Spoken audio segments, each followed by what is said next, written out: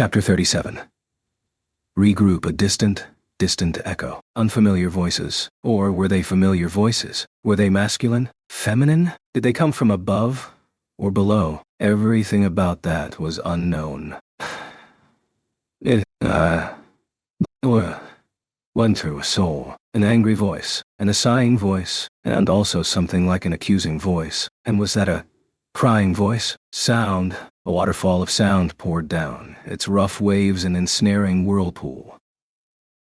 As if someone had been kind enough to answer a question deeply rooted in his heart, his turbid identity was swept away, lost to the tides. Hands and feet, head, bottom, chest, back, melting, mixing, blending together. Even his own existence, incomprehensible as it was swallowed up by the waterfall of sound, flowing away as if lost forever. All he knew was the black haze that swallowed the world he could perceive. It was thus that he realized that the dark haze was disintegrating his body, allowing it no form of resistance, ushering in a steady end. But an unteeable knot was, at this very moment, resisting that erosion. Even being dismantled, even being shriveled, even being denied, that knot refused to shrink back. By no means had all of him succumbed to the haze in his body.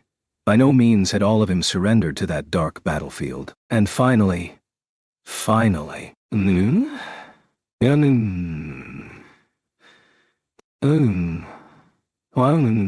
first noise that flooded into his ears was someone's enraged roar. While hearing that sharp voice, he opened his eyes to be greeted by a white ceiling. At the same time, he realized that he was lying spread-eagled on a hard surface. Useless. His newly regained consciousness brought that angry cursing in with a clearly sound. It seemed to encompass an outbreak of feelings, and was displayed with some specific action. He heard the distinct sound of a hand slapping against skin.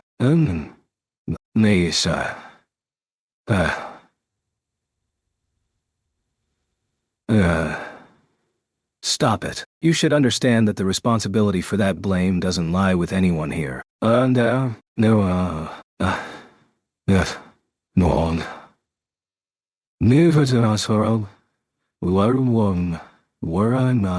Shut up. I don't want to hear those empty platitudes. An outsider shouldn't interrupt. Accusatory voices and unquenchable anger. From what he could hear, allies seemed to be arguing in a spacious room. He stretched out his left hand, trying to support himself with the wall as he got up. But halfway through, a nail encountered his skull, and his breathing suddenly stopped. His eyes felt as if they were sticks of combusting dynamite, and his field of vision was suddenly stained a vivid blood red. As the impact of the pain ravaged him, he finally pulled his upper body upright, taking in the scene of the quarrel. 3 men and women quarreled in the middle of a room, or rather, all 3 of them were men. A tearful Ferris was hitting Wilhelm with his fists, while a desperate Julius tried to stop him. The sound that he had just heard was the voice of Ferris fanning to the cheek of Wilhelm. The red-faced old man had bowed his head in shame. Wilhelm, from the bottom of my heart, I apologize. Ferris,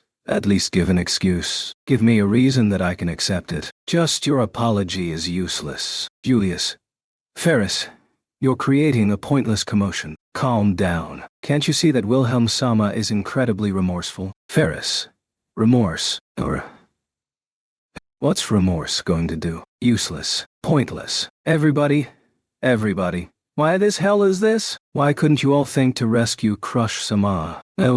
Ferris exploded toward Wilhelm and Julius with another fit of rage, but almost immediately sank to the floor, defeated and weak. And as the crying Ferris issued a condemnation, the 2 men could say nothing. Ferris slammed his gloved hands on the ground contemptuously. Ferris. Am I supposed to be blue? I can't even do anything right now. Useless. Ferris sobbed as he continued to curse angrily. This time, however, his anger was directed at himself. That was another option he could take. After all, no one could interfere with the lament had directed toward himself. Julius.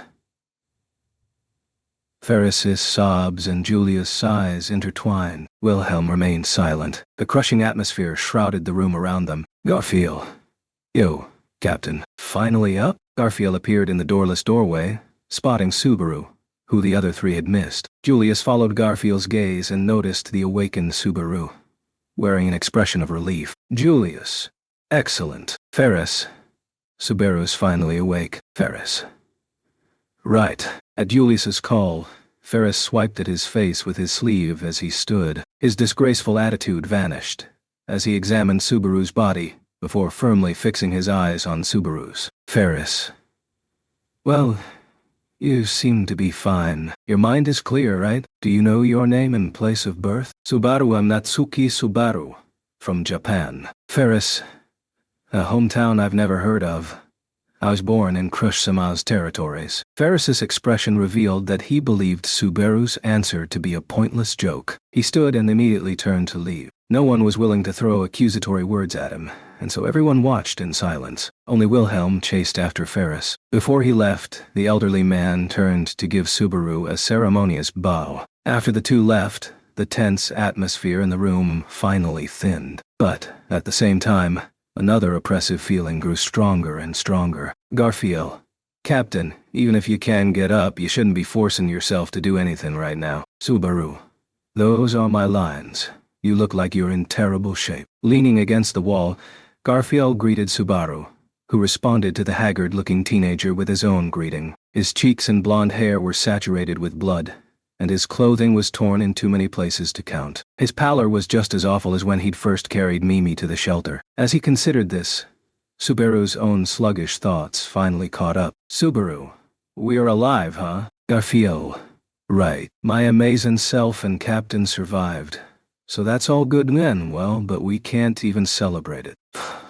Fuck. Affirming Subaru's mutter, Garfield grinded his teeth down bitterly. As he watched Garfield, Subaru once again confirmed his own survival.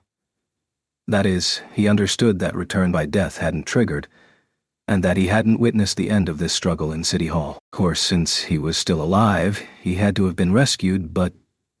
Subaru...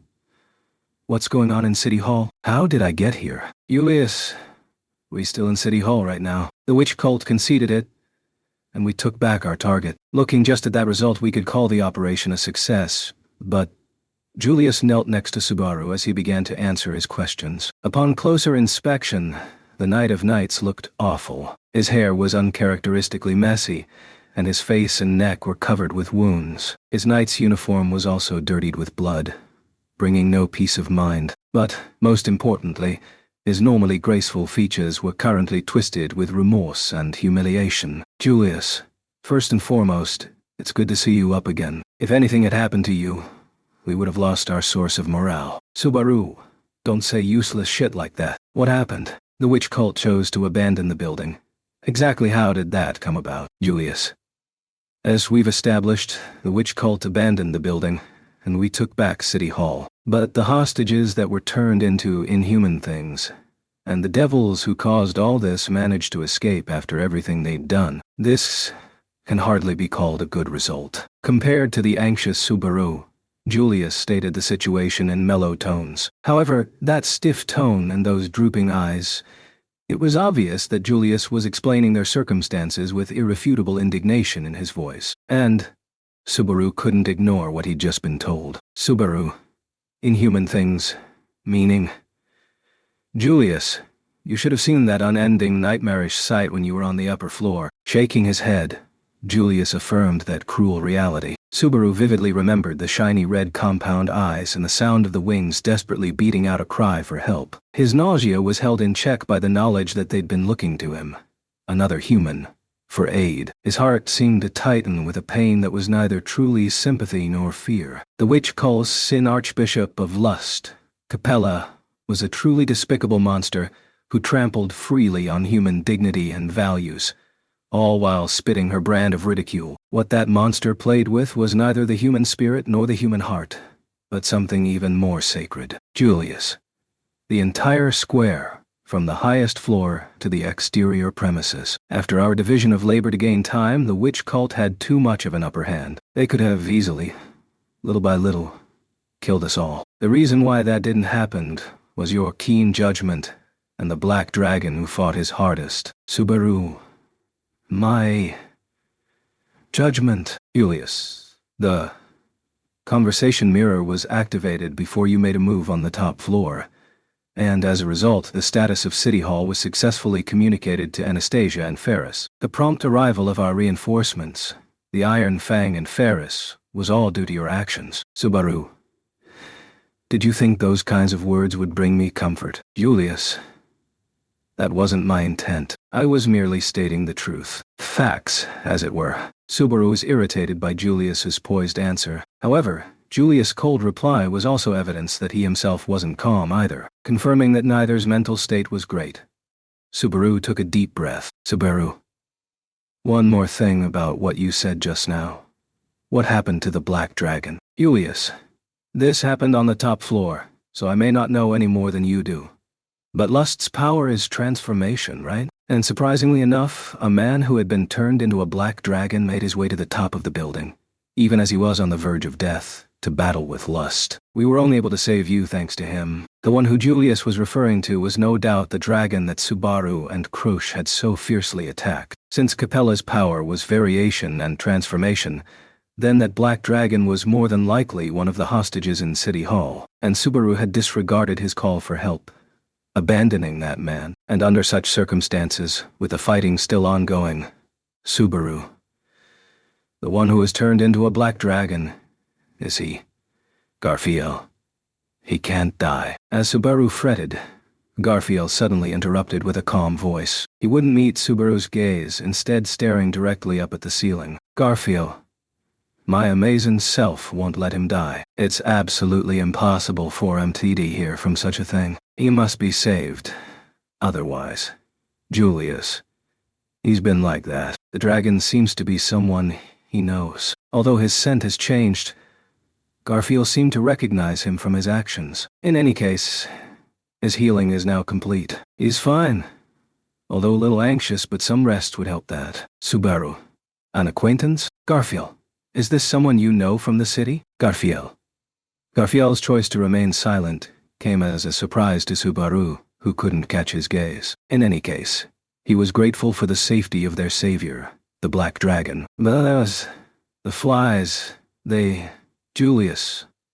The others can be loosely said to be okay, but at least their safety has been assured. Ferris has made his diagnoses, but Subaru, that is to say, even Ferris can't fix them. Damn it! Unable to help hitting the floor with his hand, Subaru pondered the feelings of those who had lost their bodies. Exactly how strong of a sense of loss would they be feeling? They'd been turned into something inhuman, a horror and cruelty that is different from the loss of life. Loss of life simply meant the end of an identity and an existence, but the loss of human form meant the loss of an identity, while existence had yet to come to an end. Those who were tortured by that incurable curses were packed into the small office. Were they above him, or below? Regretting that he couldn't even remember how many were suffering that fate, Subaru could only think of other things that needed to be confirmed. Since he knew he was still alive, the next question that emerged was a natural one. Subaru, are you and Garfield both uninjured? Julius, as you can see, both Garfield and myself were not significantly injured, and neither was Ricardo, although we can certainly say we were humiliated. But that's an afterthought. Subaru. Even as he said so, Julius's teeth clenched down on his lip, his voice laced with shame. Seeing his anger, Subaru was consumed by his own sense of frustrated hatred. Julius fought against the detestable gluttony, Alfart. In honesty, Subaru wanted nothing more than to destroy that one archbishop, but even supposing that Subaru had stayed to fight him, his escape would have been completely inevitable. But he couldn't remain calm, knowing that his sworn enemy had escaped. Subaru, sorry that I couldn't finish the task assigned to me. Julius, if you insist on saying so, I can't refute you. They achieved their broadcast, it seems. Subaru. Right. And that applies doubly for lust. And, right. I'm sure they discussed some kind of requests or negotiations in their latest broadcast. And, from Julius's expression, Subaru could tell that lust's request hadn't been anything proper. Although he didn't want to hear it, blocking it out would be pointless. He'd have to learn it sooner or later. But, before that, Subaru, broadcast aside, what happened to Crush San? Julius. Subaru. She also went to the top floor with me, and she ended up in a worse position than me, suffering at the hands of lust for much longer. An image of Crush spitting up blood, with only the white of her eyes showing, flashed through Subaru's mind. Her external injuries were severe, and the damage was appalling. Presumably, something life-threatening must have happened, and Ferris's anguished cries. Although he didn't want to believe the worst, the most obvious conclusion was, Subaru. Ferris said something unfortunate sounding, so, Julius, it's certainly true that Crush survived, but Subaru, don't phrase it with those implications. In that brief moment, Subaru felt a small light of hope in his chest. However, it vanished as soon as he saw Julius' expression. That was an intolerable expression which expressed not the peace of mind at finally saving a life, but one which conveyed terror of an even worse fate. Julius. Ferris was overreacting slightly, but this situation is certainly an undesirable one. Subaru. Undesirable. What the hell is going on? Crush-san. If Ferris can't do anything, why aren't we putting our heads together and trying to help? Julius. Calm down. No matter how worked up you get, the situation won't change. So calm down already. Julius snapped sharply at Subaru's disgraceful outburst, but his calmness would only serve to fuel the present Subaru's rage. Subaru. Bastard, how the hell can you be so calm? We lost so soundly to that lot. How can you not be angry? Julius. Of course I'm also boiling with rage. Julius sharply swatted aside the arm that Subaru had stretched forward. Subaru fell silent as he saw Julius's gaze waver while he roared. Julius. Apologies for my unbecoming anger. It seems that I'm yet to be mature enough to control myself. Julius reached out a hand to Subaru, who had lost his balance after his arm had been forcefully blocked. Although he'd clearly understood Julius's feelings, Subaru had deliberately attacked his attitude, and he felt ashamed as he heard Julius's apology. Subaru. Crush-san. Julius, was attacked by lust, right? A foreign agent has contaminated her body and is currently wreaking havoc. Ferris's reaction is almost appallingly overwhelming. As Julius spoke, Subaru recalled a clear image of Crush's incredible pain in the last moments of his memory. That ultimate pain, where her body had been infiltrated by a monster, which siphoned away her own flesh, blood, bones, and even soul. That pain was one which no one should ever bear. But she had, and Subaru immediately placed this as the reason for Ferris's attitude earlier. Before and after Subaru's awakening, Ferris seemed to blame Wilhelm. Presumably, he held the old swordsman accountable for being unable to protect their master on the battlefield. In fact, he was only searching for someone to carry the blame. Both the accusing Ferris and the accused Wilhelm understood this, so Wilhelm remained silent after Ferris had attacked him, which Ferris secretly cried over his own weakness. The two men who had just left the room were with their suffering master now. Thinking about that trio, the sense of failure in Subaru's heart only grew stronger and stronger. Julius interrupted Subaru's melancholy. Julius. Subaru. There's something that I have to confirm. Subaru. What is it? Julius. Although it's rather difficult for me to point this out, it seems that you haven't noticed yet. Subaru felt a wave of doubt at Julius's careful euphemism. His eyes narrowed slightly as Julius raised a hand to his leg. Unsure of what Julius was doing, he looked down carefully, to where Julius' hand traced a line from Subaru's thigh to his right foot. Subaru also involuntarily followed with his eyes. Subaru had inadvertently only recalled his memories of Crush at the top floor of City Hall, and had completely forgotten about his own injuries. What had happened before he'd lost consciousness? He'd unconsciously understood and accepted the presence of return by death. But that feeling of death hadn't come. He should have been relieved, but... Subaru? What? This is... Anwar. His breath suddenly catching in his frozen throat. Subaru couldn't help but doubt his own eyes. His eyes were telling him that his right foot was still attached, but where his foot had been detached was a seam of black, ugly, charred-looking skin, and that darkened skin had spread throughout his right foot. Julius.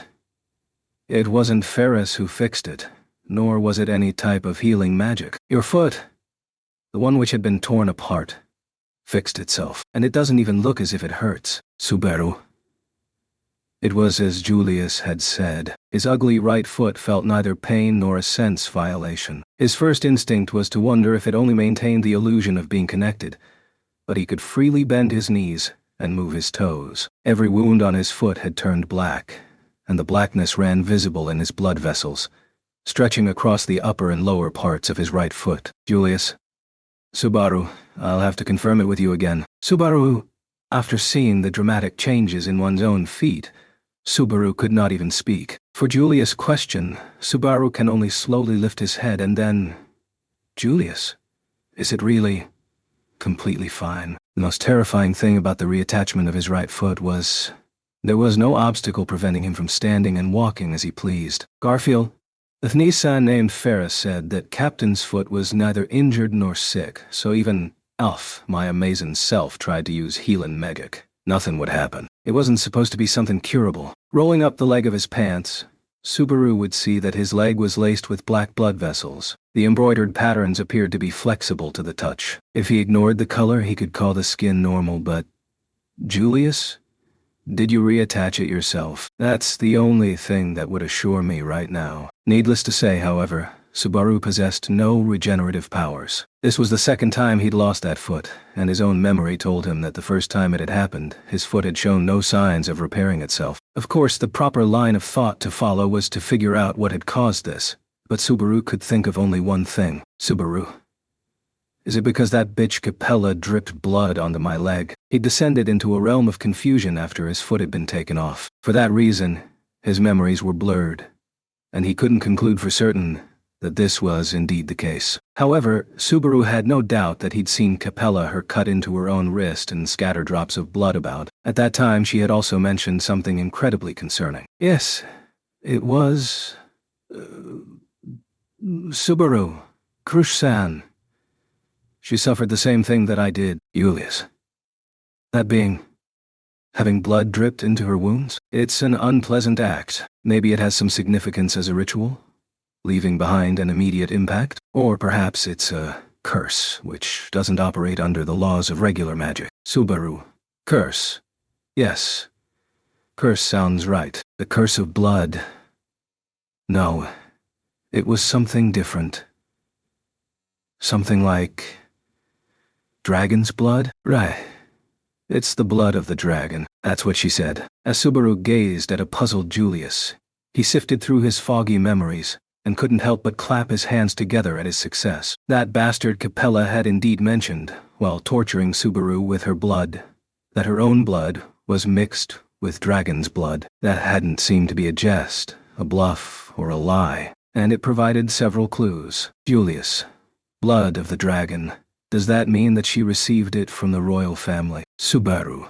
I don't know the details, but is there something that convenient really on hand? Julius. It was one of the treasures granted by the contract with the dragon Volcanica, famous for being potent enough to even turn barren soils fertile again. Subaru. The almighty dragon's blood. I don't know how relevant it is, or what it implies. Considering that Capella had called herself a Lugunica, this was an object of concern, especially, as Wilhelm had said, due to Emerata Lugunica being a real historical figure. She couldn't really be of royalty, could she? But the dragon's blood being mixed with her blood stirred questions. Julius. Anyway, it's good news to know that it might be blood-related. Ferris might be able to help her with that information. Subaru. Ah, that's right. Let's hurry. Garfield.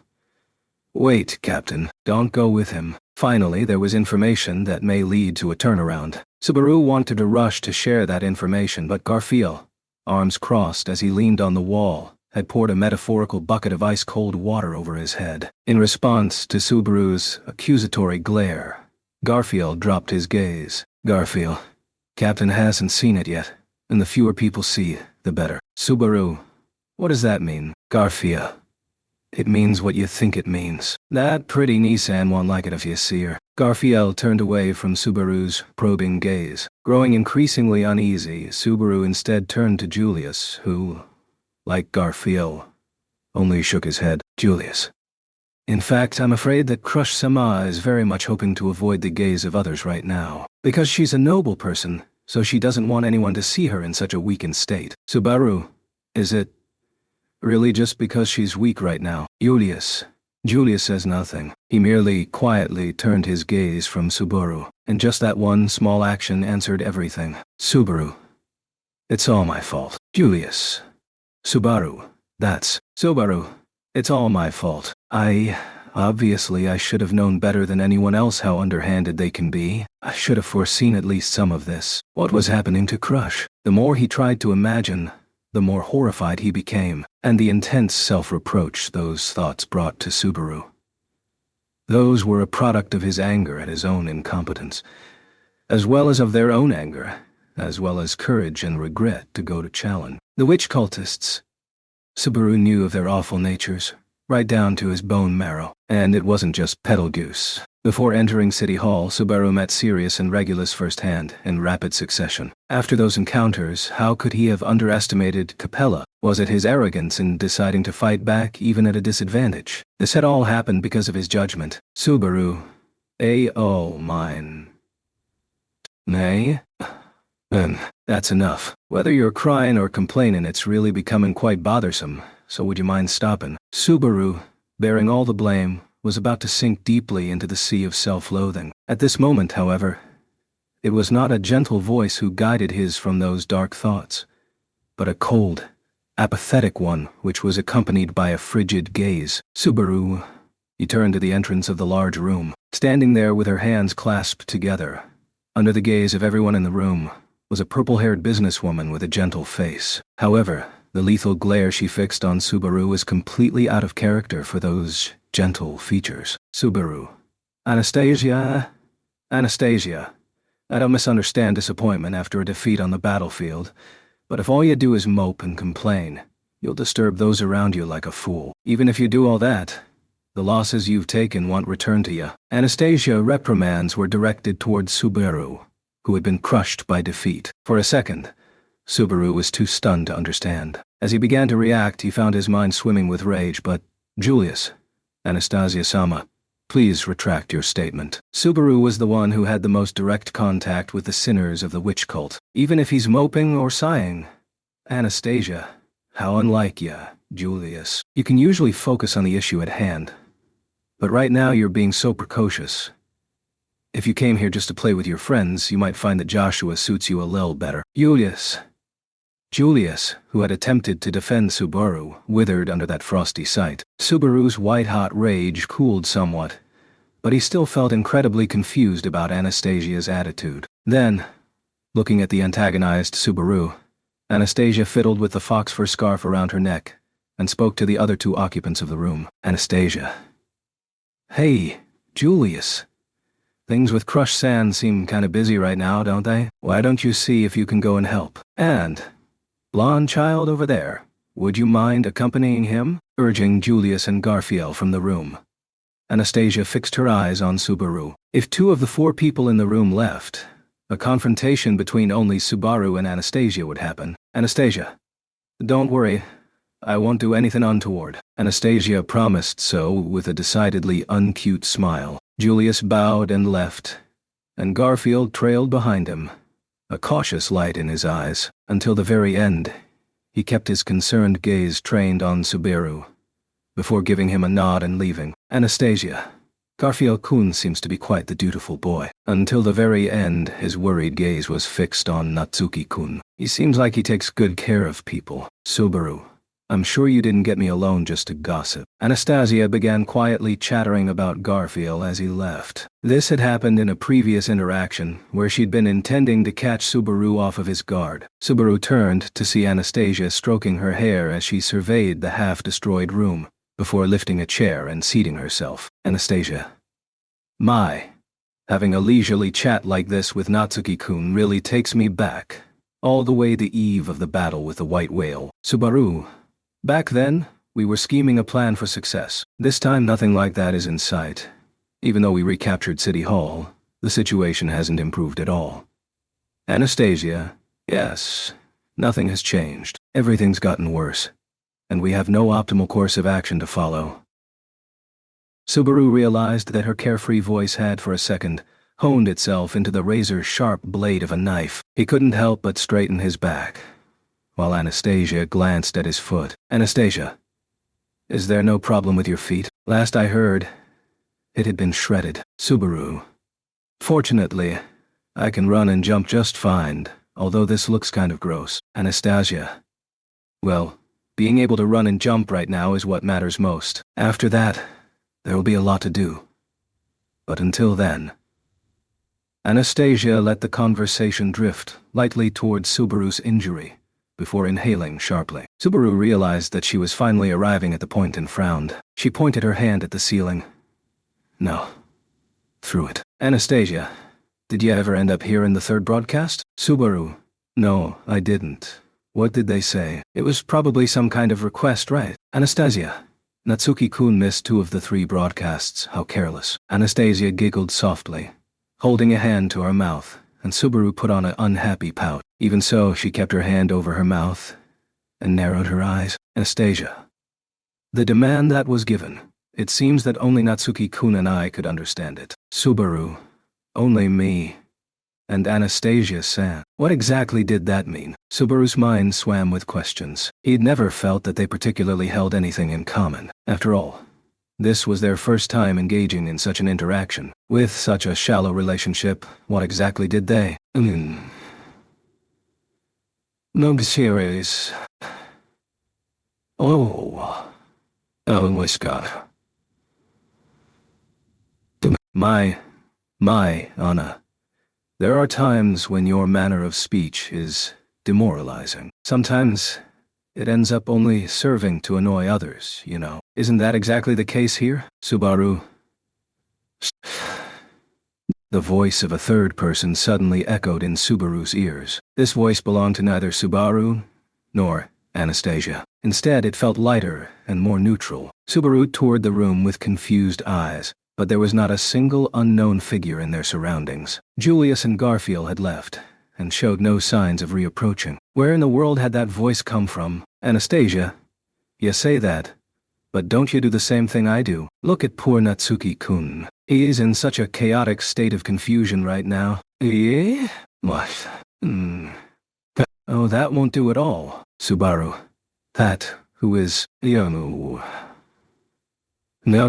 from...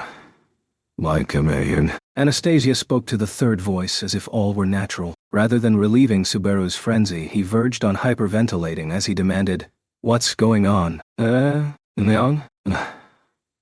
You do seem quite frightened, my apologies." "Subaru." His eyes fell upon it. Suddenly, the owner of the other voice intruded loudly into this scene. No, that third voice hadn't intruded. It had been in this room since the very beginning. In fact, it had entered the room with Anastasia. Echidna. I'm Echidna. Well, I say that, but what I really am is an artificial spirit. Subaru. H.A. I know. Why were you? I wasn't. It smiled deftly at Subaru, who was busy being swept away by shock, lips curling up on both sides, eyes narrowing slightly. That should probably be something like the imitation of a smile. Wrapped around Anastasia's neck, her scarf of what appeared to be faux fox fur beamed. The witch whose name he couldn't forget had just revealed herself to be a spirit. Chapter 38. The witch cult's proposals as Subaru gazed at that thing. Eyes wide in shock, he momentarily forgot how to breathe. Echidna.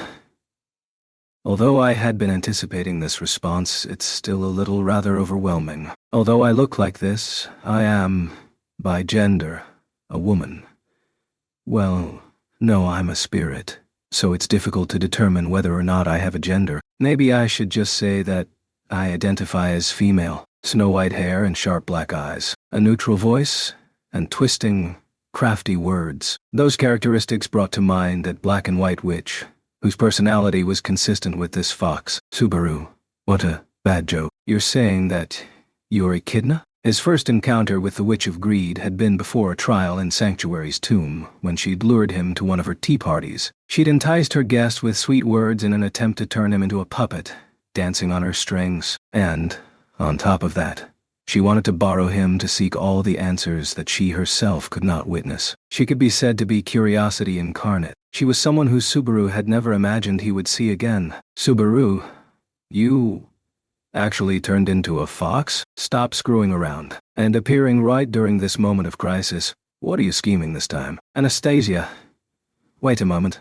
Stop jumping to conclusions and listen. Subaru had recovered slightly from his initial shock, ready to bring retribution upon this white fox in front of him who was claiming to be Echidna. However, at Anastasia's reproach, he was cut off. Subaru's hostility toward the white fox also turned to Anastasia, who paraded around nonchalantly with that scarf around her neck. Subaru, don't screw with me! Don't bullshit me. What's with her? Was she deceived by her? After all, she shouldn't be out of the sanctuary. Anastasia, I don't really know what you're going on about, but it's been about a decade since I first met Echidna. And since then, we've barely ever been separated. Isn't that just a little mismatched with your story? Subaru. A decade ago. The thought of that witch having planned so long ago to wantonly flutter about in the world outside lit the fires of rage deep inside Subaru. According to Echidna's own testimony, she hadn't originated from her dream castle. So, if from even before that point in time, she'd planned something like this. Subaru, you're always like this. Do you get a kick out of watching people flail around in the dark while you laugh at their ignorance? Echidna. It seems that I'm being detested through and through. Although I'm sure that this is all troublesome for you, it seems to be some kind of inexplicable misunderstanding. Anastasia. Yep, it's just as Echidna said. In contrast to the Subaru's fierce anger, Anastasia and the white fox exchanged a calm, understanding glance. The Arctic fox who made Subaru frown shook her head in an unexpectedly human manner. Echidna. Although I have no clue whatsoever as to where your distrust of this other Echidna stems from, I would say that those issues don't relate to me. Subaru? What do you mean? Echidna. It's simple indeed. I don't know anything about any Echidna outside of myself, since I was born knowing nothing except my name, Echidna, and my race, artificial spirit. Those are my only clues to my origin. Subaru. What? He'd been expecting some sort of explanation, but the Arctic fox spoke silly words unsuited to what Subaru knew of Echidna. Or, rather, if she really was Echidna, then anything she said could very possibly be misleading words meant to trick Subaru, claiming to be both an artificial spirit and Echidna. Although this spirit said that she had no previous recollection of Subaru, he couldn't just carelessly believe her. Anastasia. What is it? Natsuki-kun's expression is full of nothing but suspicion. Subaru? Of course, for me, who knows Echidna's true nature, this reaction is only natural. You two should... Right, my bad. Echidna's saying she doesn't remember anything, right? Anastasia. It seems that you have absolutely no intention of believing in it. In this situation, where we're operating on a time limit, that really is a headache. As opposed to the vigilant Subaru, Anastasia spoke in her usual casual tone. Echidna was working with her. Just that alone was enough for Subaru to become wary of Anastasia. And although he respected both Julius and Ricardo, his degree of trust in them may need to be adjusted. Subaru couldn't allow himself to feel too much hope that the master and the subordinate did not hold the same opinion on this. Subaru, why'd you tell me your name if you don't have any memories? Aside from trying to gain my trust? Was it supposed to convince me that you aren't her? She'd given him her name, and a little of her origin. Didn't that prove that she was the Echidna of the Tea Party? Which meant that she was not the Echidna in the coffin, who Roswell was seeking. There was no doubt that she was the one Subaru had met. In that case, there were a mountain of questions he wanted to demand from her. That said, he understood that this was not the time for those questions. However, facing the impatient Subaru, Anastasia sighed tiredly. Anastasia, it seems things only got so rowdy because Natsuki-kun missed the broadcast. Subaru, the broadcast from the witch cult? How is it related to this? Echidna. Because one of their requests was surrender your artificial spirits. The white fox answered the question simply. The content of that request left Subaru's mind blank as he struggled to comprehend the ramifications. The broadcast, the witch cult, the artificial spirits. That was to say, Subaru. Could it be that Echidna. Although it's something uncomfortable to believe, they want our artificial spirits.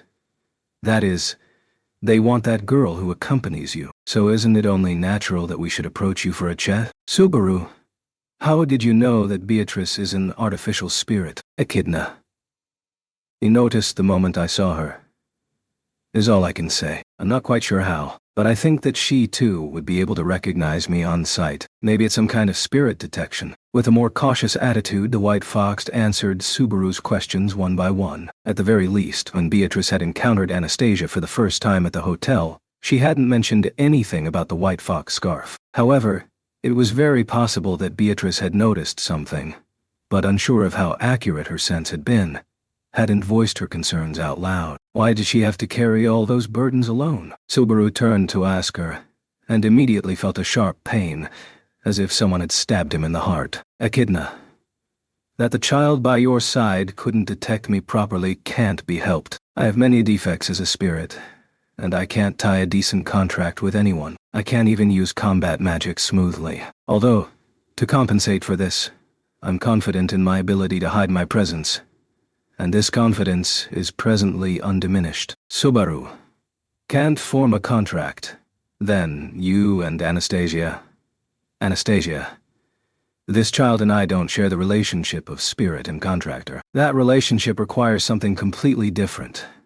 That is to say, we're accomplices. Echidna, I want to witness this child's future, so that's why I'm following her around like this. Having been with her for a few years now, we've become something like conversation partners. From time to time, she even discusses her business matters with me. The Arctic Fox spoke with a fleeting grin, and Anastasia lightly scratched at her neck. Their relationship seemed harmonious, and Subaru presumed that they shared a certain degree of trust. Subaru, why would you disclose your internal affairs unrelated to the battle at hand? Echidna, isn't it natural that we'd disclose some of our own affairs if we want to gain your trust? Furthermore, with the lives of the entire city's population hanging in balance, at this critical juncture, it falls to us to take action. It wouldn't do to fall into internal strife due to the cloaking of a small, relatively insignificant detail. Anastasia, I also really wanted to stop her, but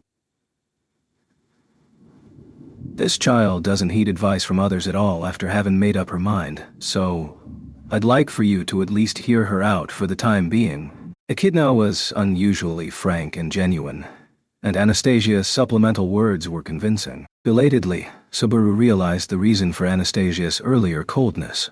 She'd taken on that demeanor to create an environment where she could catch Subaru alone. Along with that, in order to successfully persuade Subaru, she'd deliberately ushered Julius and Garfield from the room. Anastasia, of course, I won't comply with the Witch Cult's requests, but I will require Natsuki-kun to stand by my side in regard to the artificial spirit. Otherwise, even if we outwardly reject their proposals, not everyone will accept our stance so easily. Subaru, I have no intention whatsoever to listen to anything that Bunch has to say, so I strongly agree.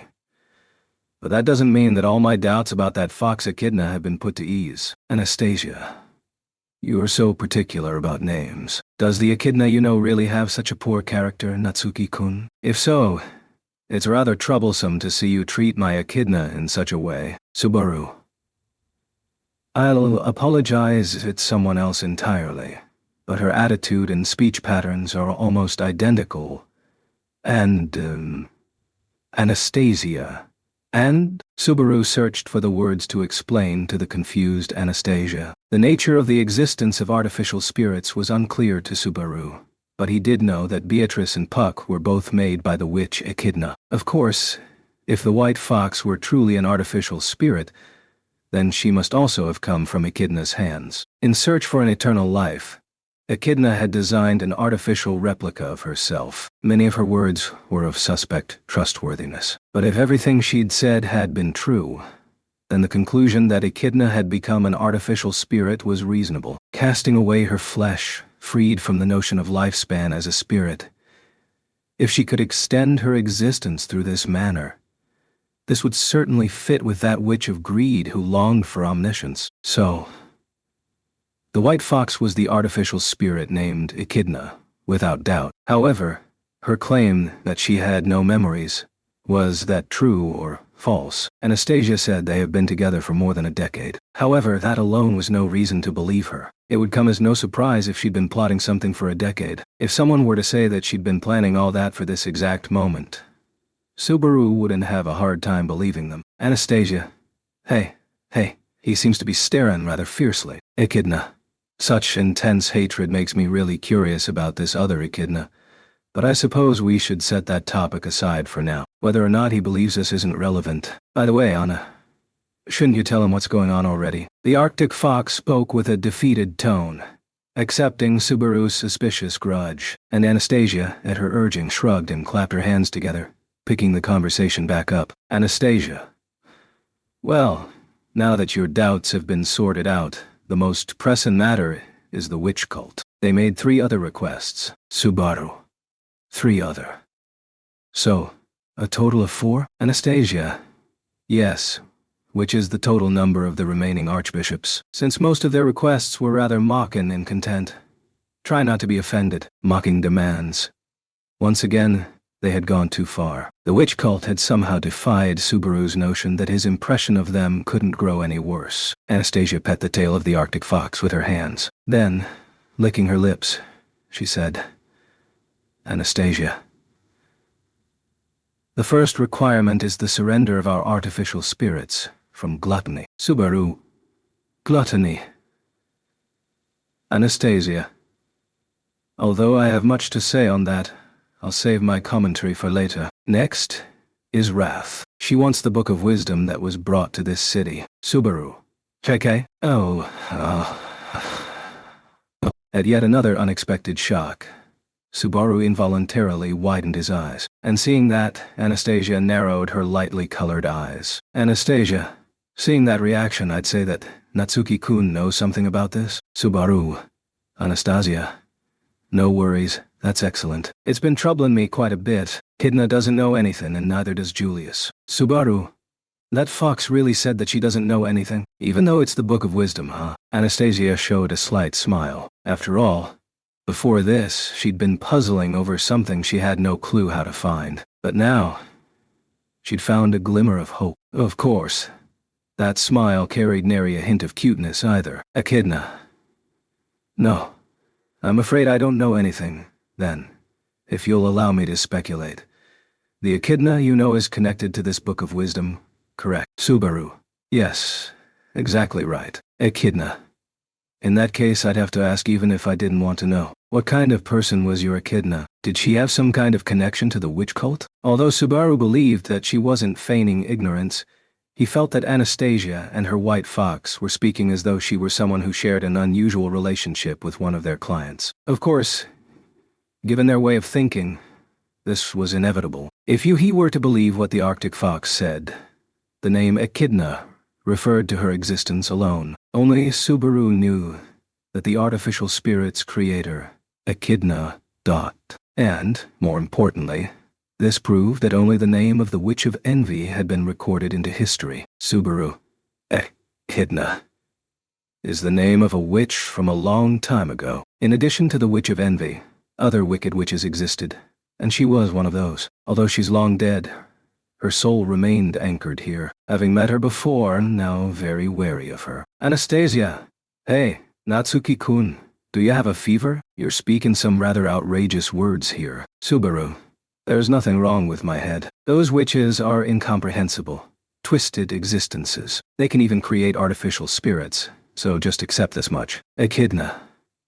In that case, then this echidna could be said to be my parent. Huh. Subaru's answer was sprinkled with implications, and the white fox drew meaning from words that surely sounded reckless. Although he wasn't particularly trying to hide anything, Subaru felt a twinge of regret at not being upfront with her. Echidna. At an unexpected time, discovering the secret behind my birth is one of the many joys of life. If you have a chance, be sure to tell me in more detail. Subaru. Although you're a spirit yourself, you're so obviously clueless about the existence of artificial spirits. Our Beatrice seems to know much more than...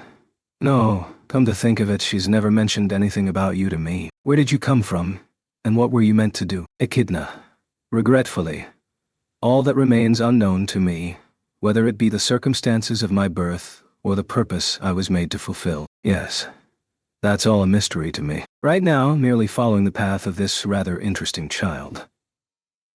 At Subaru's accusation, the Arctic fox cast a meaningful sideways glance to Anastasia, who slowly moved her gaze to Subaru from the sidelines. Anastasia, I'm also quite curious about the connection between Echidna and the witch, and she cannot be unrelated to the witch cult. So, let's return to the topic of the Book of Wisdom.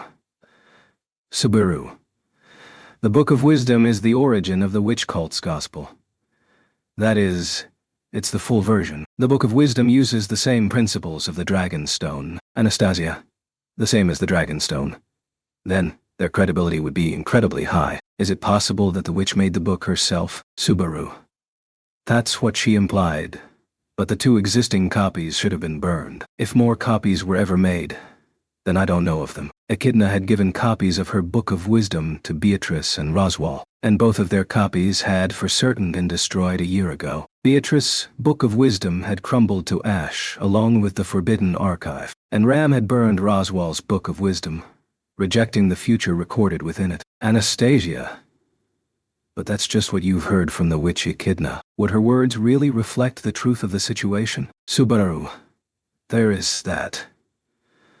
Although unhappy that Anastasia had simply denied his assertion, Subaru himself also understood that the credibility of that statement wasn't high. However, he didn't think that Echidna had lied about that. Presumably, only Subaru, who had spoken to the witch face-to-face, would have such a feeling. Subaru.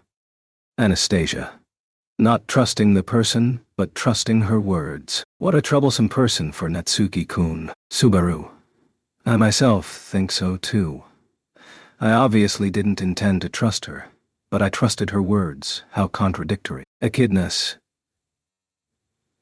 Every action had been cleverly scripted, meant to coax Subaru into becoming her puppet. However, that didn't mean that everything had been a lie. Did Subaru believe that because he wanted to? Or was he still under the sway of that witch? Anastasia. For the moment, regardless of your personal feelings, we can come up with 3 possibilities about this Book of Wisdom. The first is that the witch is lying, and other copies were made. Subaru. And the second is that the witch cult doesn't know that the Book of Wisdom no longer exists and is just messing with us. But the third one is Anastasia. Unless she lied, then there's only one way the Book of Wisdom could still exist. That is, one of the copies wasn't destroyed completely, and there are remains left. Subaru. Wow. That the Book of Wisdom may have left remains was something that Subaru hadn't considered at all. Anastasia shook a finger at the dumbfounded Subaru. Anastasia. Although it's not something clear-cut, the book was made by a witch, wasn't it? Couldn't we say that it would probably be difficult to destroy, and maybe even capable of regenerating itself? Subaru. Indeed, I really can't say that that's impossible. But the real question is who would have found and kept a restored one. Anastasia. If you didn't see with your own eyes that the book was burnt, and it was last seen somewhere easily accessible, maybe I'm overthinking, and the second hypothesis is far more likely. But in either case, we won't accept their proposal. Anastasia faced Subaru with a dainty hand placed over her mouth, citing various possibilities. Who could have access to the remains of a Book of Wisdom? The one in the archive was certainly completely gone, along with the entire Forbidden Archive itself. But what about Roswal's book? Although he'd heard that Ram had burned it with magic, but, in this case, it should have turned to ash, and been buried under Amelia's snowstorm. If any remains were left, there was certainly someone who could have picked it up, but Subaru. If anyone had brought it here, it would be someone from my faction, and they would all have told me. Therefore, I'm confident that the Book of Wisdom isn't in city. Anastasia. In that case, it doesn't matter. I don't need to devote so much concern to a book I know nothing about. Confident. Although he'd said so, his feelings were perhaps closer to wanting to believe. However, Anastasia did not dwell on this point, nor did she intend to dig deeper into the details of the Book of Wisdom. Rather, Anastasia. Then, the next demands are from greed and lust. Plain and simple. There is absolutely nothing worth discussing about their words. Subaru. Those two. No. Gluttony and wrath are no different. So, what's going on? What did they say? Capella of Lust was undoubtedly the worst of the bunch. And before he'd even met Capella, Regulus had injured his right foot and kidnapped Amelia, so Subaru bore a number of negative emotions for him. He was unpredictable, which worried Subaru. Anastasia. Here's to hoping you won't get too angry about it. Subaru. I'll do my best, but we'll see. Subaru's response to Anastasia's uneasy opening remark was immediate, with an expression of, if you put it that way. Anastasia sighed. Anastasia. Lust's proposal isn't the same as the others, and it seems to simply be a mockery. Send 20 people who love each other to the Central Waterway. They absolutely won't be harmed. Something like that. Subaru. That line, bitch. The hell does she mean they won't be harmed? Did she forget that she's someone who turns people into flies and dragons for fun? As always, Subaru grew furious when confronted with Capella's evil deeds. 20 people who loved each other. Just thinking about what that monster song of such ugly love would do to them was terrifying. Anastasia. From I could tell that Archbishop doesn't consider changing someone's form to be harm. I won't hurt anyone is more along the lines of her exact words. I almost felt like I could see her speak. Well, next would be greed's demand. Subaru chose to remain silent, angrily waiting for Anastasia's next sentence. However, seeing that attitude, Anastasia seemed to find it difficult to continue, hesitating for an almost exaggeratedly long time. Then, Echidna. The request of the man calling himself Greed was, I want to hold a wedding with my silver-haired bride. So, in anything related to the preparation of the wedding, don't you dare hinder me. Anastasia. Echidna. Anna seemed to have a hard time saying it, so I do hope it was all right for me to move things along. In the stead of the hesitant Anastasia, the white fox guarding her neck spoke. However, the understanding between the two was currently completely irrelevant to Subaru. Hold a wedding with a silver-haired bride, and who would be the bride of Regulus of Greed? The question didn't need any consideration at all. Subaru, stop fucking around. Bastard.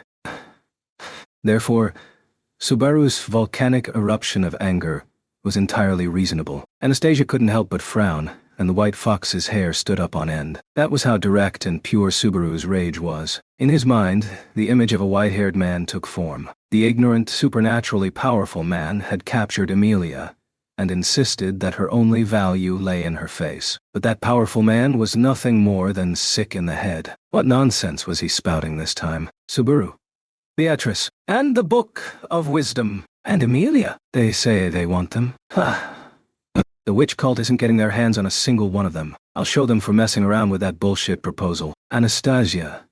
I anticipated that reaction, but hearing you say it so crisply like that really is reassuring. Seeing Subaru's passionate appearance, Anastasia smiled along as well, not due to a happy mood, but because that same passion was rising in her as well.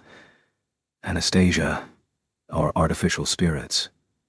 Well, I have no intention of turning Echidna over to them. In addition, I refuse to allow the witch cult to intimidate me. I brought Crush San and Amelia into this city, and the witch cult dared to have them suffer, so I won't be able to face either of them again if I don't get us out of this. Echidna. Oh, Anna, you're so militant. Anastasia. That's precisely because I know how to level the playing field so we can claim victory. We absolutely can't escape right now, because we're sure to crush that witch cult and force them to pay reparations, calculating misfortunes, reputation, victories, and losses. Her clever words glossed it over slightly, but Anastasia's spirit showed not the slightest intent of retreating from the battle. Unlike Julius, Garfield, Wilhelm, or even Ferris, she could be accused of only being able to speak with recklessness due to her lack of personal experience with the horrors of that sinful cult. However, Subaru did no such thing. In this case, there was absolutely no need to say anything that would needlessly damage their morale, and even more importantly, her presence, as vengeful as it seemed, was undoubtedly trustworthy. Anastasia. Everyone has to agree with that sentiment, at least slightly. Having said that, they're still a few steps ahead, but who could accept this end? We'll look for excuses for failure when in some other world. Subaru. Anastasia. As long as we're still alive, there's still a chance, and we absolutely cannot give up our lives. That would be far too tragic. A gentle smile rose on Anastasia's face as she declared her will of steel. The pressure emanating from her petite form could have anyone forget that she was no warrior, who was experienced with exposure to the presence of the battlefield. No, that was wrong. She was, in fact, a warrior of hundreds upon thousands of battles. Having chosen wits as her battlefield, she was a battle-hardened warrior. Anastasia, whether it's Crush-san or the people who have lost their human form, if we can get our hands on Lust, she should be able to undo what she did. And Natsuki-kun, your beloved princess was stolen away. This isn't a pill you can swallow, right? Subaru. Like you need to ask. Emilia is my bride. I'll get rid of that bastard gluttony and take Rem's memory back. I'll find that long-winded Sirius and knock her teeth out. And I'll drag Capella here and force her to apologize and change everyone back before beating her senseless. Echidna, me, Anna, and Natsuki-san are both treating the impossible like it's easy. But truly, that's the thing I find most encouraging about you. Subaru echoed Anastasia's forceful declaration, and, seeing their spirits, the Arctic fox nodded with satisfaction. The first and second battles had ended in failure. But the next battle was ahead of them. No one would die, and they would let no one die. In the end, they would survive, victorious. That would be their triumph. Anastasia. Ricardo is standing guard, and Joshua is looking for other lost children. He should be back shortly. And then, again, we'll hold a full-fledged strategy meeting. Subaru, we also need to reconfirm the situation throughout the shelters and near the other towers. Anastasia, that once slipped my mind. Hey, it looks like my mind is finally restarting. Since they had decided to do what they needed to, their hearts would be steeled with determination. That was the natural way. While nodding at Anastasia's words, Subaru turned his gaze to the outside of City Hall. From his vantage point, all he could see were the lofty water towers. There was no way to distinguish between east, west, north, and south. So, each one could hold Emilia, Rem's memory, a sworn enemy, or a loathsome monster. In this city, the battle to save those precious loved ones continues. Chapter 39. Knightliness and the Tardy Man. After reaffirming their determination, Subaru and Anastasia made their way downstairs, toward the reception hall. They had been conversing on the third out of 5 floors, which seemed to normally function as a conference room. Anastasia. Since the 5th floor was completely destroyed by the dragon, the 4th floor is technically the top floor now. All of Lust's victims are resting there. Subaru. What happened to the magic radio when the 5th floor burned down? Anastasia. No worries. It's been dismantled and put in safekeeping. The magical instrument itself is just in the shape of a large metal box, so it's easy to move. It seems that the sound is gathered into the box itself and then amplified through the city. An antenna, or perhaps a loudspeaker? Metal boxes or loudspeaker. Whatever the case, the magic device had been recovered safely, along with the hostages. Those were perhaps the only pieces of good news Subaru had heard upon waking. The magic radio would almost certainly prove useful later, and the knowledge the hostages were safe gave an immense boost to morale. Subaru. Did you say that Capella's victims are gathered on the 4th floor? Anastasia. Even though they're all flies or a dragon, their minds are still human, so they understand what we're saying and follow directions. Although I can't really say if that's actually a good thing. Subaru also couldn't decide whether or not he should be glad the transformed people had retained their human consciousness. To be aware of being an entirely different creature, a worm, no less, must have come with a saddening, disorienting sense of loss. However, even losing their flesh, they could still survive in another state. Was this also called a loss of self? This answer, presumably, could only be known by those who had experienced it. Anastasia? They can also move normally. Thankfully, there haven't been any suicide attempts yet. Things happened too abruptly, and most people haven't really had a chance to react yet. In short, if we can fix everything before the dust settles, things should turn out just fine. Subaru. Suicide. Anastasia. Don't you think that it's a concern? Subaru. That was a question Subaru couldn't afford to answer rashly. Compared to Subaru, Anastasia seems to be taking the twisted situation fairly well. Anastasia. As long as there's life, there's hope, but without a will to live, that hope diminishes. Just having a breathing body isn't enough. It's the will to live that we can't afford to lose. Although he couldn't see Anastasia's face, he heard the conviction in her voice as she strode forward. Subaru wholeheartedly agreed with her perseverance in regard to life and death. Living was necessary, and as long as there was life, there was a chance to resist. To that end, Julius, Anastasia, Sama. As Subaru and Anastasia made their way downstairs, the first to notice their reappearance was Julius, who called the name of his master. Originally, Subaru had barely given the first floor's reception hall a passing glance. Even so, upon sight, the traces of a valiant struggle were obvious. Overturned tables and chairs, walls scored with gouges and scorched with magic, omnipresent splatters of blood that had been hurriedly wiped away. Although Julius had been so regretful of Gluttony's escape, he had evidently not wavered for a second during their battle. Julius. How was your discussion with Subaru? Anastasia.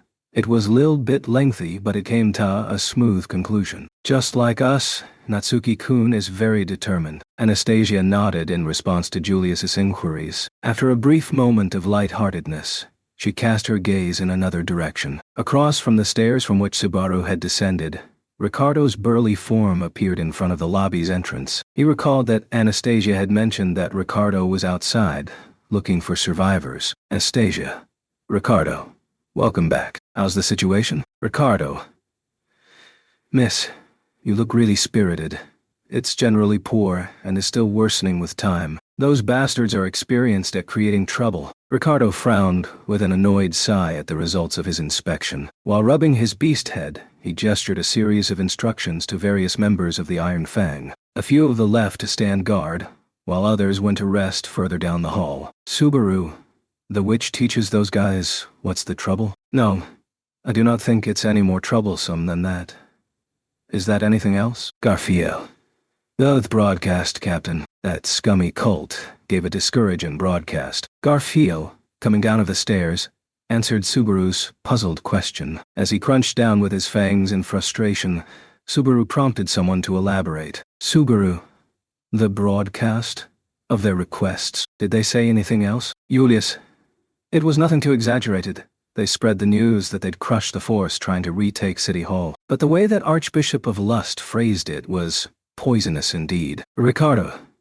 Thanks to her, the people in the many shelters I visited had almost no fighting spirit left to regain their city with. It's difficult to estimate how much they can recover. Julius closed his eyes, and Ricardo wrinkled his nose. After hearing their answer, Subaru immediately understood what the witch cult had wanted. Earlier, before their successful takeover of City Hall, Capella had made the broadcast with a list of demands. The ordinary citizens who had no capacity for combat were completely discouraged by what they had thought to be a loss, and those who could fight would understand the harsher implications. They would know that any attempt to retake City Hall would have meant a full-scale invasion, which made that supposed failure all the more disheartening. In other words, Capella's broadcast was an attempt to defang any mounting resistance in the other shelters. Ricardo.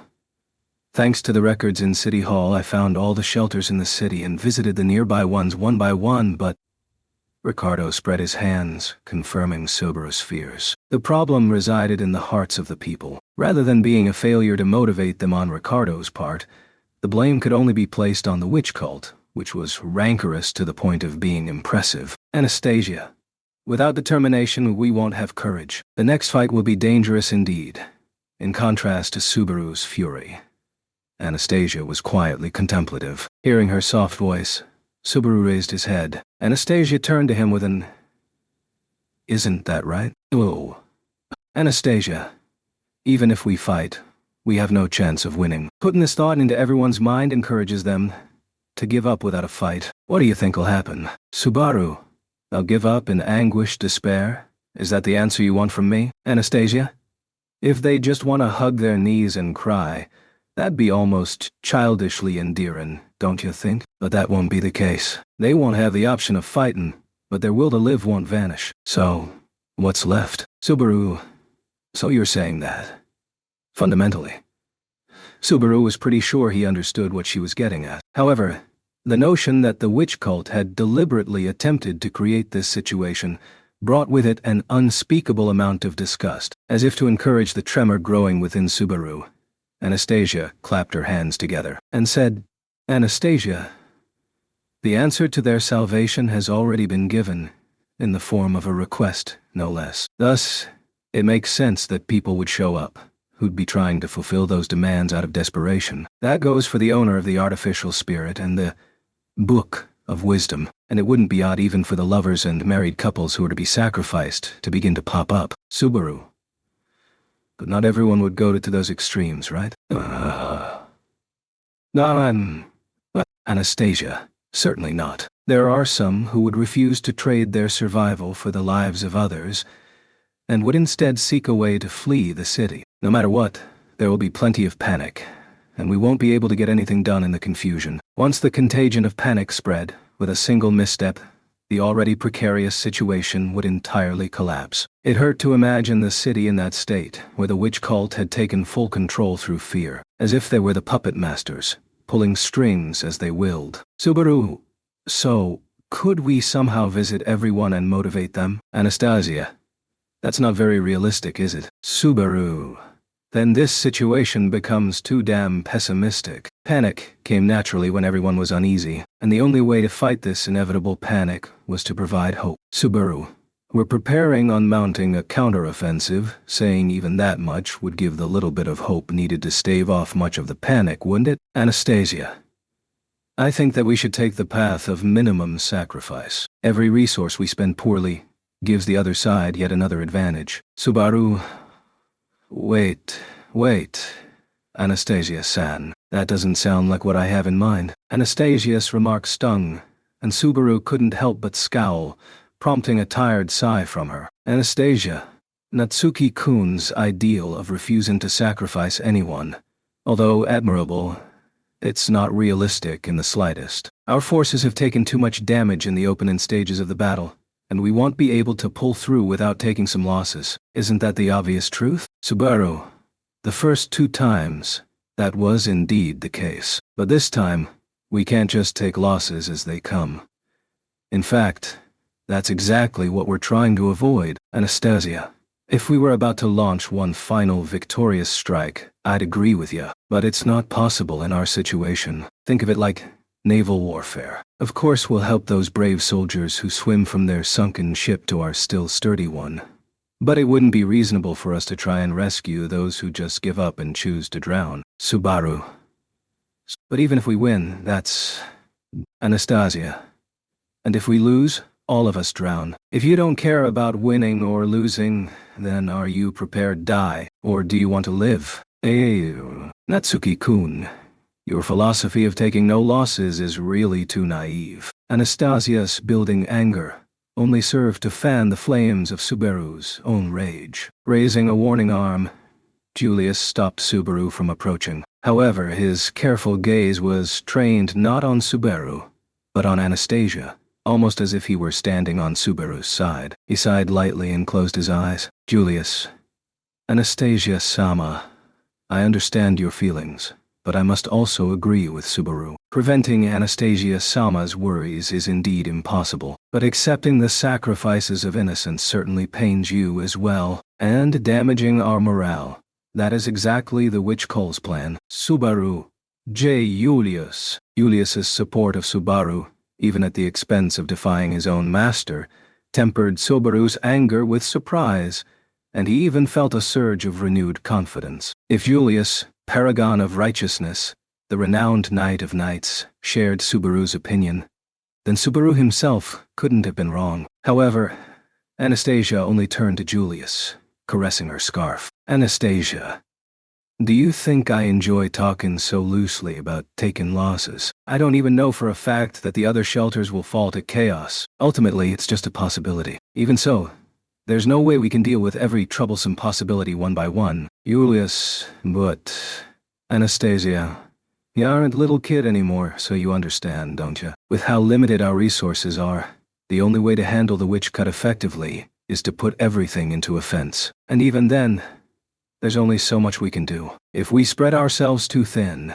there's no way we can maximize our scope of influence. Anastasia's words must have sounded cold and relentless to Julius, who was biting his lip resentfully, like a scolded child. At the same time, they also addressed Subaru, who was the one who had originally proposed the idea. Of course, Subaru understood Anastasia's perspective perfectly. The weight of even one life was such a heavy burden. To save even one person was endlessly difficult, and the more people that needed to be saved, the more difficult it would become to save them all. Saving as many people as Subaru wanted to was nigh impossible. Of course, even children could draw this conclusion. The more apples a child's tiny, fragile hands wanted to hold, the more swiftly the child's strength would give out, and, eventually, the child would be left with nothing.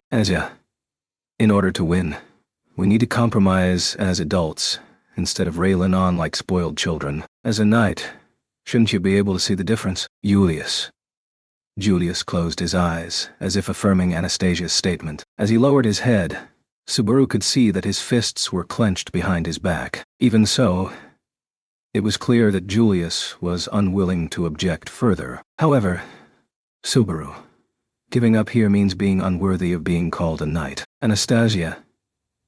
Hey, Natsuki-kun. Have you been listening at all? Aren't you acting just the way you did in the capital back then? Through whatever twists and turns, you've become a knight too, you know. Subaru. Yes, I'm also a knight now. And because I'm a knight, I'll never give in. The more apples you held, the more likely they were to topple to the floor. But Subaru and Julius were knights. And, rather than holding apples, they were holding something far more precious. Rather than holding fruits that could be dropped without consequence, they held in their hands lives. Lives which screamed and sobbed and mattered. Subaru.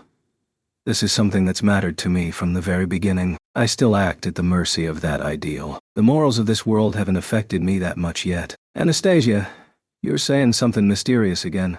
But the fact of the matter is, during the battle against the White Whale, and the battle with the witch cult afterward, people died. As long as there's a struggle, casualties are inevitable. Natsuki-kun, having seen this with your own eyes, do you really mean what you say? Subaru. Don't underestimate those people, Anastasia. Their deaths were tragic, but they were soldiers who sacrificed themselves in battle. They understood what they were doing. These innocent people who are about to be sacrificed, they don't have that awareness. That's the fundamental difference. He understood that this notion was unreasonable, and that it might be completely illogical. However, this was what Subaru believed. That awareness was what mattered to him in a life-or-death situation. Subaru, the citizens of this city are just civilians. There was never any obligation for them to take up a soldier's awareness. The witch cult arbitrarily forced them into a battlefield. Leaving them behind because of that is wrong. Anastasia, even if it's wrong, they were arbitrarily drawn into a battlefield. Awareness is being forced upon them. They expect to be attacked, don't they? And they have to fight for themselves, just as we do. Subaru. But it's neither fair nor reasonable for unprepared defenders to be attacked by prepared attackers. But that's what knights are for. It's their duty to protect those who aren't prepared to protect themselves. That's the knight I idealize. That's the dashing knight I pretended to be. In front of those defenseless village kids, having accepting the accolades of a knight, Subaru found himself able to live his dream. It was only natural that he'd think in this way. These ideals came from the village children, who looked at him with admiration shining in their eyes whenever Subaru said something valiant and dashing. Subaru wanted to do his best for them. Of course, it helped that Amelia, when she listened in, would look at his with those same bright, shining eyes. Subaru. As Amelia's knight, I'll fight for Amelia, but that doesn't mean that no one but Amelia matters. Anastasia-san, as your knight, Julius fights, above all, for you. But he doesn't stop there. That's the nature of a knight. They'd stop at nothing to look more dashing and valiant. Anastasia, Subaru, Julius especially. He could be on the verge of death, and still be putting on that cool act of his, because this asshole is the Knight of Knights. In other words, he wants to look way cooler than anyone else. As Anastasia gaped at him, Subaru gestured toward Julius with his thumb, who promptly fell into an embarrassed, awkward silence. A speechless Anastasia and a stunned Julius were so rarely seen that Subaru could help but grin. Subaru, Defeating the bad guys is a simple enough goal, but deciding to live with the guilt of making sacrifices is ridiculous. Everyone must be saved. Every villain must be defeated. Even if you don't succeed, you have to set out with that idea, right? Losing like that bore the same results as being resigned to loss from the beginning. But there was a vital difference in how that loss would affect you. Of course, it would be easy to interpret that as selfishness, but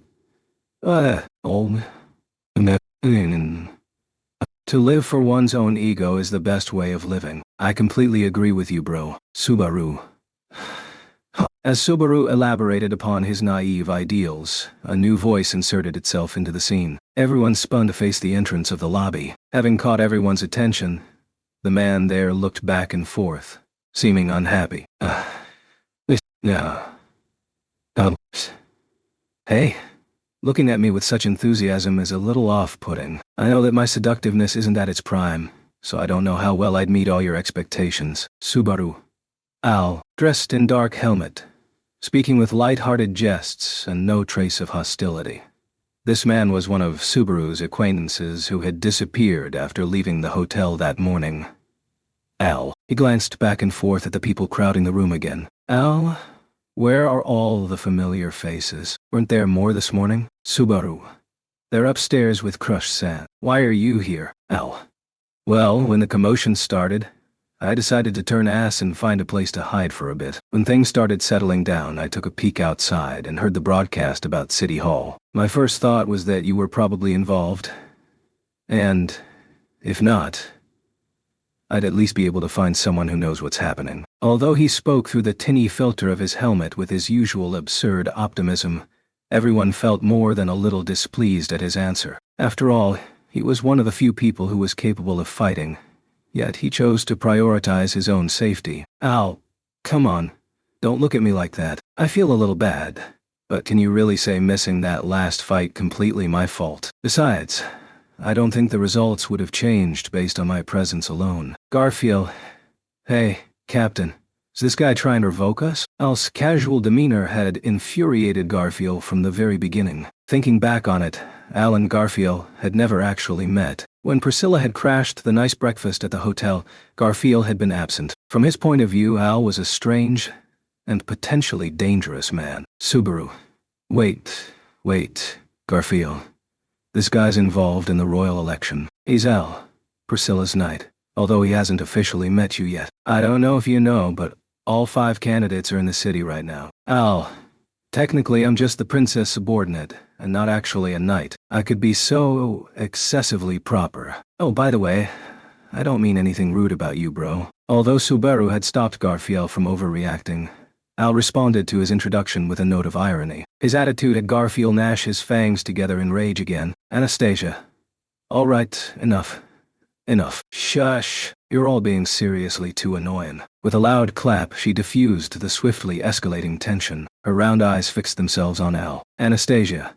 Aren't you just like your master? Appearing so suddenly and making a mess, or the atmosphere. How uncouth. Causing a fiddle rub people the wrong way, so how about you drop it for now? Al.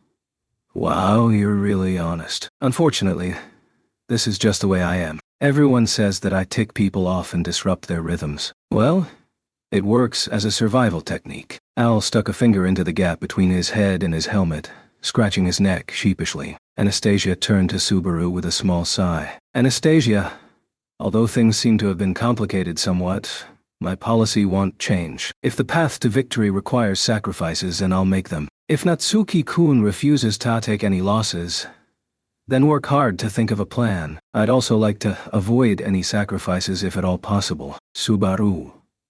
Then, you won't stop me from visiting all the other shelters? Anastasia, if you can do it on your own time, then go for it. Anyway, we do need more combat power. If you find anyone at all who can fight, try to recruit them to our side. Although she still disagreed, Anastasia still withdrew her earlier rejection of Subaru's idea. Convincing her to change her mind entirely would have been impossible.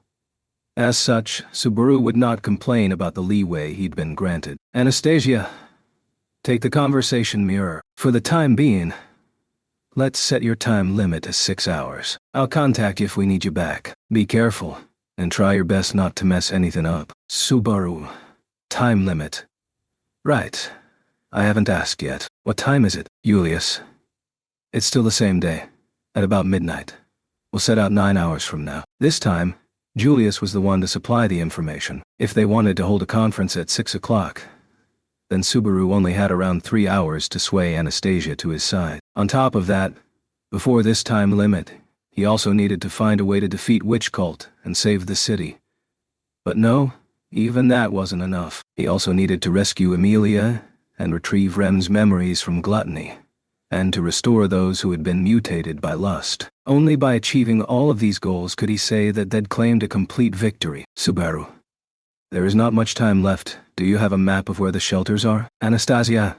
Yup, we've got several. Here's a map of where all Ricardo's boys from the Iron Fang went, and where they're going now. She gave him Ricardo's map, showed the Iron Fang had set out for the farthest shelters. Conveniently, this left the nearby shelters to Subaru, who had to travel by foot. It was almost as if someone had set this situation up. Julius. Subaru, I'll come with you. Subaru? Julius? No, you shouldn't. You'd be a huge help, but we'd be in trouble if we didn't leave enough fighters in City Hall. Ricardo was stationed to patrol outside, and Subaru intended to take Garfield with him as well, although Wilhelm was upstairs.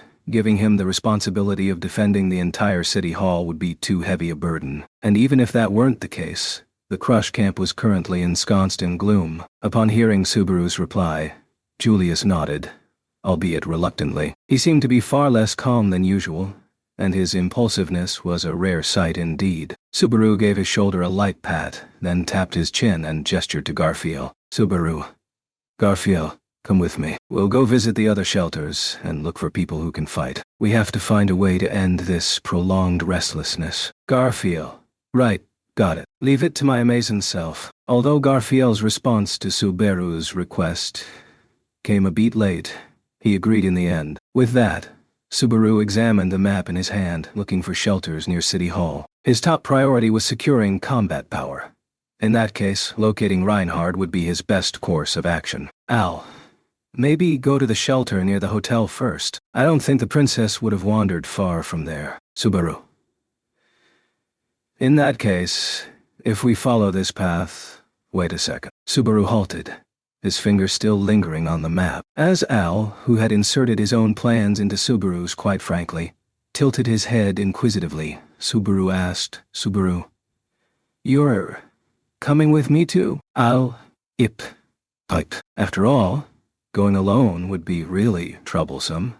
And not finding the princess would also be really troublesome. Since you already know so much, I'll probably have the best chance if I go with you. In a mess like this, not finding the princess would be kinda terrifying. Subaru. What a picture-perfect master-servant relationship. Although the situation gave him kind of an odd feeling, that thankfully left Subaru with more company. Garfield, on the other hand, pricked with explicit disgust when he heard that Al would accompany them. After all, at this critical juncture, he'd certainly keep one eye open around unfamiliar people. Anyway, although Al was somewhat annoying, he did seem to genuinely want to find Priscilla. Subaru. Speaking of Priscilla, I last saw her in the park on 1st Street 15 minutes before the attacks happened. If she didn't leave, she should be in a shelter near there. Oh. Really? That's super helpful info, bro. Then, let's start from there. Delighted at this news, Al pounded Subaru back several times. Then Subaru, with a pleased Al and an incensed Garfield in tow, left City Hall for the nearby shelters. And seeing them off was... Echidna. Ouch. You were totally treated like the bad guy there, weren't you? Anastasia.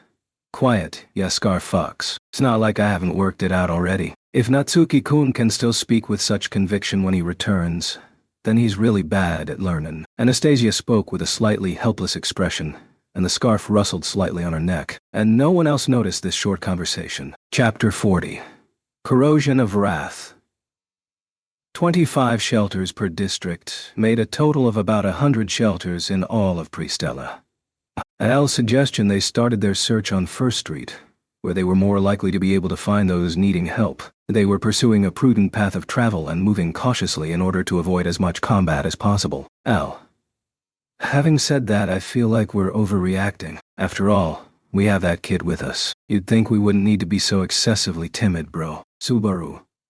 It's not excessive. Our own forces are limited, whereas the enemy's barely been scratched. Even 1 second of negligence would cost us. Not to mention, in addition to the watching out enemy, we're trying to avoid any kind of commotion here. Back in City Hall, Anastasia had introduced the notion that populace's unrest could lead to riots. Although he wanted to believe it wouldn't happen, he couldn't deny that possibility. Visiting the various shelters and trying to assess the situation while recruiting combat power, Subaru intended to his mission as an opportunity to fight the mounting sense of unease. Al, yep, that also sounds about right. Well, you won't hear me complain about going the safe route. After all, if it comes down to a fight, all I can do is rely on the kid. Subaru,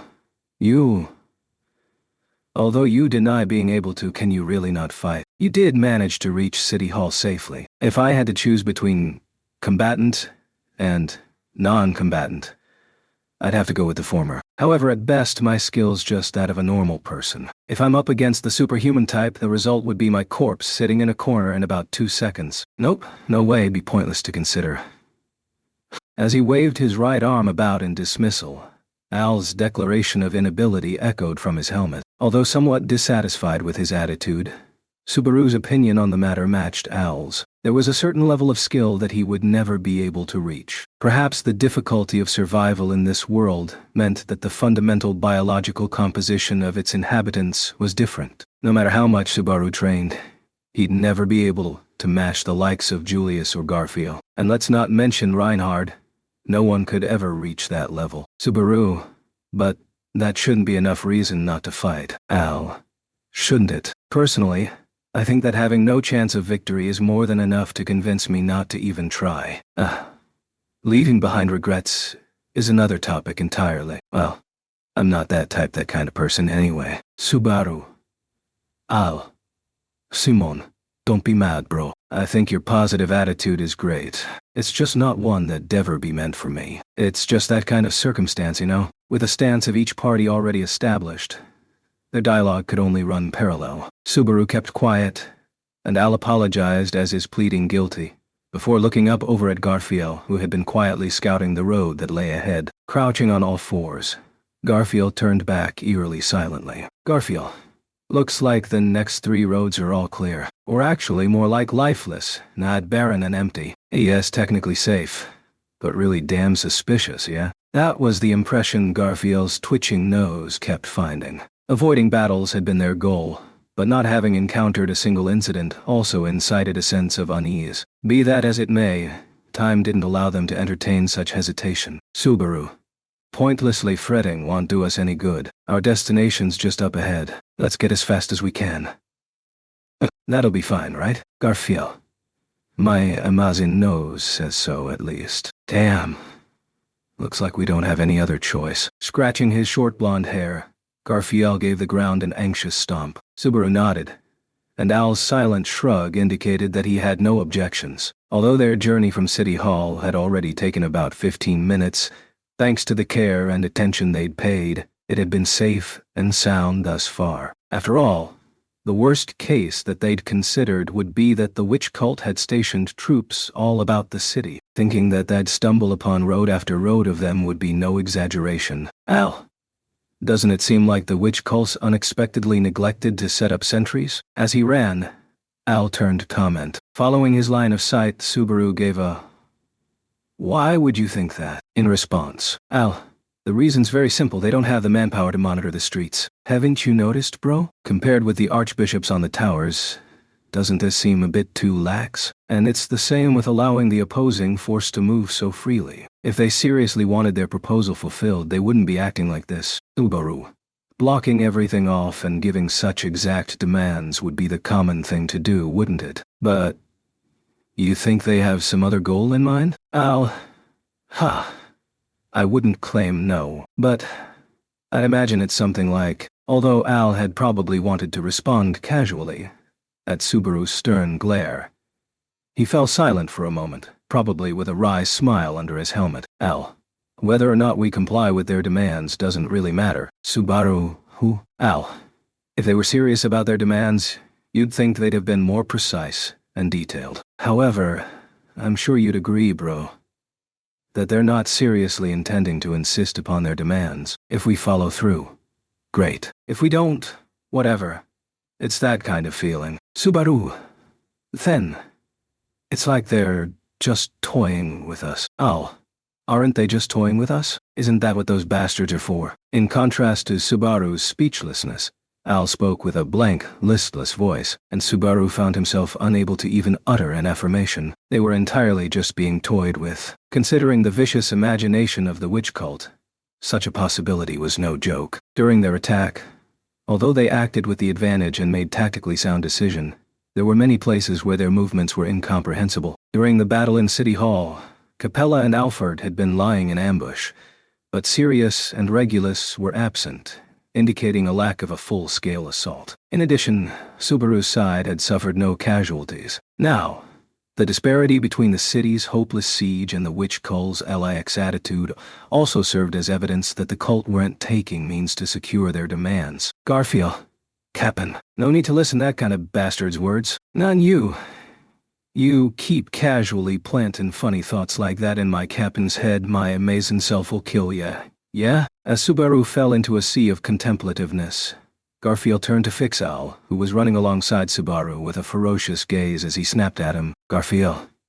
Endlessly chattering on about stuff that doesn't even matter. A bastard with no fighting spirit like ya should just shut the fuck up. No matter what those fuckers are trying, we'll just keep hitting and beating and defeating. As long as we keep that in mind, we can go on. Al. That a pretty extreme and brutal argument, isn't it? Although it is true that I'm no match in a real confrontation, that's unrelated to guessing what they're thinking. Speaking of which, what harm does guessing their intentions bring us, huh? Garfield. You bastard. As his teeth made a sharp ringing sound, Garfield's steps fell dead still. At the same time, Al also stopped moving, filling atmosphere with tension and mutual disregard. Subaru cut between them at once, holding a hand against each of their chests. Subaru. Hold up. The hell's wrong with the two of you? Is this really time to be turning your weapons on allies? Garfield. This bastard's not an ally, Cap. As clear as up to no good. He'd probably be best. You just did away with him here and now. Al. Actively looking for a fight, huh? No thanks. But I'm not a follower of those pacifist movements when it comes to motivated opponents. Garfield cracked his wrists, and Al turned around, and Subaru, frustrated at their attitude, felt rage begin to boil within him, and he felt the pricking of 1,000 thorns emanating from the core of his body, bidding him to beat and punch and kick the two uncooperative men. Subaru. Something's wrong? His head was messed up if it was overheating, and immediately jumping to murder as a response. No matter what, his own anger had escalated too quickly. And why were all of them so eager to turn on each other? And the conflict between the two seemed to be agitating Subaru as well. Subaru. No. It's an inability to direct the flow of his thoughts and feelings. With that realization, Subaru felt a chill. After all, this exact sense of disgust was already incredibly familiar to him. Subaru. That bitch Sirius, is her influence approaching? Elrin. Midemosrice.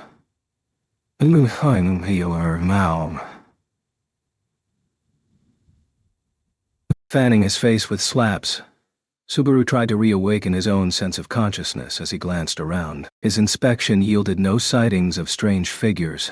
Not did he hear anything out of place. However, the dim feeling of gloom and disgust pressed heavily into his very being. Subaru. Hey.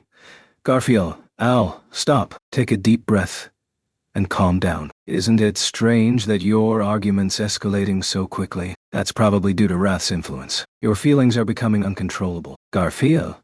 Huh? What do you mean, Cap'n? Guy's flamboyance is what's pissin'. Wait. Subaru. Hearing Subaru's claim, Garfield gritted his teeth, pressing a palm onto his head. Slowly, he shook his head and blinked rapidly. Garfield. It's not really worth fighting over. That kind of thing's usually only just an annoyance. Subaru. That's Wrath's ability. Let's make sure that there are no enemies around us, okay? Garfield. Not a whiff, nor a sign.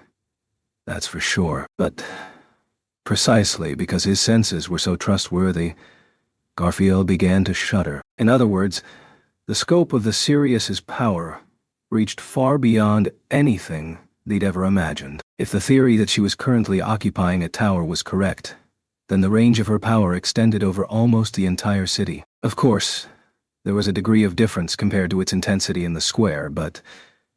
Ow. Well, now, this is what it feels like to be toyed with. Not something I'd want to experience more than once. Now I've tasted the worst feeling, Al murmured.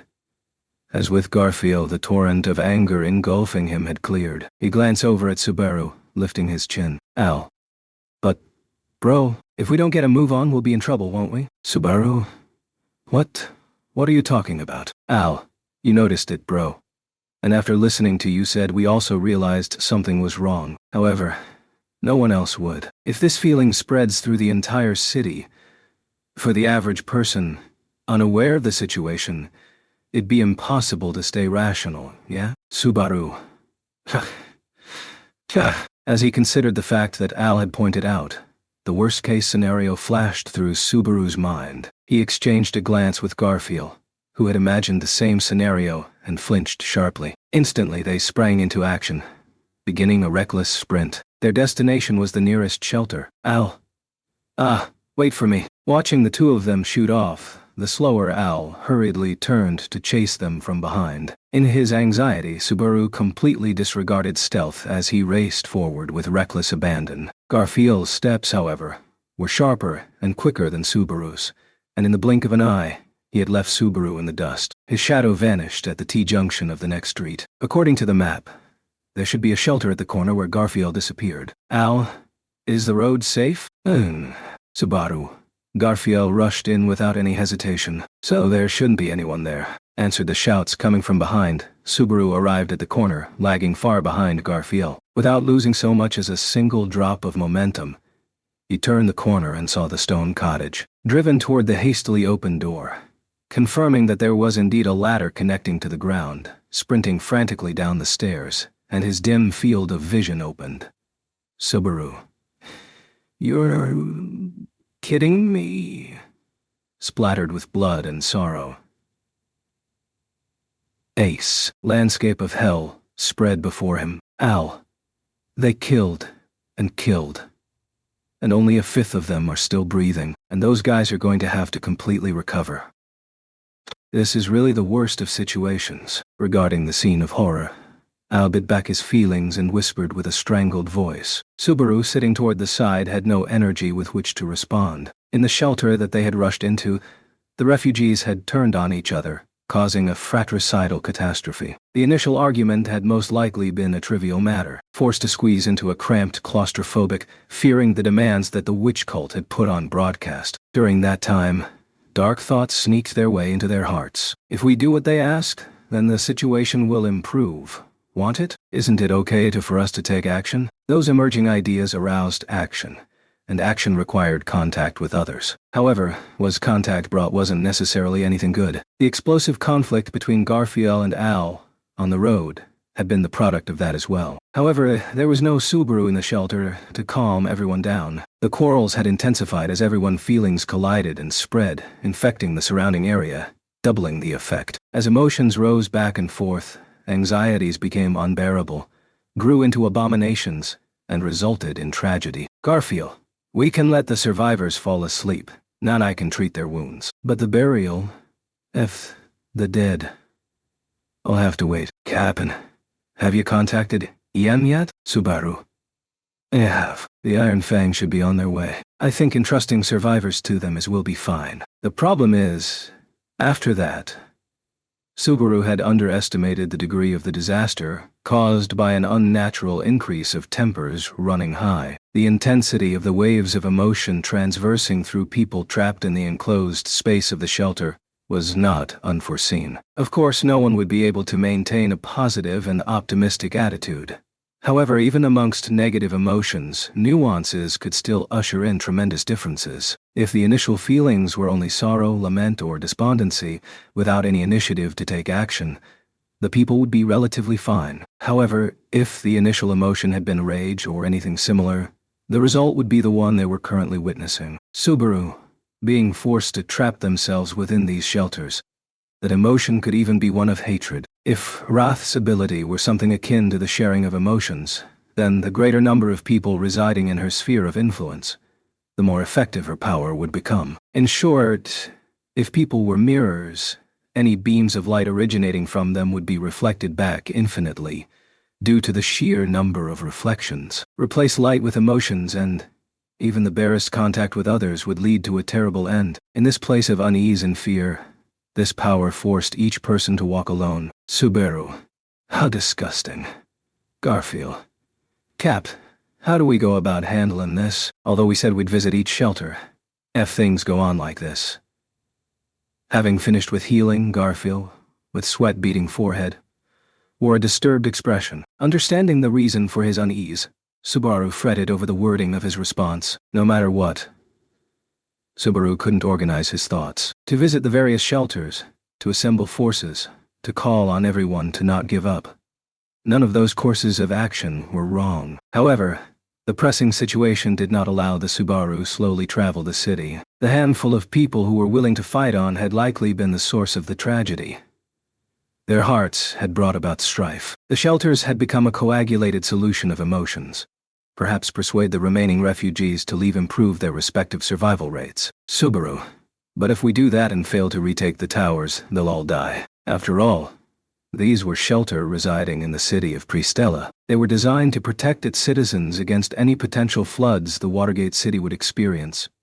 In the case that Subaru's side was overwhelmed and the water gates were released, the people who left the shelters due to fear of their companions would suffer certain deaths. Whether staying inside or going outside, a foolproof measure did not exist. Garfield?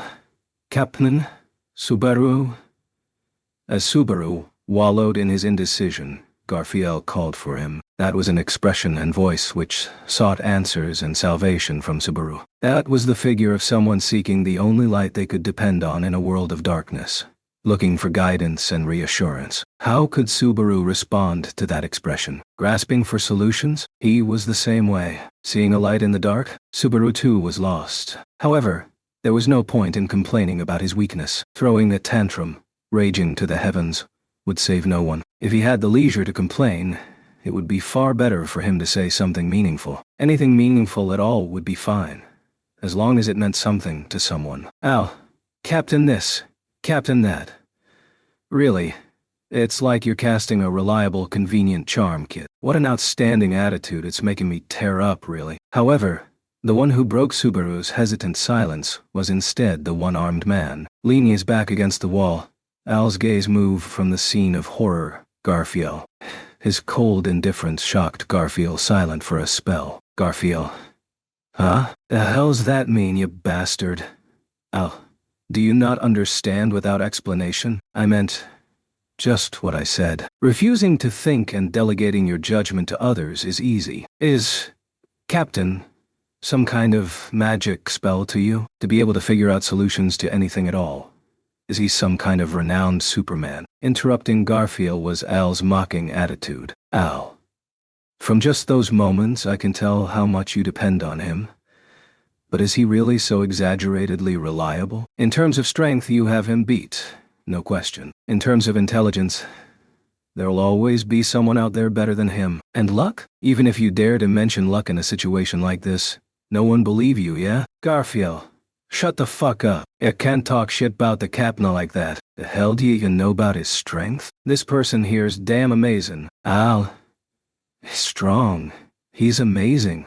Are you just a kid? Where is that strength then? If he were really as amazing as you say, he'd already have done something by now. Or are you saying that he's already thought up a solution, and he's just pretending to fumble along? Even as Garfield began shouting, Al's ironic tone didn't falter, and as he leaned over to peer into Subaru's face, Subaru found that he couldn't dismiss him. At that reaction, Al straightened up, continuing with a, "You see, Al, being responsible for everything, carrying every solution in your hands is remarkable, isn't it? It's a protagonist privilege. However, most commoners can't afford that mission. They're not strong enough. Of course, that goes without saying for me, and even your bro's the same. So, why are you making him carry all that? Don't place too much hope in him. Yeah? How pitiful. Subaru. Subaru had no clue whatsoever of what Al was trying to say. Could he be once again under the sway of Wrath's power? If so, What kind of feeling now dominated Al's heart? Anger? Sadness? Something else? He seemed furious, but also mournful, and also jeering. Even figuring out what he felt in that moment was impossible. Al. Hey now, bro. What's been troubling you all this time? Subaru. What's been troubling me? All this. How to save this city. How to find a conclusion without hurting the people fleeing the shelters. How to rescue Amelia. Dada. How to cure Crush. How to restore M. Dot. How to drive away the witch cult. Dot. How to find the best path, where everyone would be saved. Al. How to best serve your venerated princess. Are you unable to even immediately say that? Subaru. Hearing the disappointment in Al's voice, Subaru slowly raised his head. Motionlessly, Al was scrutinizing Subaru. As his face covered with a helmet, his expression was indiscernible. However, somehow, Subaru found himself incredibly anxious. Al. I only care about the princess.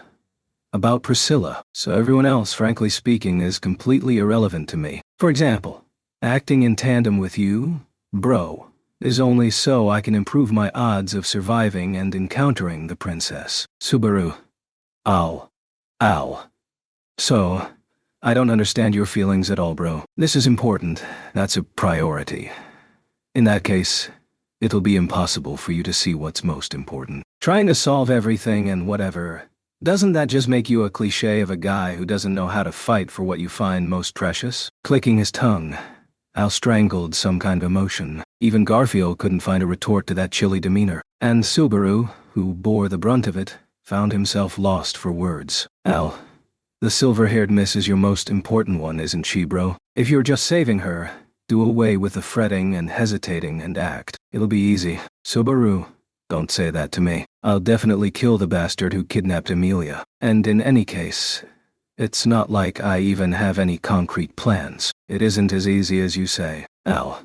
But it's a much less arduous task than saving everything. If you reduce your load, your body becomes lighter, and the scope of your reach will increase. Isn't that the case? Subaru's weak resistance was deflected smoothly by Al. Al, are you trying to be a saint or a hero? If yes, you should have a limit. Shrugging his shoulders, Al discarded the Subaru's confusion as something ridiculous. Subaru found that very attitude incomprehensible. When he quarreled with Anastasia in City Hall, the one who could even describe as stubbornly assertive, and who regarded him as an ally, was none other than Al. The one who had agreed with his desperate struggle of self-satisfaction was also Al. However, after arriving here, why did subvert his opinion? Subaru.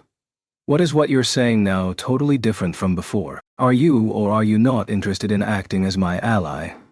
Which is it? Al. No, you're completely off. I'm not saying that indulging in self-satisfaction is wrong, but the limit of that self-satisfaction is another topic entirely. Your idea of wanting to rescue everyone, bro, was denied when you saw the horror in this shelter, right? In that case, it's enough, isn't it? Frankly, if you're only guarding what matters to you, slipping away from here isn't a notion that should be condemned, is it? Subaru. Slipping away? You mean running away? At a time like this? Al. What's so wrong? In a place where you're so powerless, is choosing to flee really so wrong? I, after the recovering the princess, intend to flee from the city. In this way, I don't have any obligation to the people here, or to morals about humanity or anything. Sticking his fingers into the neck of the helmet and scratching lightly, Al turned to look at the silent Subaru. Al, you could do that too, bro. Save just the miss. Just Amelia. And run away, and you'll be just fine. Anyway, pests like the witch cult just come back even if defeated here. Just like bandits on the side of the road, yeah? You'll lose something just by interacting with it. There was only one answer to Al's suggestion. The witch cults were pests. Subaru shared this exact feeling, and that they could stain even those unrelated to them was a notion he wouldn't deny. However, they were the ones who had instigated such a catastrophe. Subaru had to take action to deny the advent of those sparks. From Al's perspective, he had no reason to interfere. Of course, the imminent danger Amelia was in was another matter. Even assuming that Amelia had nothing to do with the situation, Subaru could never choose the option of escape. And the question was why? Well, that was because Al And even if it needs to be done, it doesn't have to be you, bro. So, why are you so insistent? Subaru. When a kid runs toward the busy intersection of a road without paying attention to the light, before thinking about the why, I'd immediately pull him back onto the sidewalk. It's probably something like that. I'll sigh in response to Subaru's answer was obvious. His answer just now was unrefined, and bits of it were still confused. But when he took a moment to think, he could blurt out that answer, and the tightness in his chest would vanish. Subaru.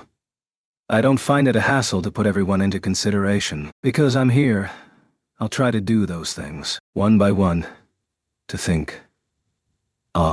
Because I am here, I will be able to do things. There are a lot of places I won't be able to reach, as the people here prove. But wasn't thinking that everything was out of the reach of your fingertips cowardly and despicable? Subaru thought of his goal as an obligation. Garfield. Cap. As began to blurt something towards Subaru, who had responded so calmly, Garfield seemed to cut himself off. Now Garfield hesitated, say, Captain. As Al had just pointed out Garfield's reliance, he was probably trying to resist the automatic urge. Subaru found himself pleased by Garfield's concerned hesitation. At the same time, he realized something. A sudden whim. A miraculous coup that could be used to take advantage of the authority of wrath. Subaru. Garfield. Don't hesitate, okay? Just call out to me like you always have. Garfield. Subaru.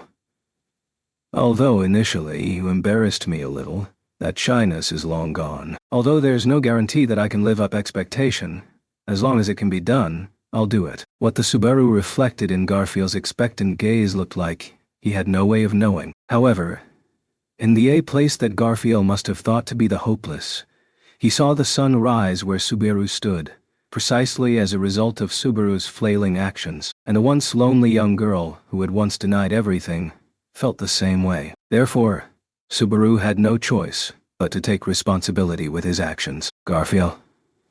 Yeah. That's right, Cap. Got ETT. My Mason self's also going to be helping. Know how much power's needed. So, as long as you don't say anything feeble, it'll turn out just fine. Subaru.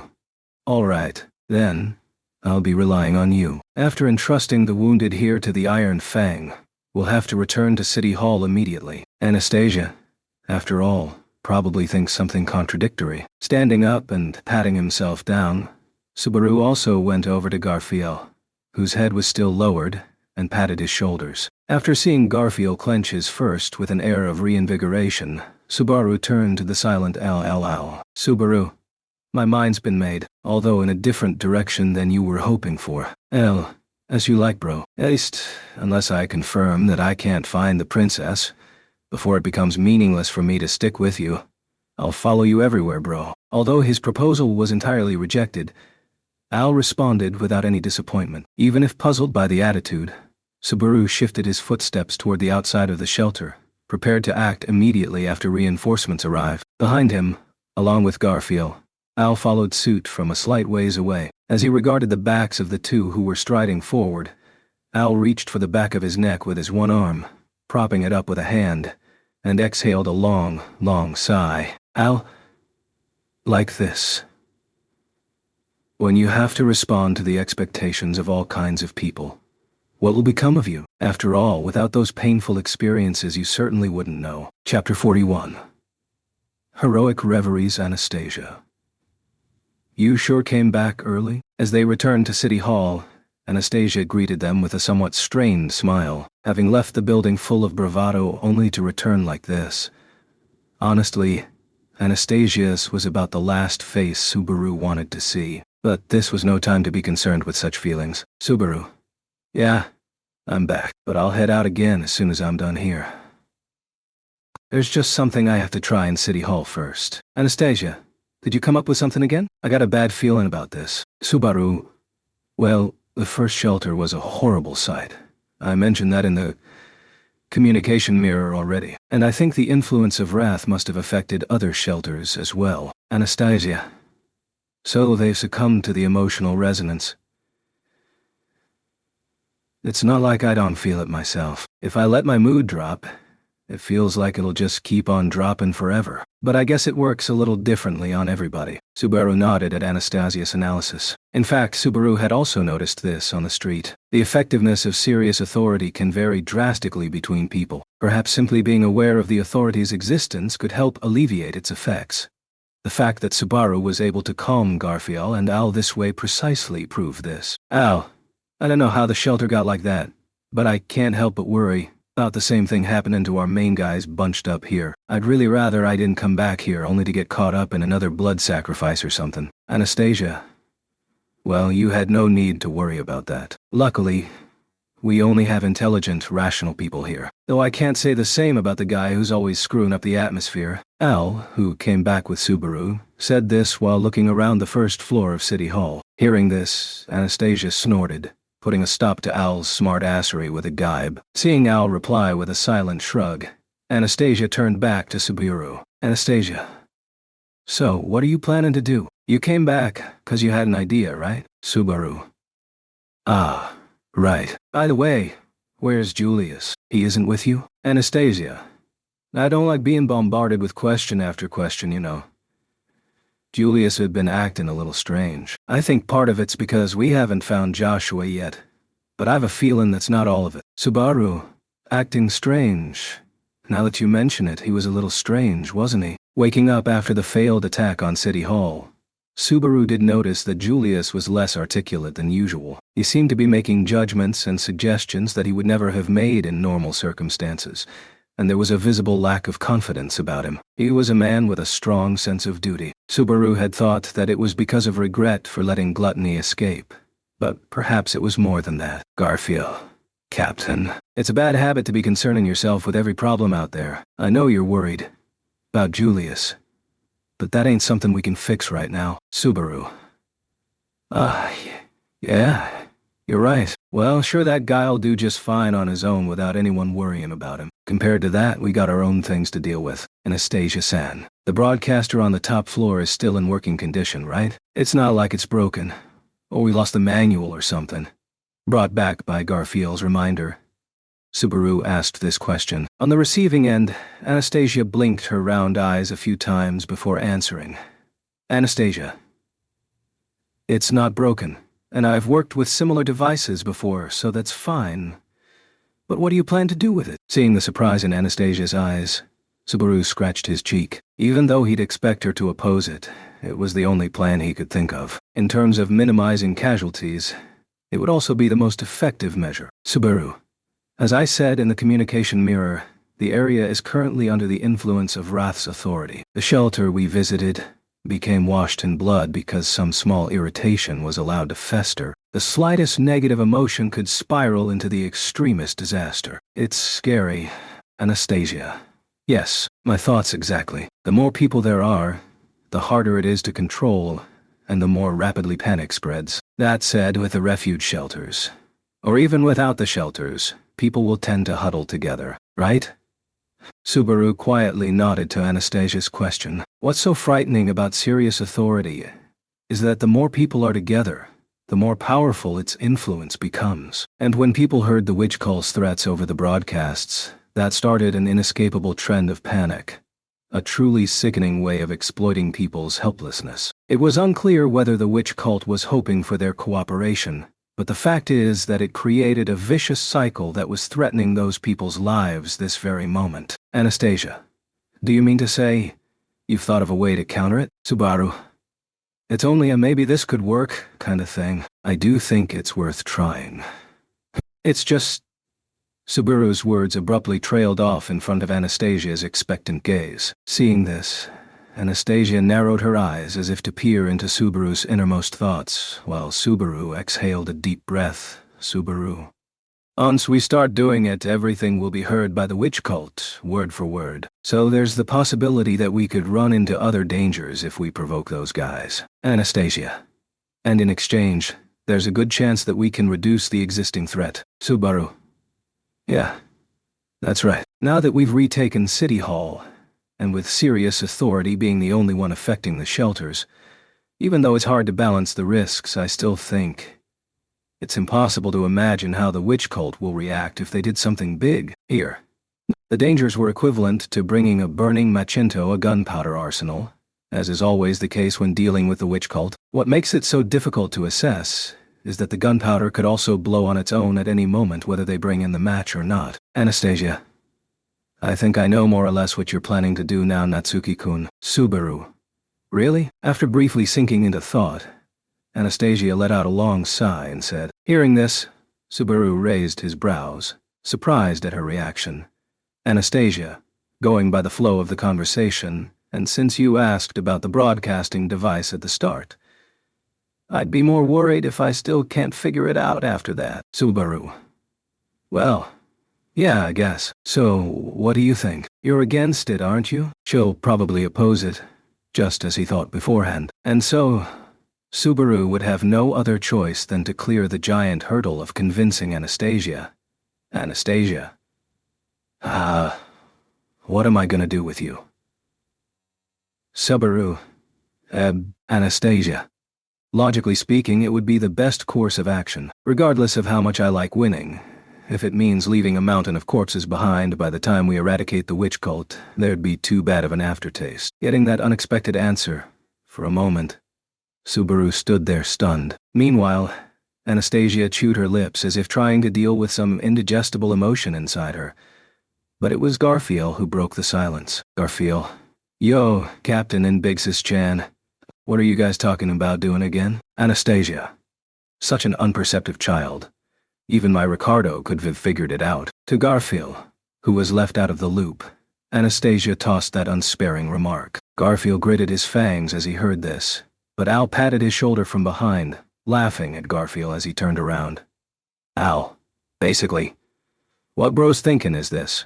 Rather than trying to stop the authority of wrath from spreading throughout the city, it'd be quicker. Easier to try to turn it to our advantage instead. Garfield. Turn it, like what? Subaru.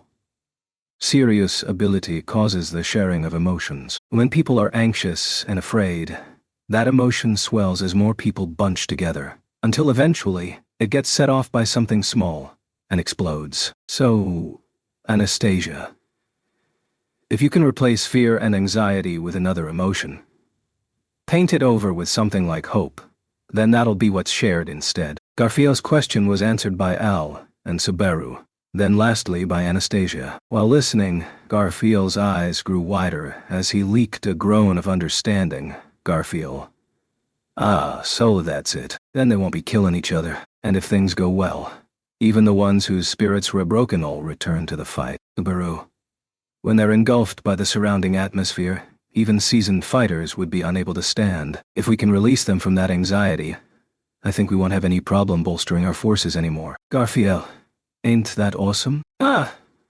Do it, Captain. We got the arcane device. So sooner we start. Anastasia. Wait. It's not all that simple. It's not like I hadn't considered it myself. Anastasia clapped her hands to stop the overexcited Garfield. Seeing this, Garfield bared his fangs. Garfield? Why are we holding off? You just said you agreed, didn't you? Don't tell me you're backing out at the last minute. Anastasia. I never said I'm backing out. I told you.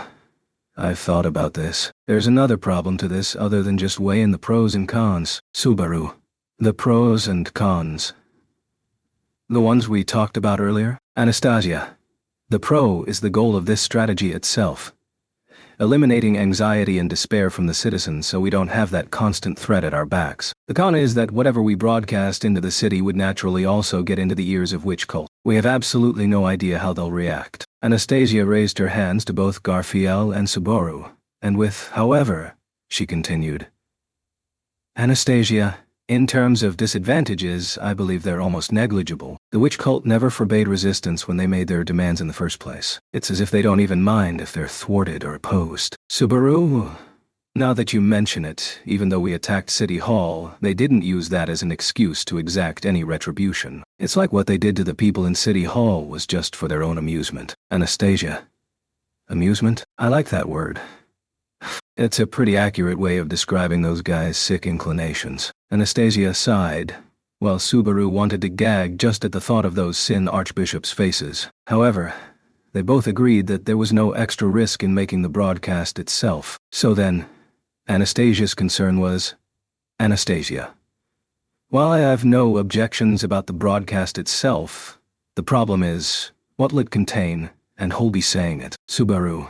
What, and who? Not understanding what Anastasia was saying, Subaru furrowed his brows. If she was asking about who should make the broadcast over the city to rouse up the people's hopes and chase away their anxiety, then Subaru, well, that's where Anastasia-san comes in. People recognize you as a royal selection candidate if something inspiring comes from Anastasia-san's mouth. Anastasia, this might sound strange coming from me, but I think it's difficult to expect that kind of effect from my words. As much as I hate to admit it, I'm not up to that task. Subaru.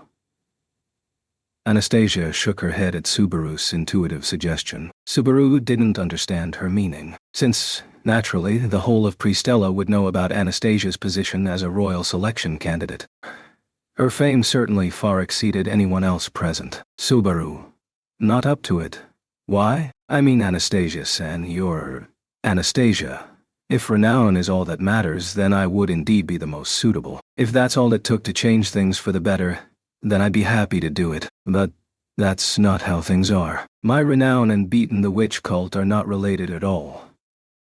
Just knowing that someone famous is fighting the witch cult might do something, or it might not. Subaru. But, Anastasia, in that case, it'd be pointless. What's needed is hope. Hope that could replace all the anxiety in people's hearts with a single stroke. Subaru had no words to reply to Anastasia's statement. Honestly, he wanted to chide her for her faint-heartedness and refute what she was saying. However, it wasn't anyone else, but Anastasia herself who seemed to rue the pitifulness of that statement the most. Anastasia could not have said those words without thinking. Quite the opposite. It was precisely because she had thought it over thoroughly that she had judged herself unworthy of that role. Anastasia. I may be able to trick and beguile people with magnificent words, and I'm sure that out of every 10, 5 would be deceived. But it'd be only a frail, desperate straw that would give way at the slightest whiff of wind, and all it would accomplish is create a momentary change in feeling. Subaru. Then. What about Krush-san? She has the military experience and belongs to a noble family of Lugunica. Anastasia. Right. The words would certainly carry weight if it came from Krush-san, but that would be the former Krush-san. The current Krush-san doesn't have that kind of influence over people. Not to mention that Krush-san is currently fighting for her life. That's a problem that'll have to be settled before asking her to inspire anyone else. Subaru. Fighting for her life? It's that bad? Hearing that Krush was in even worse state he had been told, Subaru took a step towards Anastasia. With a height difference between them, Anastasia looked up at Subaru and tightened her lips. Subaru quickly turned to Garfield, only to see him weakly shaking his head. Garfield? Cat-eared Sissus won't let her die, I'm sure of it. She's injected so much life force into her. But I'm against letting her talk in front of the broadcasting device as well. Hell, she can barely make a sound. Subaru. Damn it. Then what about Julius? If it's Julius, he'd... Anastasia. It's true that Julius is a knight of the Royal Guard, one of the greatest knights in the kingdom, and my pride. But how much would Julius' name mean in this city? At best, his chances were about the same as mine, and I'm more eloquent. Krush was out of the question, and Julius was also shot down. Of the faces in City Hall who could possibly inspire hope in others, only Wilhelm and Ricardo were left. But Ricardo has neither the influence nor the popularity. And how could anyone ask this of Wilhelm now? Even if he agreed, what advantage would Wilhelm's title as former head of the Royal Guard even bring to the table? Subaru? Then, what do we do? Who else is there? Al. Well. Just when Subaru thought he had found an effective countermeasure against wrath, he was stuck without anyone to execute it. While Subaru sank into these thoughts, Al casually raised his hand. Al. If anyone's gonna do the broadcast, shouldn't it be you, bro? Subaru. Huh? Hearing him say this as if it were a matter of course, it took Subaru a moment to react. Leaving his mouth gaping open, there was nearly no need to think twice about what Al had just said. Making such an unfunny joke at a time like this What was he thinking? Subaru. Say, Al, we're in the middle of a serious conversation here. The kind where every second counts. I can't deal with your jokes right now. Al. Oi. Wait a minute. I'm aware that I'm a guy Princess San hired because more than half of my remarks are irrelevant. But I wasn't joking just now. Subaru. If you weren't joking, then what made you think I could do it? Either you're trying to be funny or you're mad, and I don't know which's worse here. Al, what's so crazy about that? Why don't you have a look around? Although Al was someone who has "not serious" written all over him, at that, he suddenly lowered his voice and nudged with his chin. Following his movement, Subaru shifted his gaze to the two others beside him, Anastasia and Garfield. Though Subaru had imagined that they must be just as baffled by what they had heard. Subaru, oi, you guys too. Their gazes were serious, certainly not surprised or annoyed at all. They were staring at Subaru with sincere affirmation in their eyes. It was almost as if they were saying they agree with Al. Subaru, you're kidding, right? Why do you look like you're all agreeing here? If Anastasia and Julius can't do it, what makes you think I can? Al, well, like I said on the street, we all got this far because of you, bro. Garfield agrees with me. The way he keeps calling you Captain, and all. Subaru, how are those two things connected? Al, same thing. You must have done something right to make Garfield call you that. That just shows how much he trusts you, right? You seem to think what you did wasn't that big of a deal for some reason. But aside from you, who else in this city or this world can say that they've defeated Sloth of the Witch Cult? Subaru. Al brought his face right up to Subaru's. His cold helmet bumped into Subaru's forehead, and a small warmth could be felt through the icy hard metal, coming from Al's forehead on the other side. For a moment, feeling himself pierced through by his invisible eyes, Subaru held his breath. Al. In a city occupied by the witch cult, who better to inspire hope in people than a man who's killed a witch cult sin, Archbishop? The only ones around who meet the criteria are you and Reinhard, and you're the only one here. Subaru. Getting hit with another bump to the forehead, Subaru stumbled backwards, watching Subaru back away holding his head, and Al gave his single shoulder a shrug. Anastasia, I'm of the same opinion. If anyone should do it, it'd be you, Natsuki-kun. Subaru. Anastasia. Saying this, Anastasia looked down. It was an expression that seemed to be lamenting her own powerlessness, all the while entrusting that hope to someone else. At this point, seeing that expression, Subaru finally noticed the great expectation resting on his back. Subaru. Garfield? You think so too? Garfield, I don't know any details about you killing some Sin Bishop sloth. But yeah, I'm thinking same thing. At Subaru's quiet question, Garfield scratched at his short head of hair. Garfield. If there's a voice in this city that can become people's hopes, I say that voice'd be yours, Captain. If you really give it your all, I've a feeling you can do it. That's what I think. Subaru. That is a baseless and tremendously heavy trust. Surprised and holding his breath, Subaru clearly understood the magnitude of the faith placed in him. Looking back, he saw Anastasia, who nodded. Next, he saw Al, who shrugged his shoulder. As before, Garfield was still watching Subaru. When Subaru turned to face him, he nodded as well. Subaru.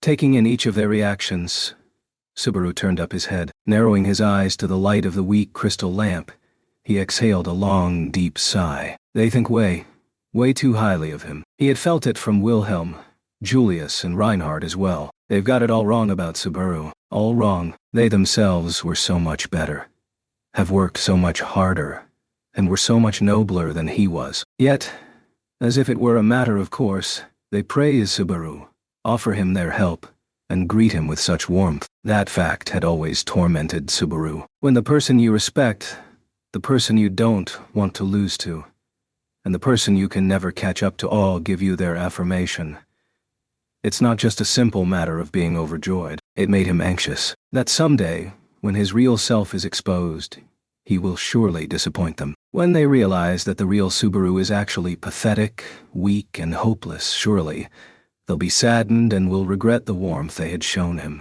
That was what he had always thought. And yet, even Al, Garfield, and Anastasia had such expectations of Subaru. On the verge of being crushed by its weight, Subaru had pushed himself to his limit.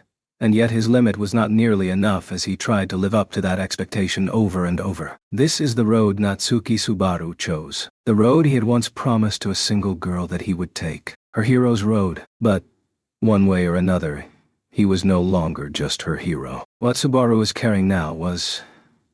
Al.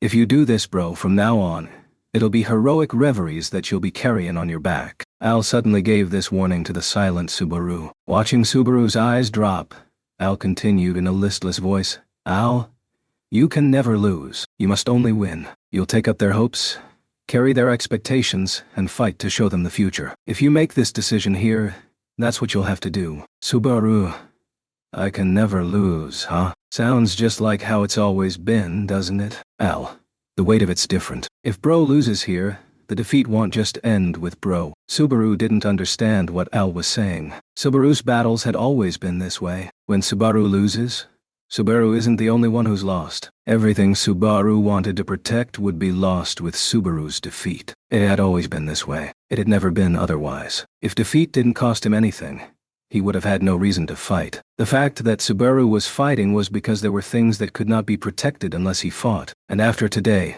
their numbers would swell to unbelievable proportions. Subaru, Tech, isn't that still how it's always been? Al, exhaling a sigh, he had made up his mind. The pounding of his heart until now settled down as his vision cleared. Though he couldn't see Al's face, he could sense that Al was holding his breath, watching him with an astounded expression. Subaru, Anastasia-san, you'll do it. If my voice can make a difference, then leave it to me. Anastasia, you're sure? Once you take on people's hopes, Subaru, it'll be no different from what I always do. Hero doesn't sound too bad, does it? Though, honestly, it's kinda embarrassing to be calling myself that. Seeing Anastasia's worried expression, Subaru softly rubbed the tip of his nose. Subaru, if it's just a matter of being a hero, I've already made my decision a year ago. Otherwise, I'll bring shame to the girl watching over me, and the girl whose back I'm watching. Anastasia, is that so? Well, alright. Boys always like to show off, after all. As if saying, there's no helping it, Anastasia smiled, and gave Subaru a light poke in the chest. Subaru was a little taken aback by that reaction, since that might have been the first time he had seen Anastasia let down her guard and show her true emotions. With that feeling rapidly melting into his chest where he had been poked, Subaru lifted his face. Subaru, thank you, Garfield. LOL. For helping me make up my mind. Saying this to the two at his back, Subaru followed behind Anastasia. Just what would he say when he's standing in front of the broadcasting device? He wondered. He's still not sure what not to say. But, strangely, there was no confusion or anxiety accompanying it. After all, it's just the same as usual, right? Because he knew that, just as usual, he has no choice but to show off again. Chapter 42. The newest hero and the most ancient hero. An oppressive silence had fallen over the refuge shelter. There was the occasional faint sound of sobbing, and someone nervously tapping their fingers on the floor. Listening to that unsettling backdrop in that stillness, the girl hugged up her knees, feeling the coldness of the wall against her back. It was a little girl with golden hair. Resting her chin on her small, pale kneecaps, the girl gently wrapped her arm around the little bundle at her side. Leaning against the girl's left shoulder, with his head buried between his chest and legs, was an even younger boy, the girl's younger brother. He had been crying vehemently until now, but, apparently tired from the sobbing, had now fallen asleep. Wet tear tracks still lined his cheeks, and the corners of his eyes were red from crying. The girl wanted to softly stroke his hair, but hesitated, afraid that it might wake him. If he could sleep, then it'd be better if he kept on sleeping. While listening to her younger brother quietly snoring, she hoped that he might at least find some rest in his dreams, because the reality outside those dreams would be far too harsh for her little brother to bear, though the same applied to his older sister. Thinking this of him. It had been several hours since the announcement that the control towers to the great water gates of Pristella had been taken. That morning, the girl was out in the city plaza with her little brother when they heard the broadcast. She couldn't believe her ears when she heard those words, full of hate and malice. Worrying for her parents as she listened to that unacceptable ultimatum, The girl took her frightened little brother by the hand and ran to the shelter with the adults around her. If an unexpected situation occurs, quickly retreat into the shelters. That was the emergency response procedure broadcasted from City Hall every morning. Honestly, the girl didn't remember paying much attention to the morning broadcasts aside from the bard's songs, but those words nevertheless remained at the back of her mind such that she immediately remembered them when the emergency arose. However, neither the girl nor the surrounding adults seemed to have any idea about what to do once they were inside the refuge shelter. Witch, cult, control towers, great water gates, demands. That vile woman's ear-piercing voice showered abuse upon the frightened people. Every one of her deranged, senseless words filled the girl and the adults' minds with dread. Trapped in this dark shelter,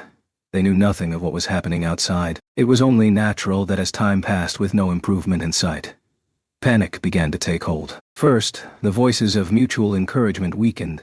Then gradually, anxiety and frustration festered in the silence. By the time anyone noticed it, displeasure had have become apparent on the faces of everyone around them, and the atmosphere had been infested with pent-up discontent and hostile gazes. Once it begins, there's no stopping it. Staring at each other, shouting at each other. At worst, people begin trading punches. Even in this shelter, this atmosphere was looming, ready to explode at the slightest touch. Yet the perilous air on the brink of drawing blood was shattered by the girl's crying little brother. It appears that, even with the violent urge boiling inside them, the adults still had enough decency not to attack in front of a little golden-haired child crying for help. The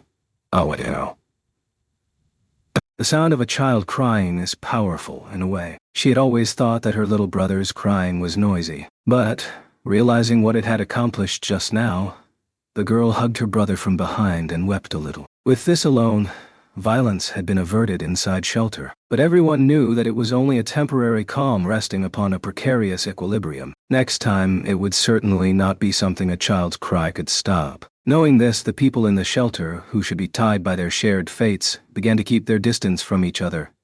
Not only verbally, but with their gazes and their breaths. As if to avoid being influenced by other people's consciousnesses, they shut out everything from the external world. Who knows what might draw someone else's attention, incite their anger, and end up pulling the trigger. So whether it was for themselves, or for everyone else, they held their breaths with rigid faces as they waited for time to pass. Something will change if you just wait for it.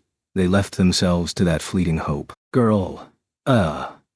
Suddenly, the girl lifted her face with a quiet moan. While silently yearning for a change to come, she caught the subtle shift in the atmosphere. Spurred to the same reaction, the people around her also turned their heads.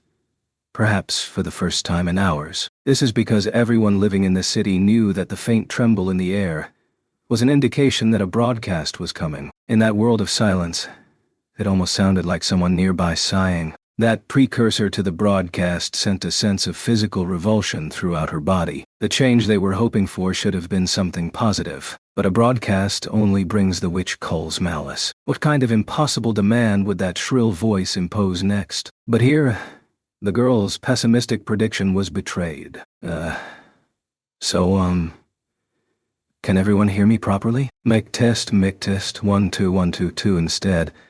The voice she heard was that of a youth who sounded somewhat confused. Unlike any other broadcast before this, the youth's voice was lacking confidence. It wasn't the charismatic voice of the man she had grown used to hearing every morning, but a young voice she had never heard before. The girl's eyes grew round. The surrounding adults also traded gazes of doubt, unsure of what was going on. Such sentiments would not reach the person behind the broadcasting device. Nevertheless, after doing a few more checks to make sure that the broadcast's going through, the youth cleared his throat. Sounds like you guys can hear me. That's a huge relief. So, first of all, sorry for doing a broadcast all of a sudden. I probably scared you, huh? Considering the circumstances, most of you must be on edge about what I'm going to say. But don't worry, this isn't the witch cult broadcasting to you now. Please know that first. It's not the witch cult? Apparently not used to talking through the device. The volume of the youth's voice fluctuated up and down. But, since the listeners were so overwhelmed by the content of his words, no one bothered to remark on it. Looking up overhead to where the voice seemed to be falling from, The darkened expressions on the people's faces began to shift. It was the sensation of having sighted the first glimmer of hope. Someone quietly muttered, "Then, that means we're saved?" Those words encompassed the hopes of everyone inside the shelter. That's it, isn't it? If someone who's not the witch cult is speaking through the broadcasting device, that can only mean that they've recaptured City Hall. If someone managed to drive the witch cult out of City Hall, then maybe the witch cultists in the control towers and all over the city are also the witch cultists are all driven out. Next, I have to apologize for getting everyone's hopes up, because the threat of the witch cult hasn't gone away yet. We were able to retake City Hall, but they're still holed up in the control towers. Those guys' demands and the danger of the city sinking beneath the water are still in play. Please understand that as well. Yet, this fleeting hope wasn't crushed by anyone else, but by the youth behind the broadcasting device himself. It was almost as if the youth had read the minds of everyone inside the shelter. But isn't it far too cruel to extinguish their fledgling hopes this way? Someone who had unwittingly stood up with expectation in their eyes sat down again. Nobody can blame that someone for feeling discouraged, being told that their hope of being relived from their fears was misplaced. Instead, the fierce point of everyone's anger turned to the youth making the broadcast. I'm sorry, however. The youth had apparently foreseen that the crowd's anger would fall on him. Where are you listening to this broadcast right now? Maybe you're in one of the refuge shelters.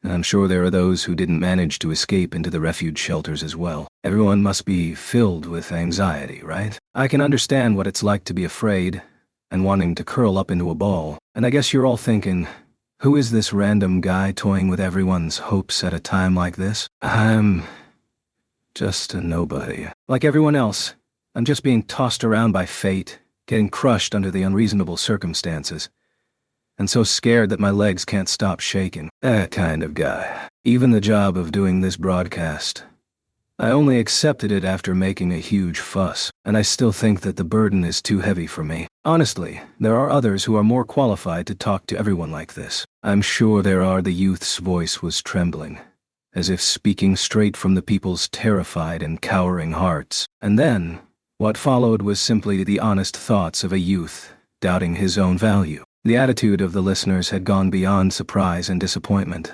until all that was left was uncertainty. Right now, when what everyone yearned for was hope, why did they put this youth in front of the broadcasting device? Even the youth himself said that there were more qualified people. But why did they send him? But here I am, talking to everyone. So many people greater than I am told me that I should do it, that it won't be totally pointless. But can you hear me trembling? Speaking in front of people isn't my strong suit. I'm not good with words, and I don't have the charisma to lead anyone. I'm weak, helpless, and even here, in such an important position, I can't help but want to run away. The tone of his voice gradually fell, as if dragging the listeners' hearts into the abyss. That weak, faltering voice sounded like it was creaking through a chest shrunken by anxiety, only to tangle up at his stomach. If the youth behind that voice was within arm's reach, she would have liked to plug his mouth to shut him up. Boy, big sister. Before she knew it, her younger brother was awake. Hearing that call, the girl hugged her little brother's ears as if to keep that wimp's voice from sneaking in and infecting him with its cowardice. But, as the price for protecting her little brother, that voice continued to strike upon the girl's eardrums, drawing her into its weakness. Still, the youth's voice went on. I don't know what I can do. What I really want is just to plug my ears, hold my head, hide in a corner by myself, and wait for someone else to fix everything for me. Girl. No? Squeezing her eyes shut, the girl shook her head as if rejecting that sense of helplessness and despair. I know even if you don't remind me. What the youth was saying was nothing less than the inner thoughts of every person cowering under the witch cult's threat. It was the weakness eating away at the girl's heart. It was the cowardice rooted in the depths of the adults' minds. It was the unbearable dread tormenting her little brother's soul. Surely, it was something nobody could do anything about, and to have to face that unreasonable reality in spite of this. But since I can't run away, I'll fight. That's just the kind of guy I am. He's saying this. The youth's voice was clearly shaking. Girl, Not sure if she had misheard it. The girl opened her eyes and looked around her. The owner of the voice wasn't there, but all around, she could see astounded faces just like her own. The voice paused for a moment, as if choosing his next words. And let me ask you again, everyone listening to this voice, where are you now? Have you escaped into a refuge shelter? Are you hiding inside your house? Are you trembling alone? Are you with someone? Are you with the person most important to you? Or, even if you're next to an unfamiliar face, is it a face that you have grown to know over the past few hours? That's a pretty arbitrary request, and it may be difficult, but please don't be alone. When a person is alone, they'll just start coming up with lame ideas. I know that from experience. Trust me. So please don't be alone. Stay with someone. And, inhaling, with only a slight hesitation, Quand, if you can. Look at the face of the person who's with you, girl. Following the youth's words, the girl's gaze slowly fell into her arm. Her little brother was looking up at her. His swaying, uncertain emerald eyes met hers. Whose face do you see now? Is it someone important to you, or a stranger who you've spent these past few hours with? Or maybe it's a friend. But most likely it's a wretched face. A face that's about to cry. A face that's in distress. And I imagine it probably isn't smiling. No. Perhaps there is someone out there who is putting up a strong face, forcing themselves to smile, so as not to worry the people around them. If there is, then that's an amazing person. If someone you care about is smiling this way, you should be proud of them. But now, with that in mind, compare it with a smile. You know her brother's face was close to crying. It was a crumpled face, a face that was about to burst into tears again. While, reflected in her brother's eyes, her own face was hollow as if it had lost its expression. Is this acceptable to you? Girl. No way. A small, thin voice slipped from the girl's lips. It was a weak and broken sound that was impossible even for herself to hear. Nevertheless, I can't accept this. I will not accept this, the youth's voice rang, as though having heard her reply. I also have people I cherish, friends I hold dear, and I cannot forgive whoever put that pained, sorrowful expression on the faces of the people I love. I don't want you to force yourself to smile. You kidding me? Quit joking around. I want to raise my voice and shout that the smile of the girl I know should be way cuter than this. Boy, big sister. I don't want to keep losing. It'd be too pathetic to give up here. There's no way I can allow it. They are the ones in the wrong. Even if you are too weak to do the right thing, to strike down those in the wrong, you should at least know what is right. And when you know that you are right, there is no way you can allow yourself to lose to those who are wrong. At least, I don't intend to surrender and bow to those guys, girl. Freda, hearing her little brother faintly calling her, she gently held him closer and pressed her forehead against his. A feverish heat transferred between them. Hot. Very hot. It was the heat of life. She couldn't tell if it was her younger brother's or her own. But the heat was certainly there. I want to run away, but I can't run away. I want to cry, but I can't cry. The enemy is strong, but I don't want to lose. And so, I'll fight. I know I am weak and stupid, but still, I will fight. They are wrong. They are wrong to have made the people I care about look like they're about to cry. So, fight. I will fight. And I want you all to fight you, girl. Eka. Her breath clogged. Her throat suddenly closed, ashamed of her own weakness. Surely it was because the voice of the youth had ceased to tremble, but had become powerful, as if pointing to the road ahead. She could understand the youth's feelings. She received the youth's message, painful and clear. In her heart, the girl's will was the same as the youth's. She wants to fight. She wants to do all she could to drive out the thugs who had attacked their city. But both she and her little brother were small, young, and their reach were far too short. They were helpless, ignorant, weak, and cowardly. And so, don't get me wrong, I said I want you to fight, but I'm not telling you to pick up a stick and fight them. In fact, please avoid doing anything so reckless. I don't want you to mob up and spill blood fighting against the witch cult. What I'm asking you to fight for is to not look down on girl.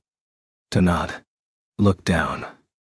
Staring at your feet isn't going to change anything. Your gaze isn't going to bore a hole in the floor, and even if it does, that won't fix a thing. So please, lift your face and look ahead.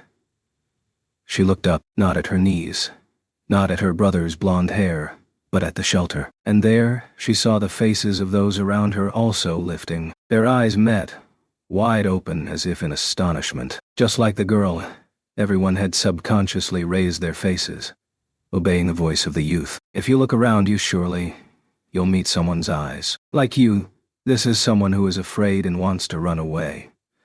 But just like you, this is also someone who doesn't want to lose. There is the person you cherish. There is the person you are looking at now. And if you add yourself to the list, that's already 3 people. There should be more depending on where you are, just as the youth said. The people's gazes intersected as they lifted their faces. The gleams within their irises were complicated. And surely, the girl's own eyes must have been the same. However, there now seemed to be something more than just tremors of terror. If you can see that you are not alone, then that's enough. You are not alone. That in itself is powerful, don't you think? I don't want to see saddened expressions on the faces of people I love. And I don't want the people looking at me now to see a miserable expression in my eyes. I'm not the only one who's so vain, weak, and stubborn, am I?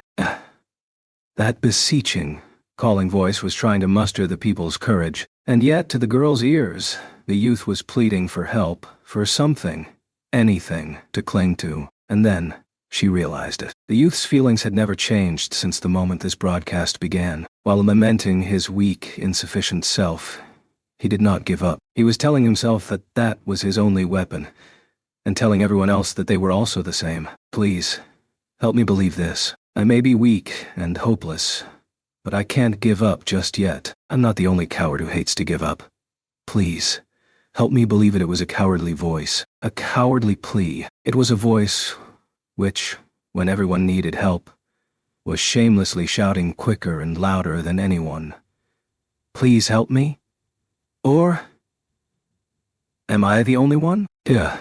The voice lost its confidence. Or rather, the youth's voice had no confidence to begin with. A sense of agitation surged up. Don't go. Whatever it takes, she wanted to shout for him to stay. Girl, you're not. A faint voice, indiscernible like a mosquito's cry, spilled from her throat. This voice would not reach him. The reply would have to be louder. In order to answer the voice of that coward, afraid and alone. Whew. Even now, we can still fight. Am I the only one? Girl, you're not. Opening her mouth, the girl screamed at the top of her lungs. Voices resounded throughout the refuge shelter. Not just the girls. Others who had also lifted their faces shouted out as well. They were voices resisting against sorrow, weakness, and fear. If that was the youth's plan all along, then they fell for it through and through. Who cares? Even if it was. That wimpy trembling of his voice, that faltering pep talk, that pitiful encouragement, and that pleading, clinging faith, even if all of it had been an act. If they fell for such a masterful performance, who could blame them? But if this really was the voice of a clumsy wimp, how could anyone just leave him be? I'm not. Am I? Girl. You're not. You guys are still fighting, aren't you? You haven't been swallowed by weakness, have you? Girl? Wait. We don't want to lose. The depths of her chest grew hot. The roots of her teeth were trembling, and a passion different from anger was raging. That feeling wasn't the girl's alone. It was a flaring passion engulfing everyone into a single inferno. The anxiety they had only recently shared now became a bonfire of a different emotion. If you are with someone important to you, hold their hand and believe in them. So, if you're with someone you don't know, give them a nod and assure them you'll do your best together. Because neither you nor that person have been crushed by defeat or are about to give up fighting. And as long as everyone goes on fighting, I will fight to the end as well. I will fight, and win. In the end, this is just a shelter far away from City Hall. No matter how loudly they shout it here, no matter how they scream that they are with him, none of it would reach the youth. Still, the youth sounded relieved, as though he had heard the girl and the others' replies. He received it, and proclaimed in a voice trembling in swelling emotion, I will fight. And when there was no question of whether it was possible, only faith that surely he will. Just as the youth believed that the girl and the people of this city would not be beaten by despair, the girl and the citizens believed that the youth behind that voice will prevail in the perilous battle ahead. Why did they believe it? Because surely this voice... My name is Natsuki Subaru. I am the spirit arts user who defeated Sin Archbishop Sloth of the witch cult. An uproar erupted at the revelation of the youth's identity. The girl didn't quite understand the significance of that declaration, but this was not the case for the people around her. The impact was overwhelming, and certainly not in the negative sense. At first, they were startled. Then, as comprehension followed, hope and faith spread explosively, as even the girl's heart was swallowed by that wave of emotion. My colleagues and I will do everything to take care of the witch cult in this city, so please believe in us and fight on. Hold on to the hands of the people precious to you and cast away the cowering part of yourself that wants to surrender, and leave the rest to me. New deafening cheers erupted, flooding the shelter with heated enthusiasm. Expectation became hope, and, in a single breath, one hope became hope innumerable. The girl looked down at her younger brother in her arms and saw the undeniable light dwelling in his eyes. Just to be sure, she embraced her brother tightly once more. Her brother's arms wrapped around her body in return. And, while savoring the warmth of that embrace, the girl looked up towards the ceiling. Unable to hide his fear or apprehension, that youth nevertheless took on the hopes of every person in this city, and declared that he will fight. The girl closed her eyes, sketching out the image of the hero whose face she didn't even know, and prayed for every imaginable good fortune upon him, because surely he must be just a commonplace youth, fighting for the sake of someone important to him. Leaving the magic device shaped like a gramophone, Subaru slowly stepped back. Nervous sweat had completely drenched his forehead. Leaning against a nearby workbench, he roughly swiped it off of his brow. Taking deep breath after deep breath, he wondered if the device was picking up that sound. But when he looked to Anastasia, who was in charge of operating the device beside him, it seemed she had already safely powered it off. Instantly he was washed over with relief. Subaru. That was exhausting. He spilled a sigh as his head churned with unimaginable fatigue. Honestly, he was in such a trance while he spoke that he could barely remember a thing he said. It wasn't that he forgot everything, but the memories were too vague in places. And he had Anastasia's speech notes too, wiping off the droplets hanging down his chin with a sleeve. Subaru noticed that the room was extraordinarily quiet. The people who had been watching the broadcast didn't say a word. Beside Anastasia were Garfield and Al, while Julius and Ricardo, who later joined them, were also standing in a corner of the room. To see all these usually noisy people suddenly dead silent couldn't be a good sign. Unless, was his incoherent broadcast just that bad? Anastasia. Natsuki-kun. Subaru. Waha. I'm sorry. I'll do better next time. Anastasia. Why are you apologizing, strange child? With his heart racked by anxiety, Subaru blurted out an apology the instant he heard his name. While laughing at his reaction, Anastasia tilted her head smiling. Anastasia. It's a strange thing to say to a strange child, but Natsuki-kun, did you? Subaru? Anastasia, did you used to be a con artist back in the day or something? Subaru? What's with that baseless accusation all of a sudden? As you can see, I'm just a normal everyday student. Or actually, in a certain sense, I'm not even a student. Anastasia. No. I didn't mean that in a bad way. I was just trying to say that the way you spoke was exquisite. How you cast them into despair only to lift them up again. Simply an impeccable use of rhetoric. Waving off Subaru's protests, Anastasia weakly giggled. Ta-ha-ha. But hearing this only made Subaru more muddled than ever. Subaru. Rhetoric? The hell are you talking about? I blanked out right away and didn't even know what I was saying. All the letters on the cheat sheet got blurred together, and I couldn't remember a thing after I gave up reading. Anastasia. Yeah, you pretty much skipped our draft. You can't imagine how I felt when right off the bat you started saying things that had nothing to do with what we discussed. But it seems I needn't have worried myself. Subaru. I'm very sorry about that. But generally, wasn't it more or less in line with the notes? I mean, if it was that bad, you would have stopped me, right? Anastasia-san, the notes in his hand. The cheat sheet, forgotten about at the most crucial moment, was filled with flowery oratory designed to clear away the anxieties of the people in the city. It was a proud conglomeration of Anastasia's negotiation techniques, Garfield's vast stores of proverbs, and even some of Subaru's modern knowledge of neat and witty comments. Even though he couldn't read from it when it actually mattered, he probably had some of its ideas floating around in his head and wound up including them in his speech one way or another. Anastasia, I don't know how to put this, but Natsuki-kun, your speech didn't even touch on anything in the notes. I mean, none at all. Subaru. Eh? Without leaving any ambiguity on the matter, Anastasia's words instantly shot down Subaru's speculations. Suddenly growing rigid, Subaru looked around at the others to confirm if this is true. However, the other four only showed their respective version of awkward faces as Subaru's gaze passed over them. Among them, Julius took one step forward, and while picking at his front hair, Julius, it's just as Anastasia-sama said, Subaru, your broadcast didn't contain any of the things we discussed beforehand.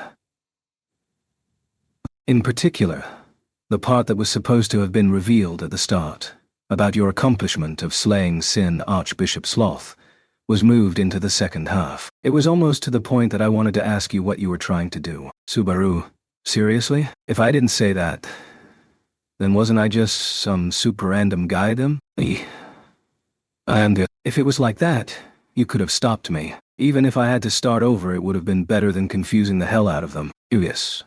Start over? That's unthinkable. While Subaru started flipping out at Julius' confession of doubt, Julius shook his head with an expression of complete seriousness. Then, with almost a sense of reverence towards Subaru, Julius, it was a wonderful speech. Subaru.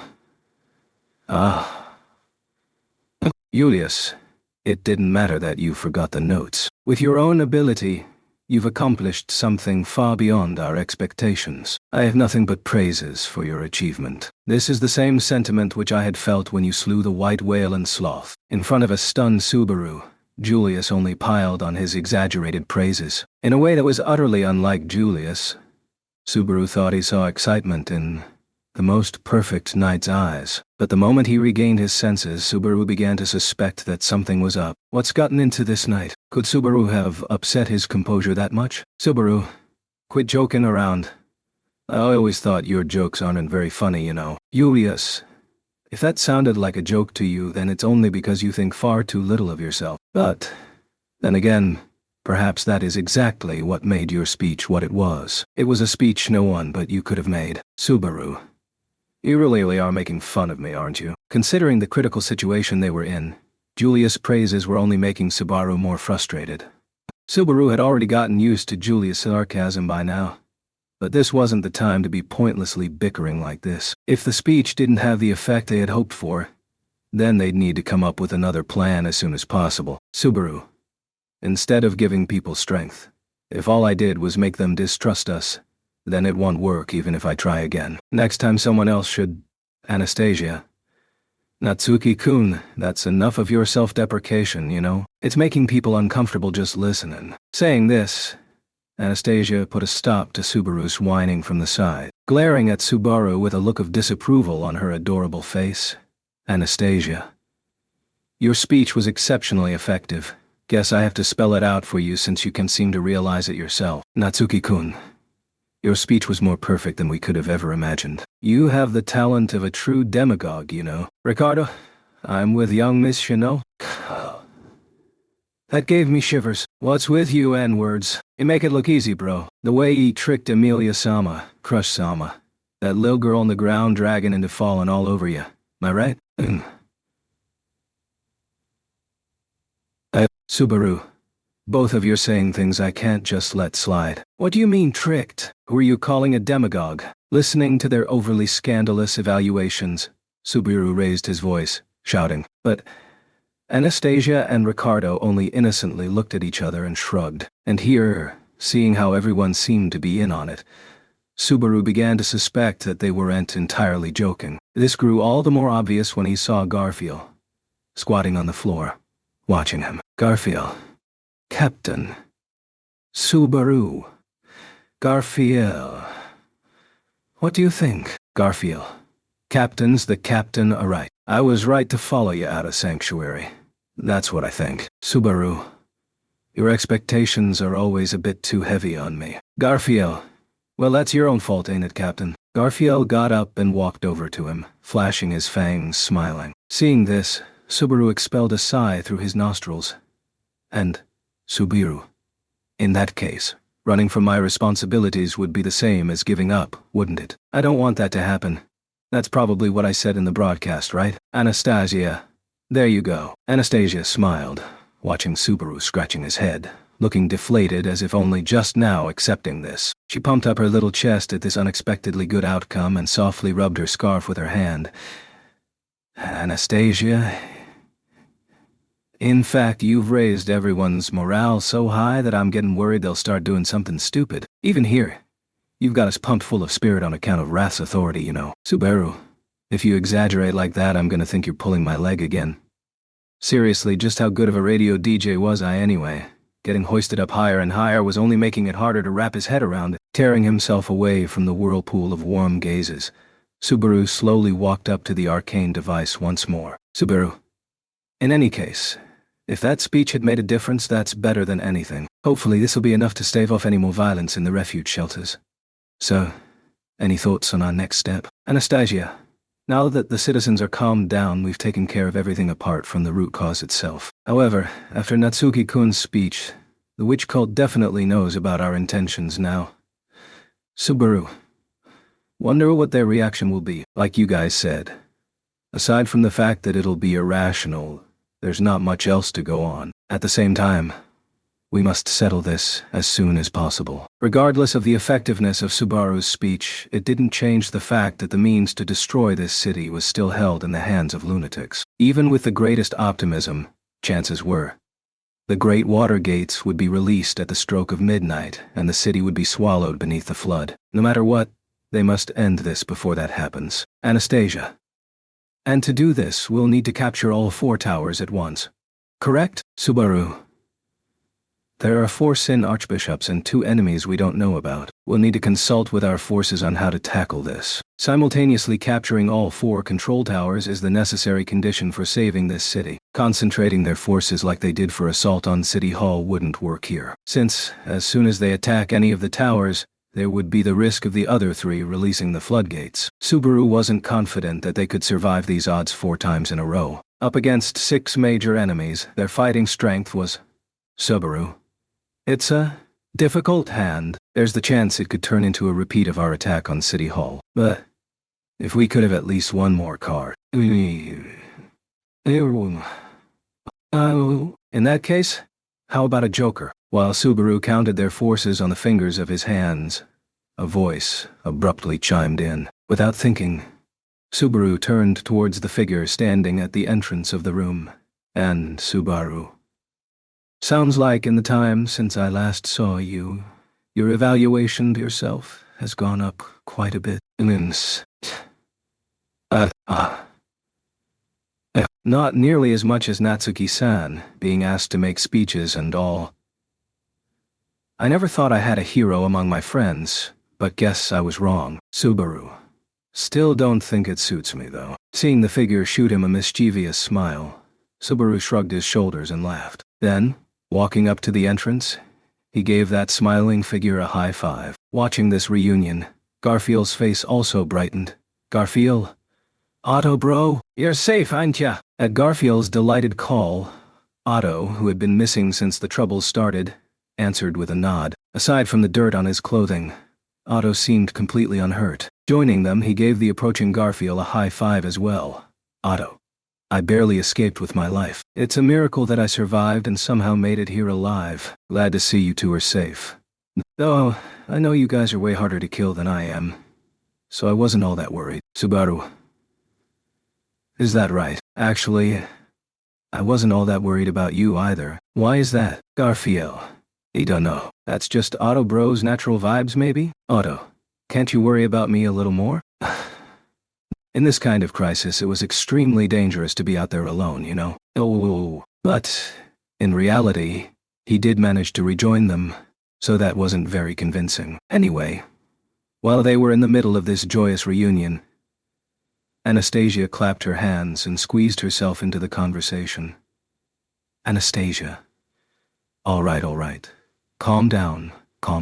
First off, it's nice to see that Otto-kun is alive, and I'm sure there are mountains of things you want to ask each other about what you've been up to and such. But, cutting off her words there, Anastasia shot Otto a glare with her Grenonian-colored eyes. Anastasia, that conspicuous remark you just... that... made... mind telling me what it meant? Otto. The Joker, right? It's a simple story. If I let him come in right away, my survival would have been pretty much overlooked, so I cleverly asked him to wait outside for a bit. Looking a little embarrassed, Otto walked over to the door at Anastasia's prodding and gave a signal to someone on the other side of the door. Preceded by the sound of footsteps, a new character walked into the room. And... yes... yeah... Sorry I'm late. One sentence, Dottie. And that utterance alone charged its listeners with the feeling of being reinforced by 10,000 men. Alongside the sensation of a gust of wind sweeping by, was the illusion of a towering flame appearing before their eyes, compelling their hearts to shudder. And in reality, this reunion did indeed hold that kind of power, for the strength that they have been dying to obtain had arrived. Reinhard van Astri, it's a bit late, but I've come to join you. Saying this, the Red Flame Sword Saint announced his intention to join the fight. Chapter 43. Before the Rendezvous. Forgive me for not providing assistance at this critical moment. I can only reflect on how I was lacking, receiving the gazes of those present inside. Reinhard apologized. At the sight of the Sword Saint with bowed head, everyone grew silent for a moment. Speaking out harshly in response to his apology would be a simple matter, but words of blame were easier to form than ones which conveyed true intent. In truth, that all this time they were in dire need of his power, and Reinhard had been missing with his status unknown had not changed. At the moment City Hall was being retaken. If that same strength had been there, it was unthinkable. So even simply negative words did not easily emerge from anyone's lips. Only, really, you idiot, because you weren't here. How hard do you think it was for us? Approaching that crimson hero, Subaru called out while shoving his chest. As that fist lightly touched him, Reinhard, with an attitude like he could not justify himself to Subaru, turned his gaze away. At that scolded and crestfallen appearance unbefitting of him, Subaru snorted. You know, if you're coming anyway, just show up 15 minutes earlier. Then I wouldn't have to give a speech not fitting my character at all. That's supposed to be your job? Sorry. However, it was a great speech fitting of you. Though many things are required of me, giving courage-rousing broadcasts of that extent is not something I could do. You were the right choice. Between me and you, the required role for that broadcast is a little different, I think. At that bitterly smiling Reinhardt's chest, Subaru shoved once again, and he also poked the tip of that downcast hero's nose with a finger. Reinhard.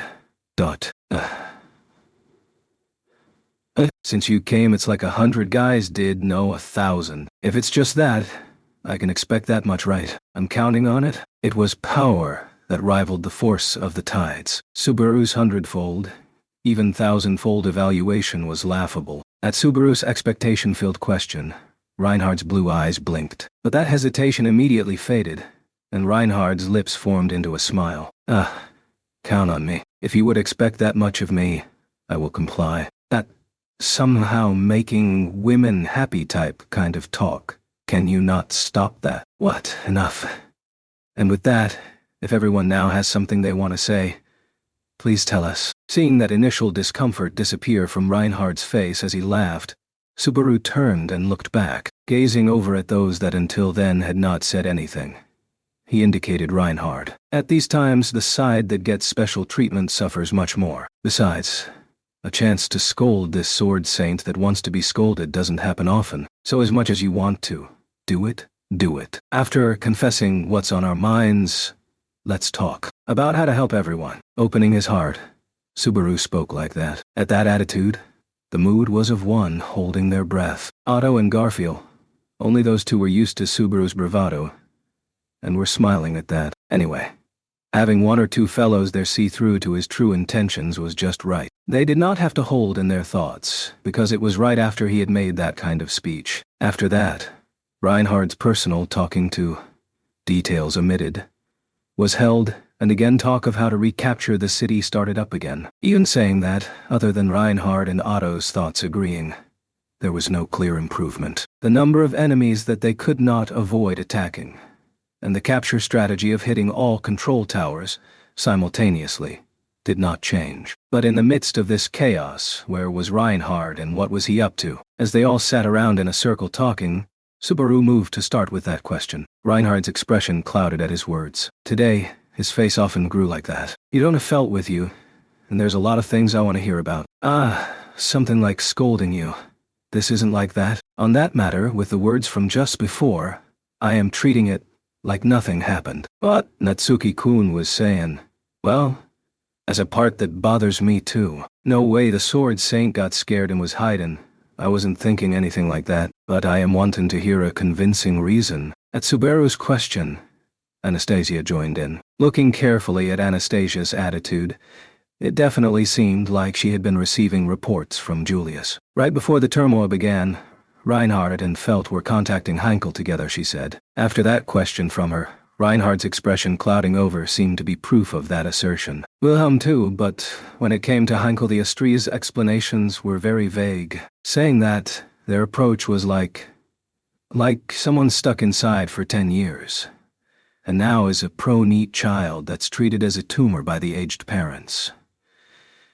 Natsuki-san is jumping to weird delusions, so I'm sorry, but what will you do? If it is hard for Reinhard-san to say, then I can speak. But, while Subaru recalled flashes of an evening news special on Hikikomori, Otto chimed in. His worried gaze was directed at Reinhard, and his tone held an apologetic sort of mood. And you came together with Reinhard, right? But, could you have been with him during the turmoil too? No, there was nothing like that. I joined up with Reinhard-san at the last moment. However, I have mostly figured out the situation. Thank you, Otto, but this is a problem of my house. Truly, it is a difficult topic to discuss, but it would be for the best to speak of it myself. At Otto's consideration, Reinhard bowed his head and refused his offer. He gazed ahead and drew his posture straight a moment later. Firstly, though I have said it many times, let me apologize once more. While being in a position that should assist from the very beginning, for many hours I could not join together to help with the situation. I deeply apologize and take this matter seriously. On that point, our view is as we said just now. We cannot forgive everything like there was no problem. However, you are needed in the upcoming battle. If you seek to repent, then perform well in the fights to come. I will do that, Julius. When the witch cult first broadcast, Felt-sama and I were at the 2nd Street corner being called upon. The one summoning us was Vice Captain Heinkel. Reinhard, who had started speaking, called Heinkel Vice Captain in a stiff voice. It was widely known that they were father and son. Even with that, calling his father by title, it was plenty to bring about the realization that the relationship between the two was not just a simple father-son relationship. After that fighting and separation from before, Felt obeyed a summons from him. Felt-sama too, in her heart, would have wanted to refuse. However, the talk was regarding a matter under the authority of Astria's lord, so the option of rejection did not exist. What request would be made was unknown to us. Felt-sama accompanying me, we headed towards the appointed place. How did the talk there become decided? My apologies.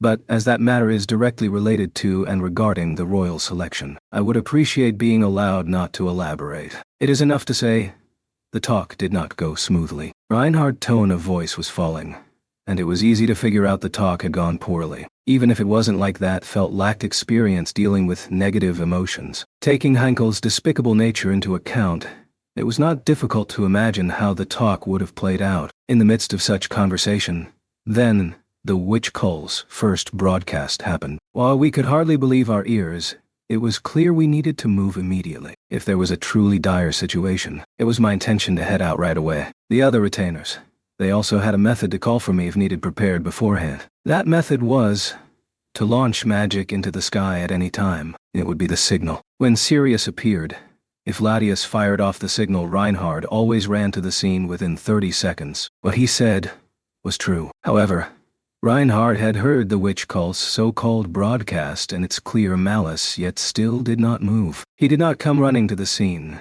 And not just that, for several hours later he had kept silent. That was so. Why the hell? The broadcast that it claimed to be sent from City Hall, you would have known that too. At that point you would have had the option to run to City Hall. Then why didn't you come? It was not that he was scolding him. That was not the intent. But his voice was hard as he pressed for answers. There were more than a few things that occurred to him. If before that hard-fought City Hall recapture, Reinhardt's presence had arrived there, even now, Crush, who was fighting her suffering, would not have been harmed. It might even have ended without Subaru's right leg suffering its strange accident. Though it was not intentional, the gazes growing harsh here were not just Subaru's, receiving the stares of everyone in the room.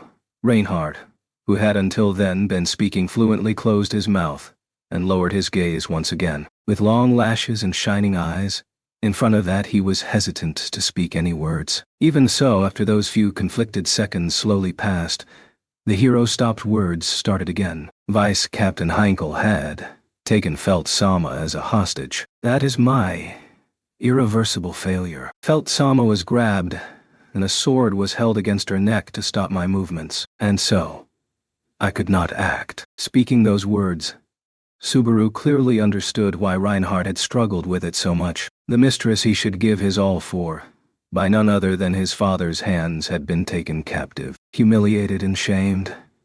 Just how much had Reinhardt mentally blamed himself? Shay. What's that? That Vice Captain? Is he a pawn of the witch cult or something? Receiving a shocking confession, Subaru, while considering Reinhardt's feelings, was muttering to himself. Was that a truth too cruel? The witch cult was hidden here and there, so who could know who was a cultist that he had heard? But to appear among family like that was something he did not even want to think about. Besides Petalgoose, after seeing the reality of the other Sin Archbishops, he now thought that even more strongly, because the witch cultists were all the lowest of the low, mere human trash. If it was like that, how would I react? My feelings, how might they be? What? However, as Subaru's offered conclusion, of those present, about half seemed convinced, and Reinhardt, with a somewhere catching voice, responded. That attitude of his. Subaru wondered at it. However, the other half, made up of Anastasia, Julius, and Otto, were making expressions that said they had come to another conclusion. The vice captain is not a member of the witch cult, at least in his remarks after seizing Felt Sama. I saw nothing that suggested that. Then what is it? Is he some kind of idiot? No. Even if he isn't stupid, it is fine. Then why? Why take Felt hostage? Doing something like that? What point is there? Subaru was about to say when he realized the depressed look on Reinhardt's face and the pitying one on Otto. Seeing those, the conclusion he drew almost made him want to laugh. He could not smile at that. There was no way to save it. If you say that, Henkel's actions, it wasn't just because he wanted to keep you there. From the witch cult broadcast, he realized the city was dangerous. So, to quickly get himself safe and protected, he just wanted to dearly hold on to the strongest guy there. The vice captain was saying, your precious mistress and father are both here. Will you abandon them to save some bastards whose faces you don't even know? Your own father spouted that bullshit. Subaru struck the floor with his fist. All day today, in the repeating morning, he had met this anger face to face. But no way.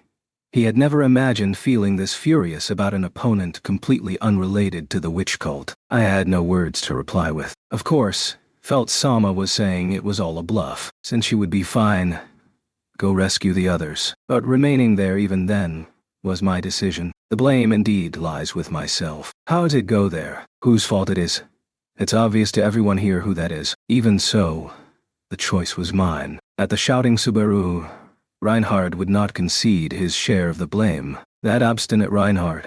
He probably wouldn't bend on that no matter what anyone said. Subaru furiously held his tongue and forced his violent feelings to calm down. Nevertheless, in that way I became trapped in a stalemate. What happened after is nothing remarkable. Even after further broadcasts I was left unable to act. I merely received severe scoldings from Felt Sama. But she's not with you. Is Felt Chan doing all right? Anastasia asked the wryly smiling Reinhardt. That girl who was feeling up her shawl while making a hard-to-read blank look showed concern for Felt's state as she had not joined them. Being held hostage like that for hours would be quite tiring mentally. Now that Reinhardt-kun is here like this doing this, I'm thinking the issue has probably been all sorted out though. Yes, that is the case. Felt Sama is now joined with her retainers at a shelter. The vice captain has been arrested and Felt Sama is watching over him. Arrested? He was caught, huh? That much I happily accepted. But without Otto's cooperation, even that could hardly have been achieved, I think. Otto's name shows up here, huh? At the Otto who had not shown signs of appearing until now. Subaru furrowed his brows. Otto was, now at his turn, lightly clearing his throat to call for attention. The matter was like that. Even saying so, how I arrived at that scene was the result of coinciding chance and coincidence. Simply since I was aware of the relationship between the three, by happening upon the scene I could roughly come to understand the situation. The Astries' family problems and the situation with Fell's royal candidacy. Knowing that much already, he had spotted Heinkel holding Reinhard in place with Felt as a hostage. Even if your brain had bad circulation, you could still figure out what the situation was with that. I, too, understood that being unable to borrow Reinhard's power in the fight against the witch cult was the worst-case scenario. At the same time, I grew pale and thought of how I could help. And so Otto somehow drew attention to himself, and somehow Felt was freed. That was how Reinhard was able to move, and now he managed to reach us. Like that, is that right? Luckily, Natsuki-san's big speech happened too, so the meetup point was decided without any worry. It would have been nice if we could have moved a little faster, but I had much going on as well. Though it was short, at Otto's contribution Reinhard nodded as well. Again, while people are not looking secretly acting well, it is the shadowy savior Otto. But still, just how has things with Otto-san been up to now? Honestly, walking around the city with Otto-san's strength, it's fine to see that as acting suicidal. About that, there were a lot of twists and turns. No, I will talk about it. Clearing his throat, Otto indicated the outside of City Hall building. As scheduled for the morning, I left for the Muse Company alone, to request of Kiritaka-san the resuming of negotiations. That side had also cooled their head after one night passed, and it seemed a promise of further negotiations could be obtained without much issue.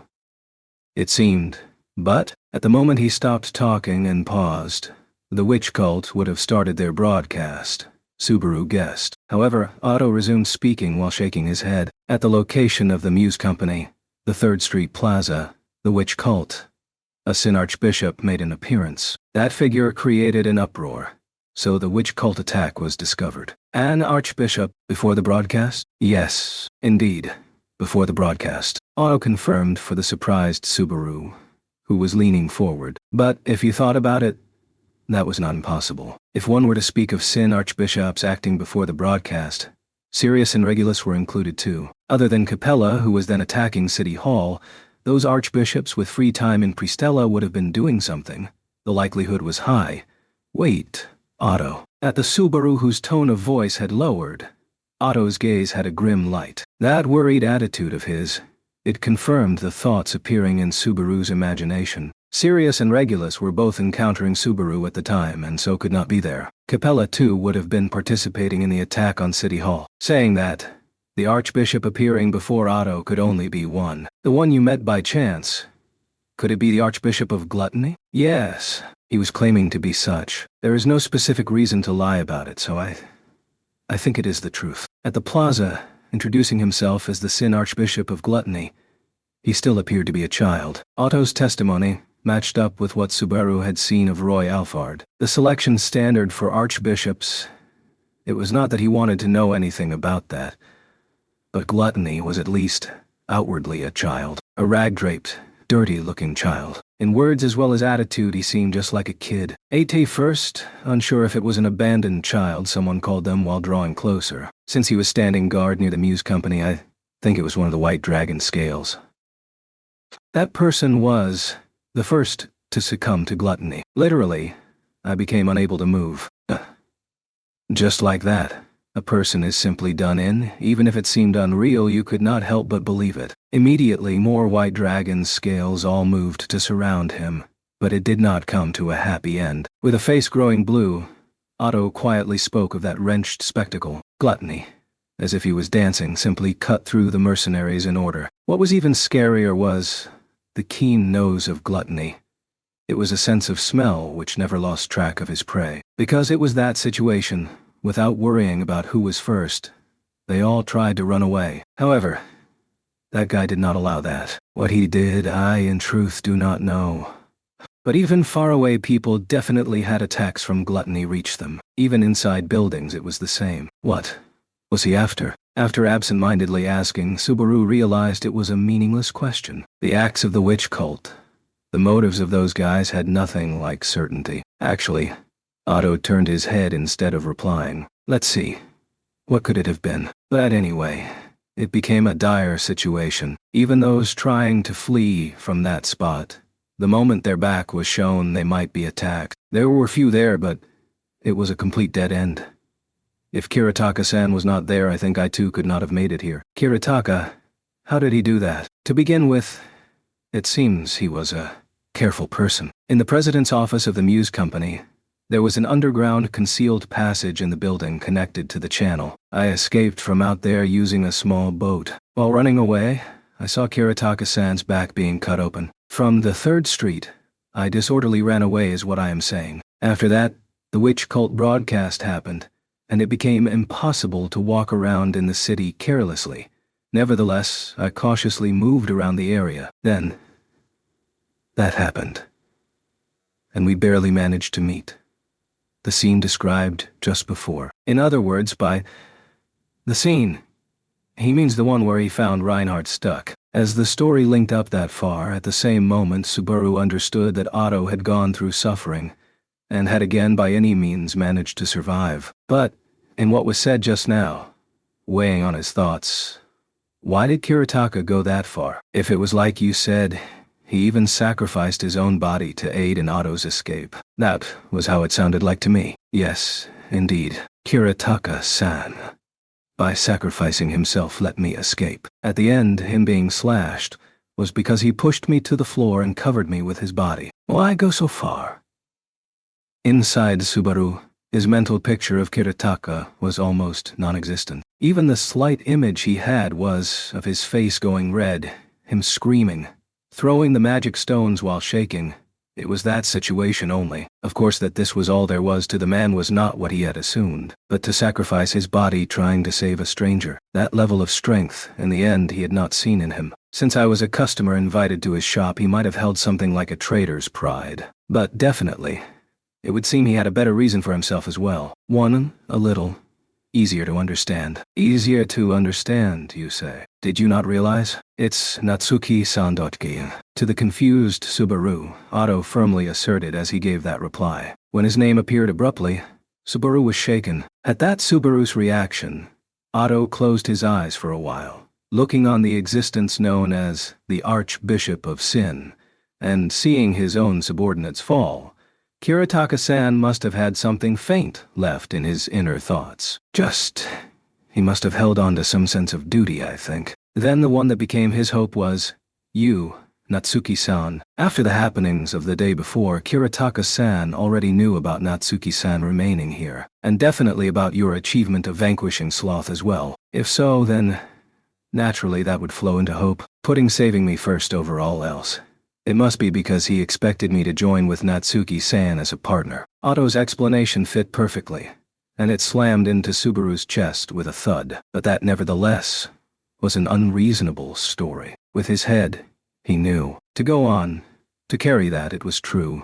He had decided that already. But, is it that again? Was everyone expecting that from Subaru? Just a small, hopeless, and useless person.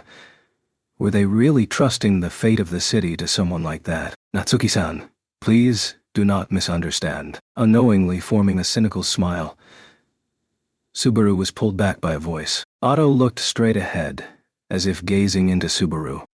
He spoke to that stiffening Subaru's expression while shrugging.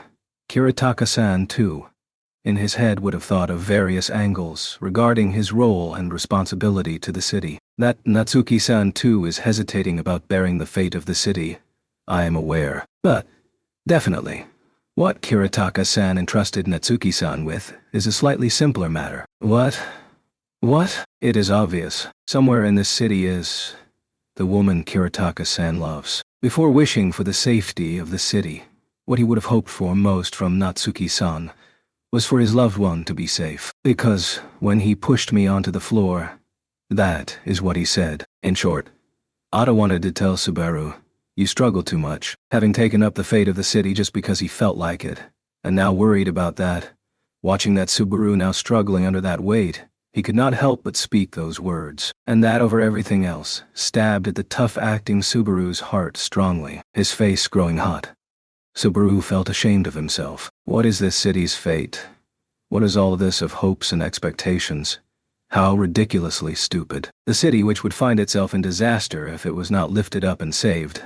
That was just what he was seeing. A something, which if Subaru failed to protect then it wouldn't do. It was not like those outwardly obvious and hard words. Making up the city was a person. A single person. Just one.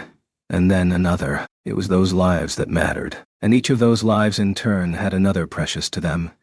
And it was just a matter of saving those connections. To think of it not as bearing a single large entity, but instead as lifting many small parts of the whole on your back, does that ease your feelings a bit? Otto's assistant power was just too high.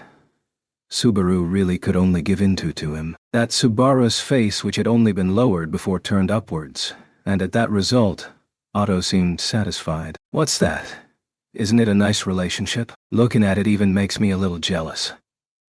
Sensing a pause in their chat, Anastasia threw out a joke like that, sitting around, having almost gazed face to face as they talked. Subaru and Otto there reflected on themselves, and then gazing again at all of them. Anastasia tilted her head. Even saying so based on what you said, the Muse company is finished. We cannot know for sure. That is the truth. I only saw up to Kiritaka-san being slashed, but whether that wound was life-threatening, that gluttony's motives, is thinking about it a waste of time? To me, no matter what, the idea that he caused that disturbance for no reason is unthinkable. The one who had spoken was Julius, making a disgusted face. That assertive tone of voice stuck in one's mind. Don't just get weird like that. Is there some piece of evidence for that? No. That there is some clear basis for it, I cannot claim. It is merely my impression from crossing swords with him at City Hall. That one, to write him off merely as a simple hedonist is mistaken, I believe. In that, Subaru was also in agreement. He was not simply a hedonist, he was a malicious hedonist. But that impression, was it not a different answer than what Julius was assuming? According to the broadcast, wasn't Gluttony's request about an artificial spirit? Maybe. There's a chance he had gone to find it, if it is indeed a possibility. However, the more pressing question is, first, should we not suspect whether the being known as an artificial spirit even exists? Truly, is there even such a thing? While Subaru was keeping his mouth shut, Reinhard joined in. His question, many others that had heard the broadcast's demands must have had as well. The answer to it, in this place only Subaru and Anastasia knew. Without meaning to, Subaru peeked at Anastasia's face, but her expression was unchanged. As expected of her experience. She had no intention of being discovered. Is that what she was saying? Sorry. Just one thing. In front of Subaru, who was wavering in his judgment, Otto was again requesting attention. That guy, with a touch of anxiety held in his face, let out a sigh mixed with resignation. And, on the matter of the artificial spirit, it is also difficult for me to know. But regarding another request, about the Book of Wisdom from the contents of Ralph's, cutting off his words there. After a moment of hesitation, Otto spoke. Otto. I'm sorry. The one who brought it to the city was me. Chapter 44.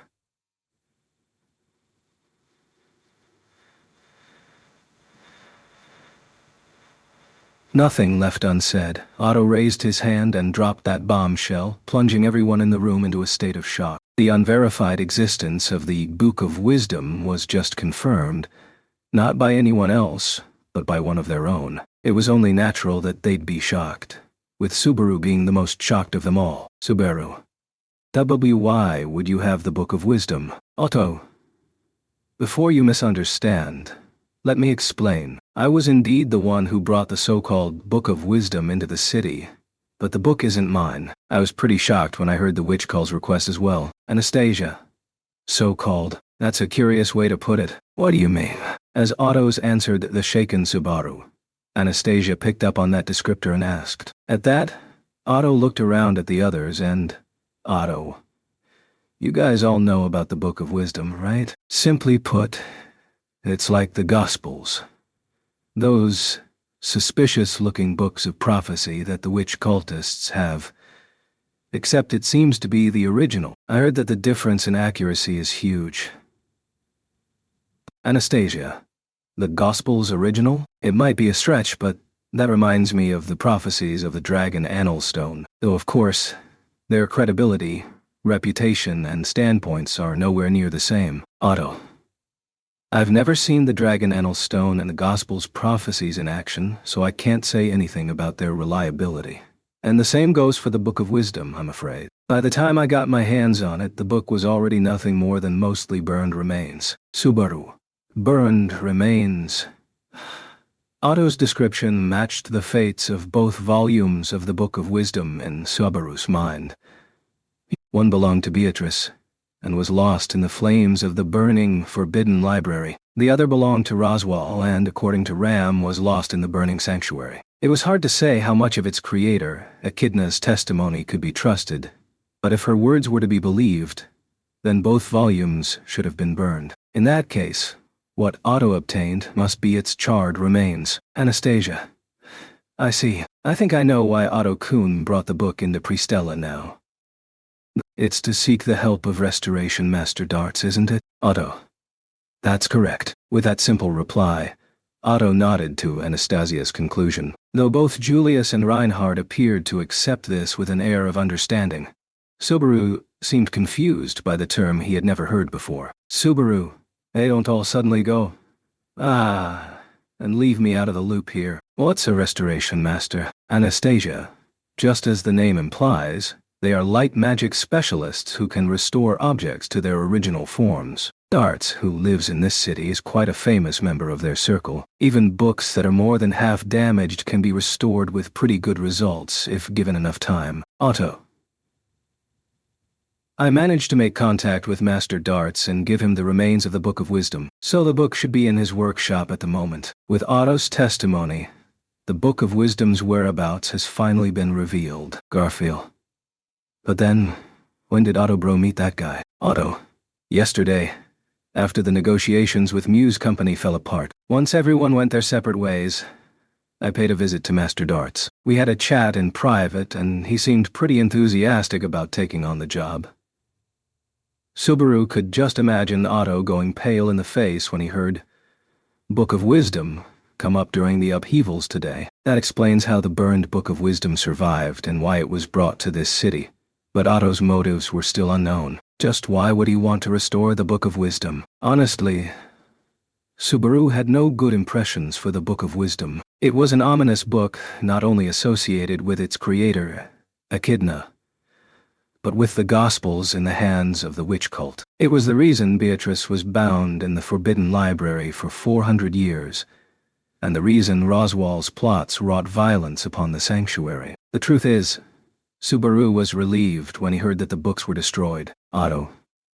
I won't go into the details of how I acquired it or why it's here to be restored. I only intended to clarify the Book of Wisdom's existence and its current location. Anything beyond that is an internal matter within our faction. Julius. But now we have the witch cult listing the Book of Wisdom as one of their demands. Whose responsibility do you think that is? Otto. I don't think anything the witch cult does can be blamed on anyone other than the witch cult. But if you insist on it, I'll have to make some unfriendly remarks of my own. Otto stood his ground in front of Julius' protests, and, seeing Otto turn his gaze to Anastasia, Julius quickly shook his head. Julius, my apologies. I said something useless just now. Naturally, I have no intention of laying the blame on you. The witch cult's crimes will be properly repaid when we exact punishment upon them. Otto. Agreed. Otto nodded to Julius' determined words while stealing a glance at Subaru. But, seeing that secret gaze, Subaru couldn't say a word. What was Otto thinking? Even if Subaru had no intention of suspecting him, he still had no idea what he was up to. Seeing Subaru like this, Otto quietly moved his lips. Let's talk later. The message got through. He'll explain everything then. In that case, they better put the matter on hold for now. Reinhard, now that the Book of Wisdom's existence has been confirmed, we can't be so sure that the part about artificial spirits is just delusional ramblings. With that settled, Reinhard started off with the new topic, though it was only going with the flow of things.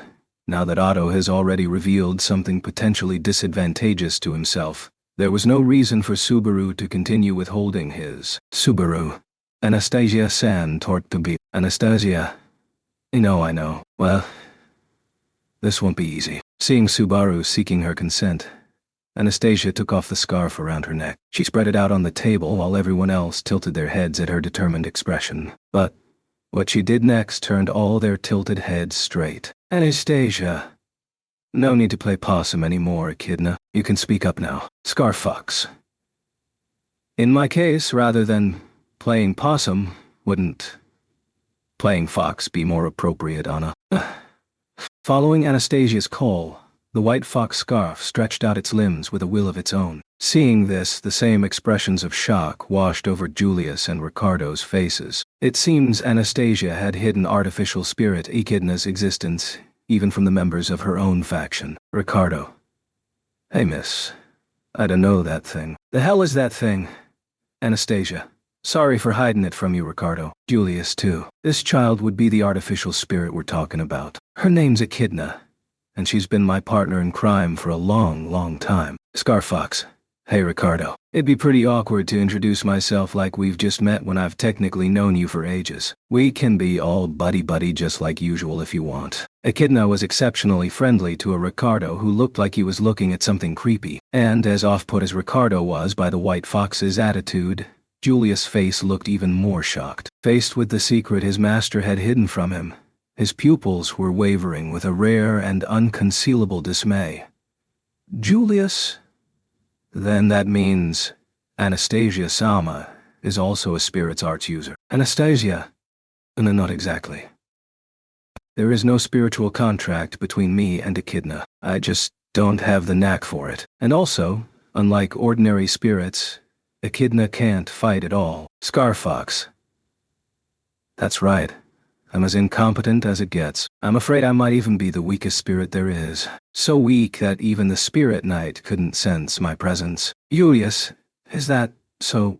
No, but then Julius' suspicions were dismissed by Anastasia and Echidna in turn. But rather than being assured, he turned his gaze toward Subaru, who was standing at the sidelines. There was a certain sharpness in the yellow gaze he directed at Subaru. Julius, why does Subaru look like he already knows? When I, as your knight, didn't know, how could he?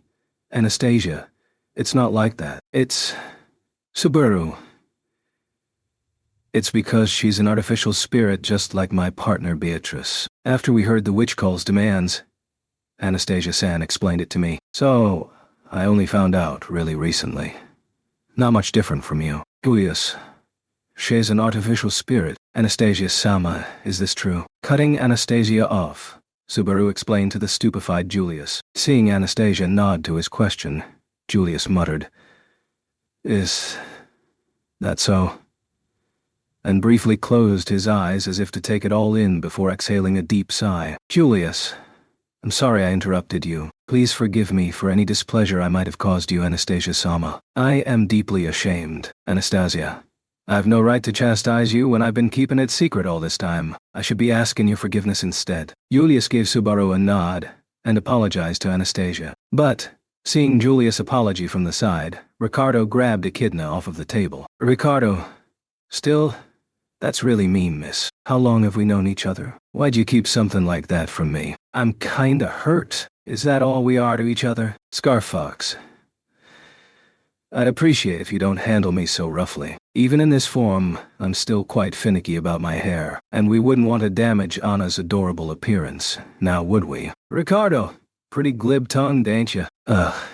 Never mind. I'll let it go this time. After pulling and squishing it to his heart's content, Ricardo seemed satisfied, and let the white fox go. Landing on the table, the white fox quickly scuttled over to Anastasia, wrapped around her neck, and became inanimate once more. Having resided there for long, it was impressive how quickly it could return to its lifeless state. Anastasia.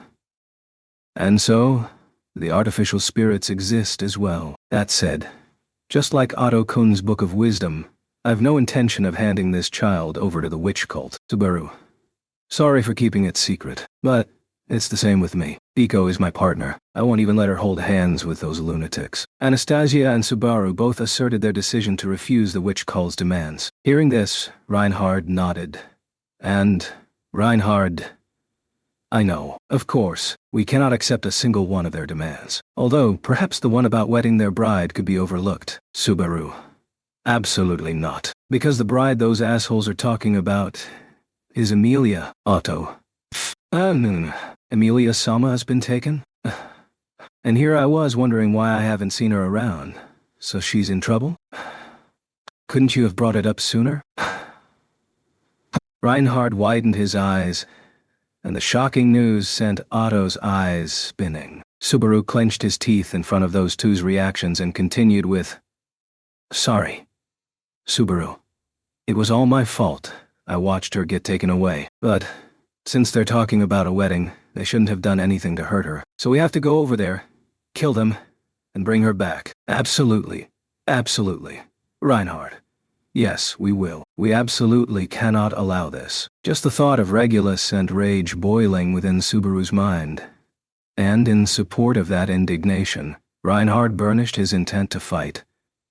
It was an aura so dependable that it was terrifying. Without a doubt, his presence was tremendously reassuring. And, at this thought, Subaru turned his gaze to the corner of the room, toward the man who had stayed out of the conversation thus far. Sitting there, leaning against the wall, his expression was hidden behind his helmet. Subaru. Hey Al, you should join the conversation too. You haven't said a word since the end of the speech. Our most lethal weapon got held up all because of that guy you brought. You better do something to make up for that, you know. Walking over, Subaru called to the downcast Al. And, sighing at the lack of a reaction, Subaru brought up Reinhard's father, Heinkel. Heinkel had taken Feld hostage and effectively pinned Reinhard in place. This clear-cut betrayal by turning a weapon on a royal selection candidate was not only a crime of lèse-majesté, but fell nothing short of treason. Normally, there's no way an offender could escape the death sentence after committing such a heinous crime, but just how will Reinhard handle this? At least, Subaru couldn't glean it from the side of Reinhard's face. Al, I'm sorry, but I'm out. Subaru. Perhaps distracted with his thoughts on Reinhard, Subaru didn't react until Al had already stood up. Taking his back off of the wall, Al looked like he was about to walk right past Subaru. Realizing this, Subaru quickly grabbed Al's shoulder, turning him around. Subaru. Wait, you're out? What are you talking about? We need every fighter we can get right now. And you want to leave us? What are you, crazy? Al. Crazy or whatever. You'd be crazy to count me as a fighter to begin with. Any random guy you pull from the shelters who's been in a fight'll be better than me. So, it doesn't matter if I go. Subaru. The hell is that? Don't give me that moody bullshit. What's going on all of a sudden? If you got something to say, say it. Al. You're the only person I don't want to hear that from, bro. Shaking off Subaru's arm, Al's penetrating glare pierced into Subaru from inside his helmet. That indiscernible gaze and uncharacteristic tone sent a chill crawling up Subaru's back. It was unlike hostility or murderous intent, but a fiery emotion all the same. Subaru felt as if he had seen that inexplicable emotion from somewhere before, but he couldn't remember where or what it was. And he went without understanding as they continued their standoff when... My inspiration is flashing. Listen if you please. Your gaze makes heat swell in my chest. Subaru. Shut up.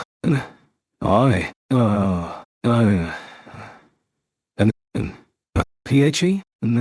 Subaru reflexively lashed back at the happy-go-lucky voice that came out of nowhere. The target jumped at that shout and tumbled flamboyantly over the table behind her. Rolling around, moaning and wailing, it was a girl with auburn skin. Subaru, you're a... Liliana? Liliana.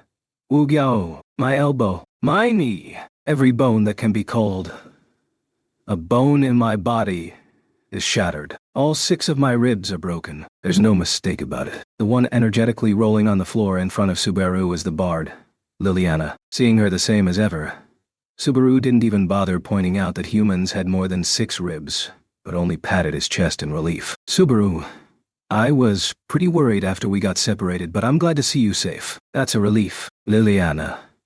Safe? Antikan. Jesus. Can't you see I'm on the verge of death here? Ugh. How can you pat your chest in relief in front of a damsel in distress? What kind of sick humor is that?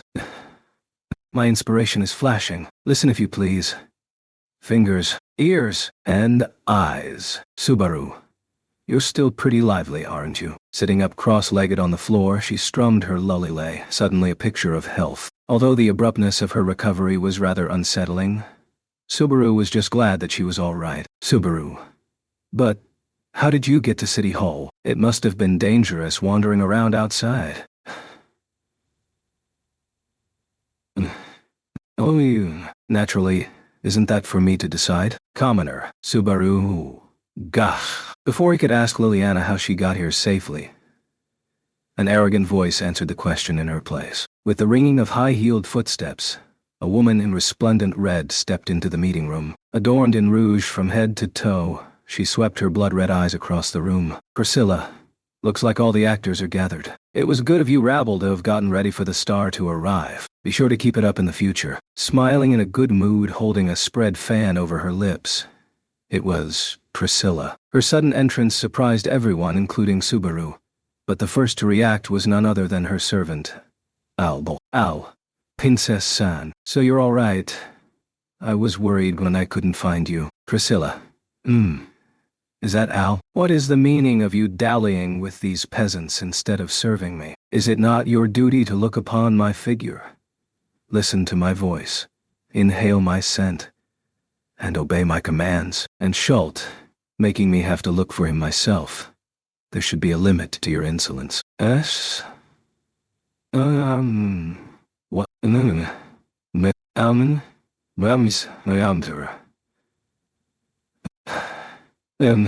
Please forgive me, Priscilla Sama.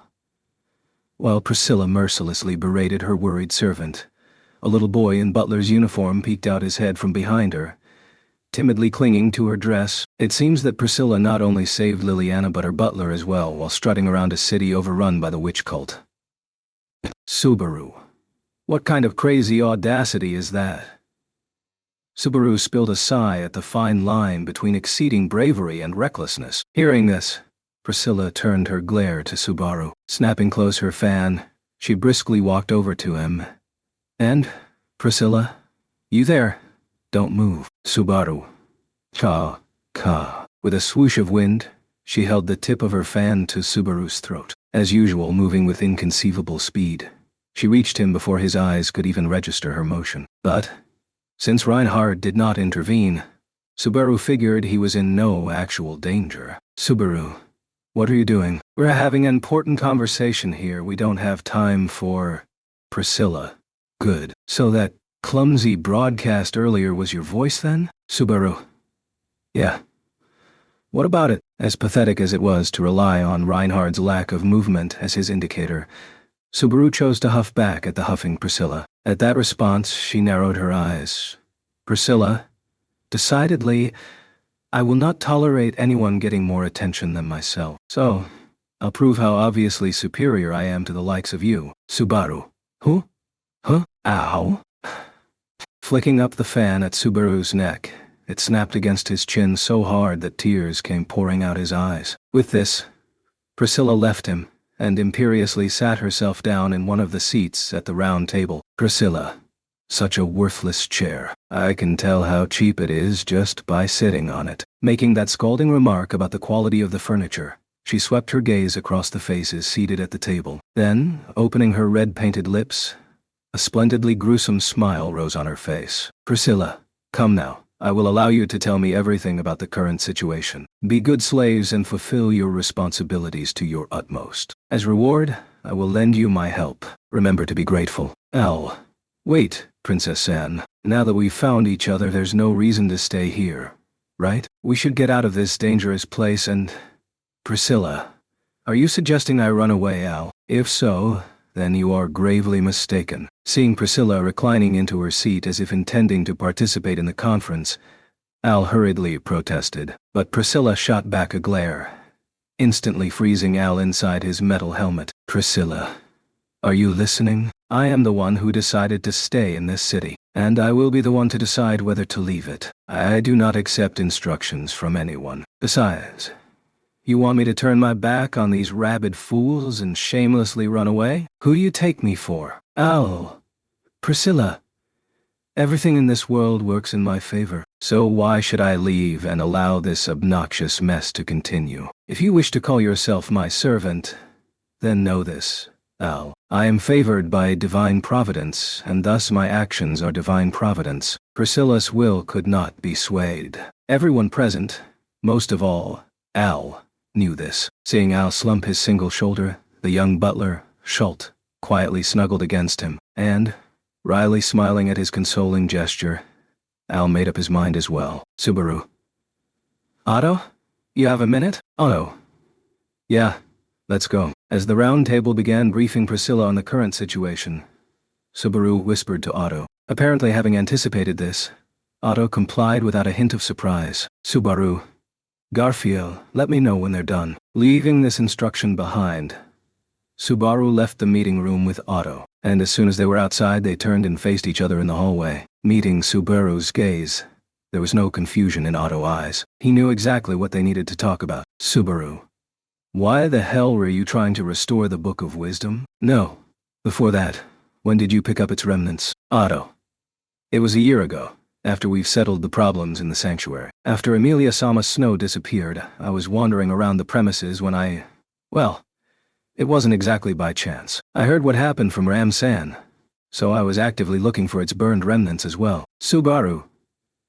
So then, the one you found was Roswell's Book of Wisdom? Otto.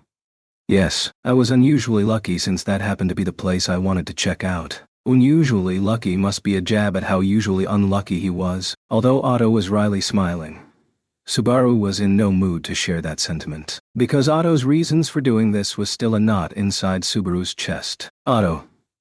Tell me honestly, Natsuki-san, what do you think of Margrave Mathers? Subaru? Roswell? As Subaru sank into silence, Otto posed him this question. It sounded both somewhat relevant to the topic at hand, and yet not relevant at all. For a moment Subaru pondered on the question. Subaru, well, I think we definitely can't let down our guard about that guy. Not after everything that happened a year ago. But since that guy's goals are clear now, and assuming they haven't changed, I don't see him as an immediate threat. In fact, now that we understand each other, I kind of feel like an accomplice. Otto. I don't trust Margrave Mathers at all, Otto declared, pointing out how naive Subaru's thinking was. Hearing this, Subaru widened his eyes at the sharpness of that statement. Otto. You mentioned what happened a year ago. Yes, that's true. But he has been plotting long before what happened in the sanctuary. You and Emilia-sama seem to be awfully forgiving about that. Subaru. It's not that we forgave him. Everything the guy does makes me want to scream. What the hell? And I'm still super pissed off. But the fact is, we need that guy's help. So there's not much we can do, and Emilia has the same considerations. Otto. That's called being forgiving. Though I'm not saying that's a bad thing. Otto shot an impatient gaze at Subaru, conveying his sense of urgency. In other words, Otto was telling him that he wasn't nearly wary enough. Of course, Subaru knew that it was something he had to keep eye on, but Otto, it's fine. The way you're approaching it is fine. There's no need to change that, since I'll be seeing to the necessary precautions. Subaru? Precautions? Otto. As the internal minister, I've had plenty of opportunities to interact with Margrave Mathers. From what I've seen over the past year, I didn't notice any signs of scheming or strange behaviors. But that's not to say he couldn't have already laid his plans before that. He could easily have put some sort of delayed activation in place. Subaru. Subaru closed his mouth. Otto's wariness and concerns got through. He had every reason to distrust Roswell. It was just the natural consequence of that man's actions, be it good or bad. Though in this case, mostly bad. Otto. If he follows the Book of Wisdom's every word, and believes that it foretells the future, then one look inside the book will let us know everything that he is planning. That way we can take the necessary measures to guard against any betrayals in the future. Subaru. You mean you want to restore that book because you don't trust Roswell? Otto. Quite the opposite. It's precisely because I don't want to distrust my allies that I want to make sure. At least, I want to know for sure that nothing unfortunate is going to happen. So I kept the Book of Wisdom in hopes of restoring it. I didn't consult you before doing this. Sorry about that. With this apology, Otto lowered his head. But, in front of him, Subaru couldn't say a word. He did not feel like he had the right. Otto's concerns and the actions he took to resolve them.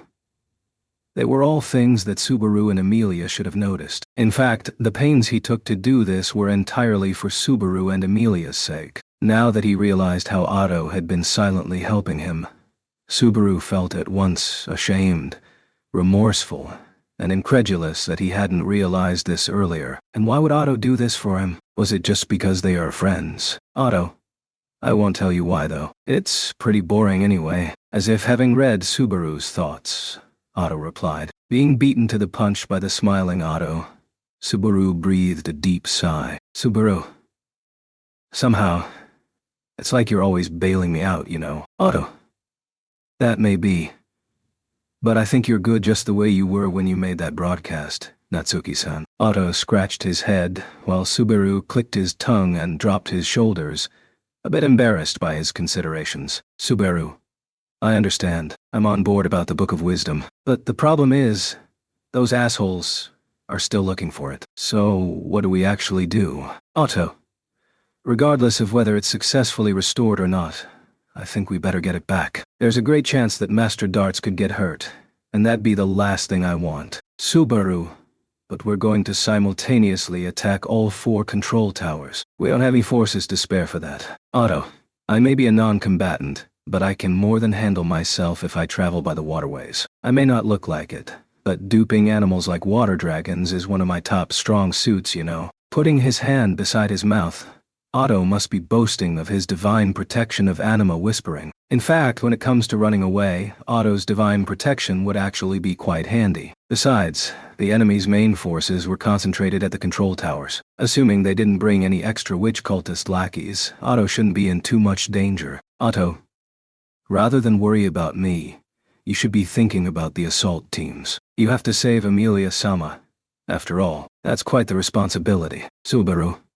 Understood. I'll take that greedy asshole's head myself. That white-haired monster who took Amelia flashed across his mind. That, and the fact that he was a Sin Archbishop, meant that he was an enemy that must be defeated. Otto.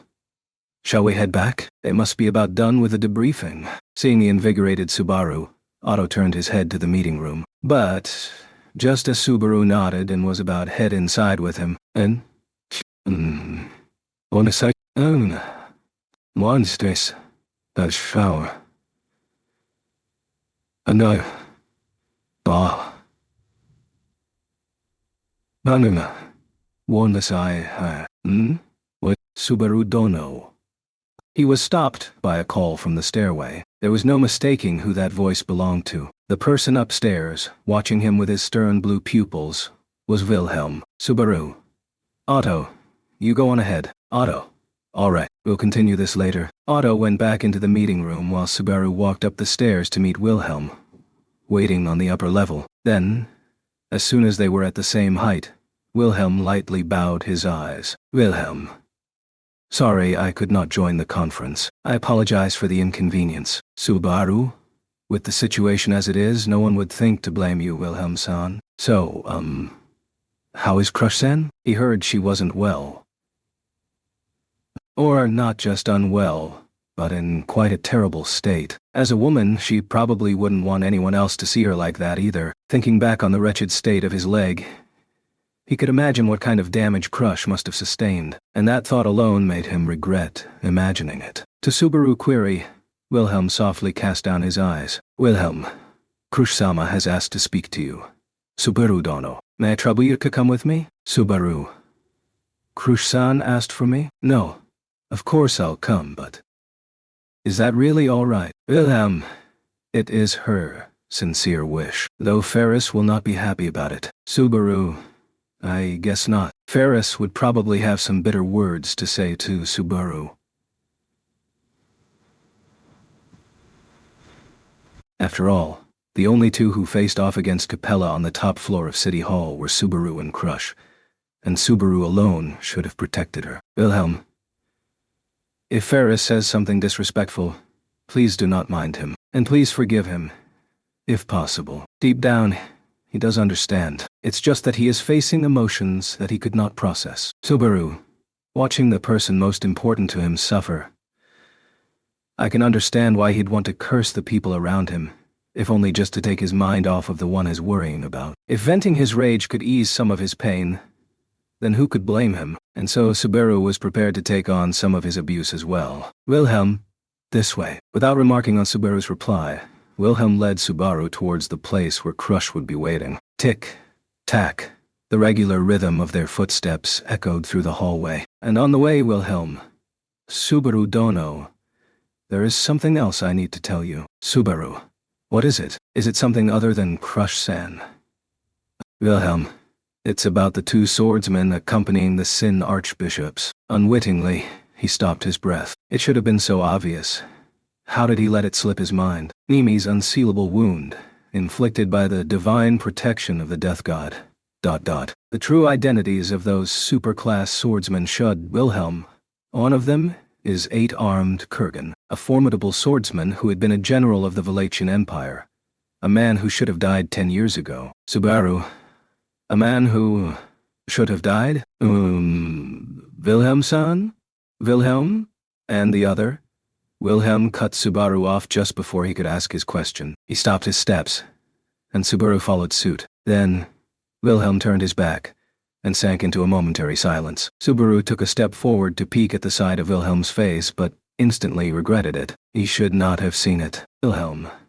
The other is the previous generation sword saint, Theresia van Astria. My wife, who should have died in battle against the White Whale 15 years ago. Subaru.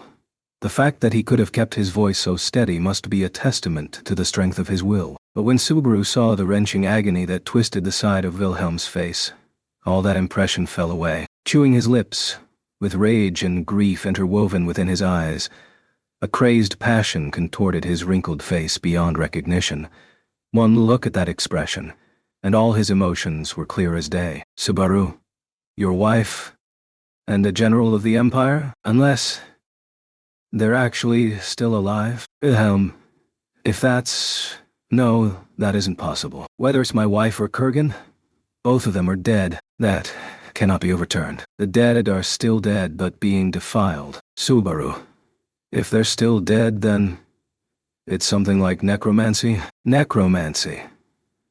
Magic that manipulates the dead is quite common in fictional universes. Of course, as far as fiction is concerned, magic that can return the dead to life is quite common as well, although nothing so convenient exists in this world. This was something Subaru had painfully come to understand in the year and several months he had spent here. Wilhelm, magic that manipulate the dead are forbidden, though I do know of someone who once used it. In the demi-human wars, the civil war in Lugunica between humans and demi-humans decades ago, she was one of the 3 enemies of the kingdom fighting on the demi-human side. Subaru. 3 enemies of the kingdom. Wilhelm. The demi-human hero, Libra Fermi, the great strategist, Valga Cromwell, and, after pausing for a moment, Wilhelm, the witch, Sphinx, the abominable existence who, without batting an eye, ruthlessly spilled the blood of human and demi-human alike. The only witch besides Satella whose name remains in the history of the kingdom. Chapter 45. An inescapable curse as Wilhelm spoke the name of a witch he had never heard of before. Subaru shuddered. He only knew about witches aside from Satella from having met the 6 witches of sin in Echidna's tomb. That witches other than those somehow existed was devastating news. Subaru. Then, Wilhelm-san, if that Sphinx witch is involved with this raid by the witch cult, are you saying, other than the archbishops, there's another witch too? If so, the main enemies numbered 4 archbishops and 2 warriors. Adding to that, a witch joined to their forces made the already difficult power cost for the task become a desperate matter. At Subaru's concerns, Wilhelm, while raising his hand, Wilhelm, pardon me, my wording was unclear. The existence of the witch known as Sphinx perished in the demi-human war. That one could not have been involved in this raid. Subaru, the witch's dead? Is there no mistake? Pretending to be dead, and even after really dying having lots of freedom is the impression I have of witches. Satella was like that. Whenever Subaru violated the taboo, it would draw her out. And in the Citadel of Dreams enjoying her afterlife, Echidna was the same. Even hearing they were dead guaranteed nothing at all. That was a witch. Wilhelm. What impression Subaru Dono has of witches, I am unaware. But Sphinx is only named a witch. It is merely an existence which was called that. The fact is, the forces of the kingdom referred to it as such, but the concerned party never called itself the same. Subaru? Calling them a concerned party? Did Wilhelm-san ever meet them directly? Wilhelm. There were many times during the Civil War. For the end of the demi-human war, the deciding moment may even have been the beheading of the Sphinx. Roswell, Bordeaux, and his wife were leading figures of that time. Roswell? Nay, Leveseo Waraseo Miram. Afam. I'll. Unto all. An unexpected name popping up caused Subaru to open his eyes wide. At that reaction from Subaru, Wilhelm slightly lowered his head for a moment and became immersed in thought. Wilhelm. I knew the Roswell Dono of 2 generations ago. Oh, back then I wasn't too friendly. She took care of me. Subaru. 2 generations ago. Ah, is that case? Then the name Roswell is inherited from generation to generation. Wilhelm. Unfortunately, she passed away soon afterward, and after that, I grew distant from them. The current Lord Mathers is only a passing acquaintance, but this is all superfluous talk. He was now lending an ear to tales of surprising relationships, but the original topic was definitely not about that. Subaru nodded his head, and then Wilhelm with, and so, continued his tale. Wilhelm, not the Sphinx, but somehow a being using a spell that acts similarly, is my thought. The method of controlling the dead was at the time called cases of corpse soldiers. Subaru. Corpse soldiers. That. Does it have anything like weaknesses? Wilhelm. From what I know, the corpse soldier is limited to a technique for moving the body. It is not such that it can bring back abilities possessed in life. It merely shames the dead while keeping the appearance, and actually reflects the skills of the culprit instead. Subaru. But the 8 arms and... that. He was at a loss for words. The one turned into a corpse soldier whose very death was being profaned was Wilhelm's wife. Nevertheless, at Wilhelm, who had accepted it, Subaru was speaking of it like he was hesitating. Wilhelm made a bitter face at Subaru's reluctance. Wilhelm, I thank you for your concern, but it is necessary. My wife and Kurgan's skills are close to how they were in life. It simply exceeds the power corpse soldier can pull out. Subaru. Then...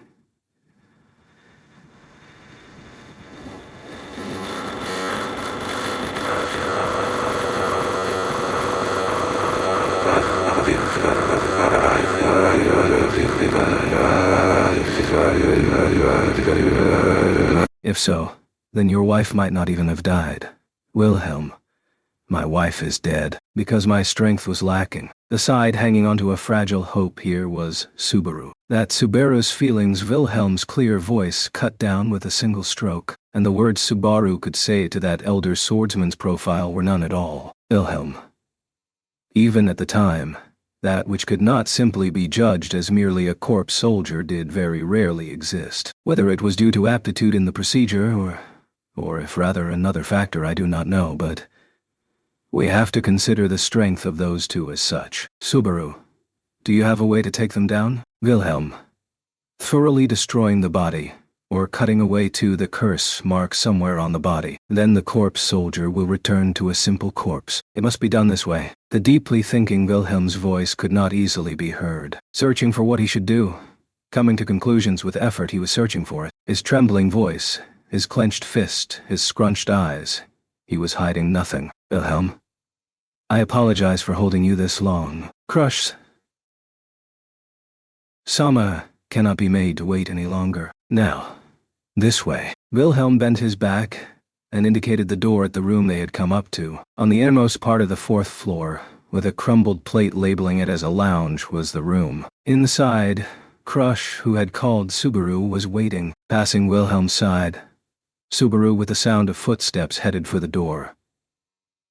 Definitely, the distance to the door felt awfully long. The soles of his shoes stuck to the floor and interfered with Subaru's progress.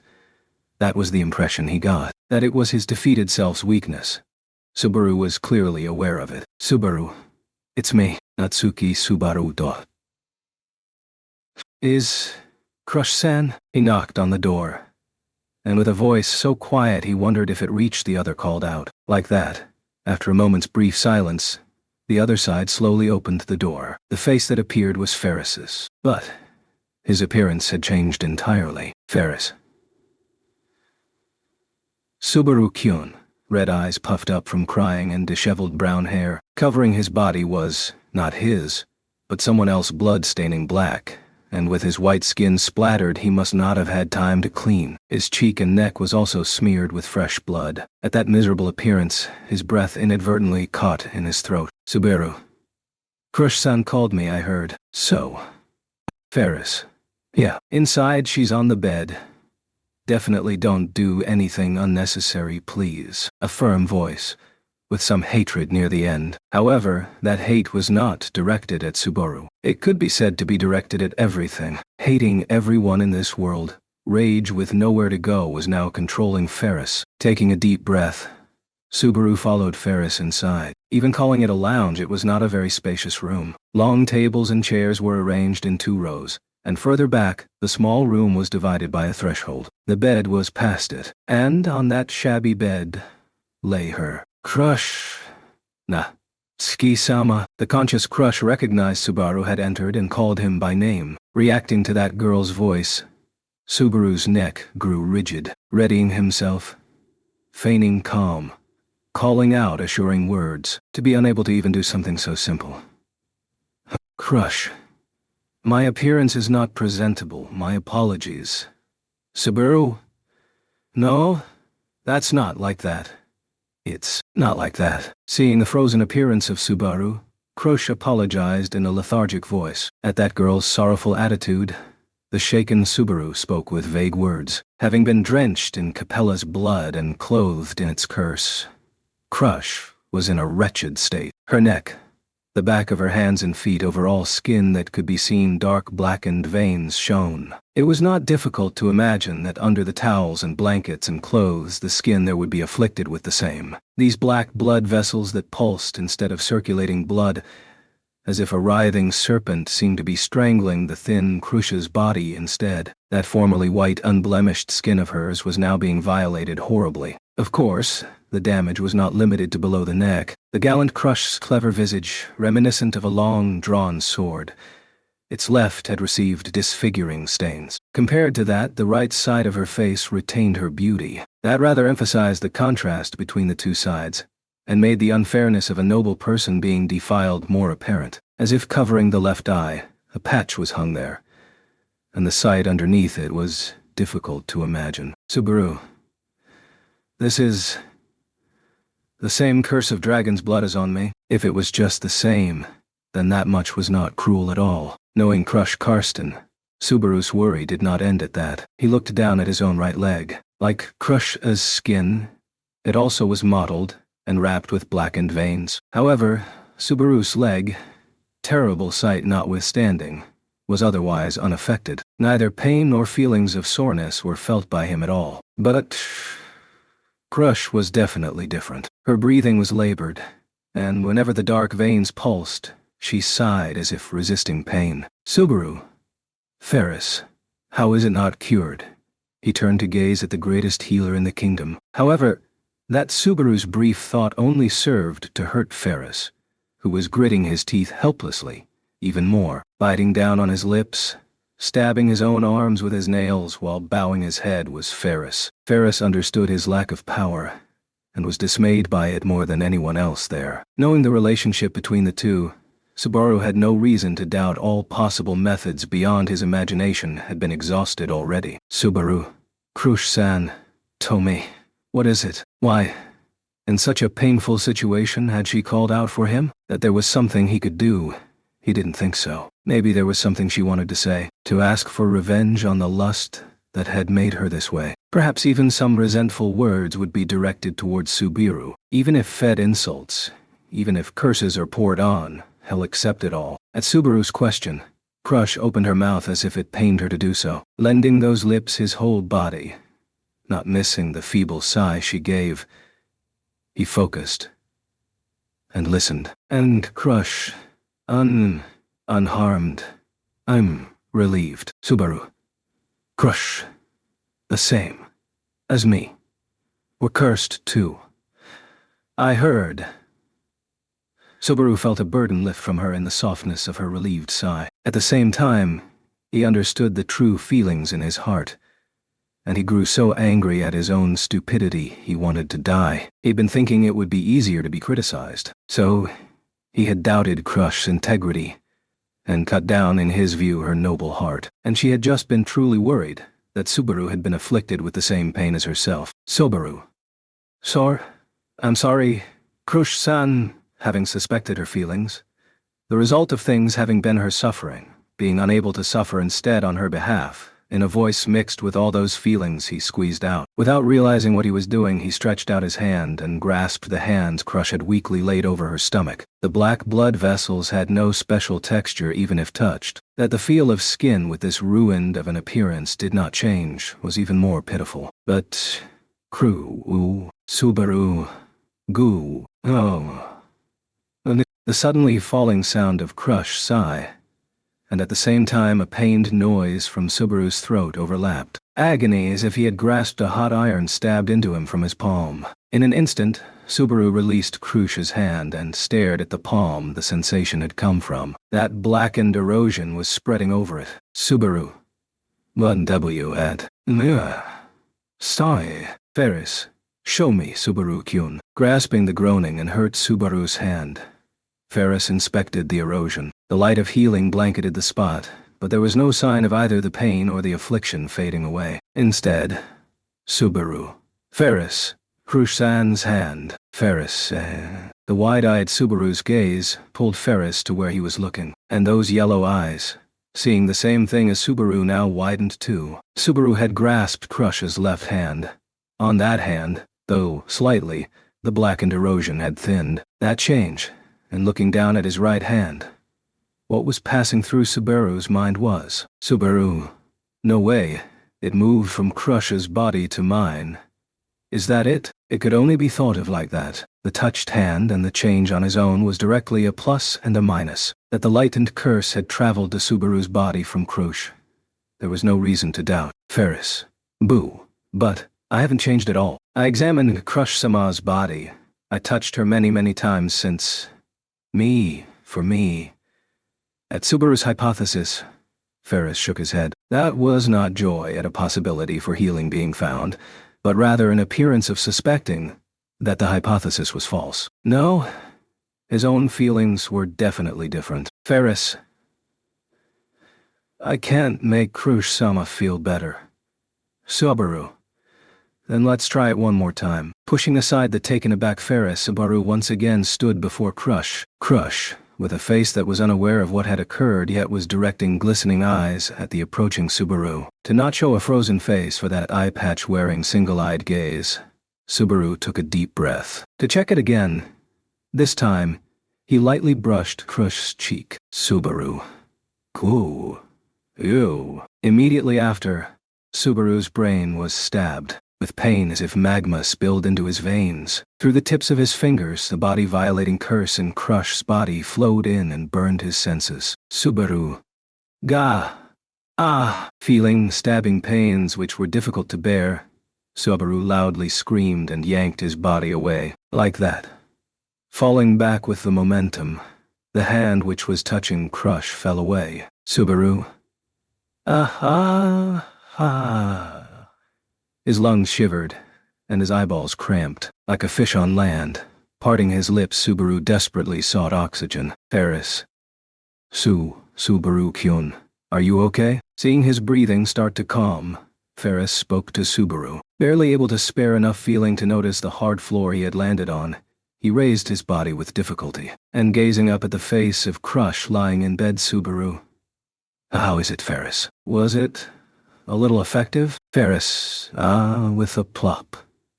Ferris, who had confirmed Crush's condition, sat back down again. He too would have seen with his own eyes. The cheek which was eroded by the curse was, from that curse, relieved a little bit. If such treatment was possible, then saving Crush was also. Crush. You can't, Natsuki-sama. To try once more, Subaru rose. However, it was none other than Crush herself that stopped him. Not understanding the meaning of her words, Subaru asked, Subaru, did you not notice? Your hand is... Crush. Hand? Hearing this, she looked down at her right hand, and it was then that she finally realized the change that had occurred. Just like the right leg, blackened veins spread over the skin. That much was fine. If it was that much, his resolve to take on Crush's curse would not be shaken. But there was definitely something strange here. Compared to the erosion which had been taken from Crush, the extent was much greater. The erosion on her body, the darkened parts of her left hand and cheek had grown a shade lighter due to Subaru's touch. However, Subaru, who had taken it up onto his right arm from the elbow down to the back of the skin, had been completely covered by the blackened erosion. The degree of it was definitely not comparable at all. The ratio the curse was transferred at was not 1-to-1. It was more on the level of 10-to-1. Subaru. No, even then. Whether that was cause to hesitate was another matter. There was pain in the moment of transfer, but once it had been accepted onto the body, there was no sign yet that the curse would actually hurt Subaru. Compared to Crush's constant hellish suffering, what Subaru received was but for a moment. There, between man or woman, which side should bear the burden of its torture, there wasn't even any need to consider it. Whether it was his right leg or right hand blackening, if it was for the sake of saving Crush, it didn't matter. Crush. Natsuki-sama, that cannot be. I am unable to accept those feelings. Subaru, don't be silly. It only stings a little, so it's fine. Compared to getting a tattoo while showing off and regretting it later, let's think about it as dirtying a body that was like that in the first place. I can take away the pain too. It's strange, but it doesn't give me any trouble. So, Crush, can you guarantee that will be true in the future? It could be that both Natsuki-sama and I become unable to fight. In this current situation, that would be a fatal blow. Worrying more for the city and the people than her own body. That was Crush's judgment. It was logically sound, but not everything should be pressed forward with just that. Crush. Ferris. Please, stop, Natsuki-sama. Ferris, I am. Crush. Please. Because Natsuki-sama is now one who is needed by others than just myself. Ferris, if Subaru-kyun resolved to help, see Crush-sama's suffering. The hesitating judgment of Ferris was one which kept Crush first, that nobody could blame him for. None of those present was in the wrong, after all. The notion that whatever is not wrong is right was mistaken. Crush, you must not be overwhelmed by the emotions of a single moment. Natsuki-sama, I ask of you. Subaru, Crush-san, even then I am. Crush, didn't you say so before? What's left? Leave it all to me. Subaru, Crush's pleading eyes took hold of Subaru and would not let go. Had those reliable words come from his mouth? Hearing that, for Crush to say all that, was she telling him to? Crush, please say that to me as well. Subaru, Crush, all that's left, to leave it all to me. Ain smile was awaiting Subaru's words, swallowing his breath and shifting his tongue in his dry mouth. Subaru quietly closed his eyes, without thinking of the future, only immersed in what was in front of him. He was making her say things that didn't need to be said, so at least. Subaru. Crush-san, calmly rest here, please. Crush. Natsuki-sama. Subaru. Because everything that's left you can leave it all to me. Crush. Yes. If it was just filling the needed role and saying the desired words, then it just had to be done. Hearing Subaru's reply, Crush took a deep breath and seemed to relax, her eyelids weakly blinking shut. Not a moment after proved that, up until now, By any means possible, she had been holding on to attentiveness. At that moment, breathing a quiet sigh, Crush once more began her time of battling with the effects of the curse. Subaru. Sorry, Ferris, but I have to go now. Ferris. What should I? Is it all right? Draping a towel like a blanket over Crush and standing up, Subaru heard a small voice as he was leaving. It was the first time Subaru had seen Ferris showing weakness. In his innermost thoughts, what he wanted now was to remain at Crush's side. But in the current situation, Ferris' ability would not allow for such a thing. Subaru. I need your strength. I'm not saying to leave City Hall, but if something happens, I'll let them know to evacuate the wounded here. So, I'll leave that to you. Ferris. The one I wanted to save most. And I can't help them. Subaru. Ferris. Sorry, I said something silly. Just give me a moment, please. While looking away, Ferris sat down on a chair next to the bed. Subaru finally lightly patted his shoulder and stepped out of the lounge. Unchanged from when he had entered, Wilhelm remained waiting in the hallway. Wilhelm. Thank you very much for considering Crush-sama's feelings. Towards the returning Subaru, Wilhelm said this. Did what happened within leak out outside? Or perhaps Subaru's expression was just easy to read. Subaru. It isn't some noble tale like I considered her feelings. Since it's more a story of how I was encouraged. My body, what's up with it anyway? Taking on Crush's curse, and its effect being weakened against him in the first place. Going back even further, the so-called witch factor, and return by death. All of it was really vague. One day, would he get to see their reasons and their end? Subaru. Crush-san will leave it to Ferris. When everything is solved, I'm thinking of trying what I did before once more. Wilhelm, is that right arm all right? Subaru. At first glance it's a bit iffy. If I wore long sleeves and wore gloves it might be ok, for the sake of rescuing a pretty girl. Just one scar that doesn't fade away isn't any trouble at all, even though he had some aversion to it. That was Subaru's true feelings. If there wasn't any other solution, then taking on Crush's curse fully was also fine. Even if his body became pitch black because of it. Emilia, Rem, and Beatrice. He would have to beg forgiveness from all of them. Subaru. But that's all talk for after we pass this hurdle and live. Wilhelm-san, let's head down. They're probably talking about the plan to retake the control towers right now. Probably all the top-class powers that this side could muster would already be gathered there. What followed after would depend on the cooperation and abilities of the Archbishops of Sin, as well as the timing and execution of the plan of attack. From the deadline imposed by the witch cult, only 6 hours were left. Wilhelm, Subaru Dono, regarding that matter I have a request. Subaru. A request? Wilhelm's words stopped Subaru as he headed for the stairs. The elder swordsman nodded his head with the lobby door behind his back, showing concern in his eyes for his mistress within. Wilhelm, if it is possible, please recommend for me the task of subjugating lust. Since I understand well its powers of mutation and super-regeneration, I will request this of you. Subaru. Is that revenge for Crush-san? Wilhelm.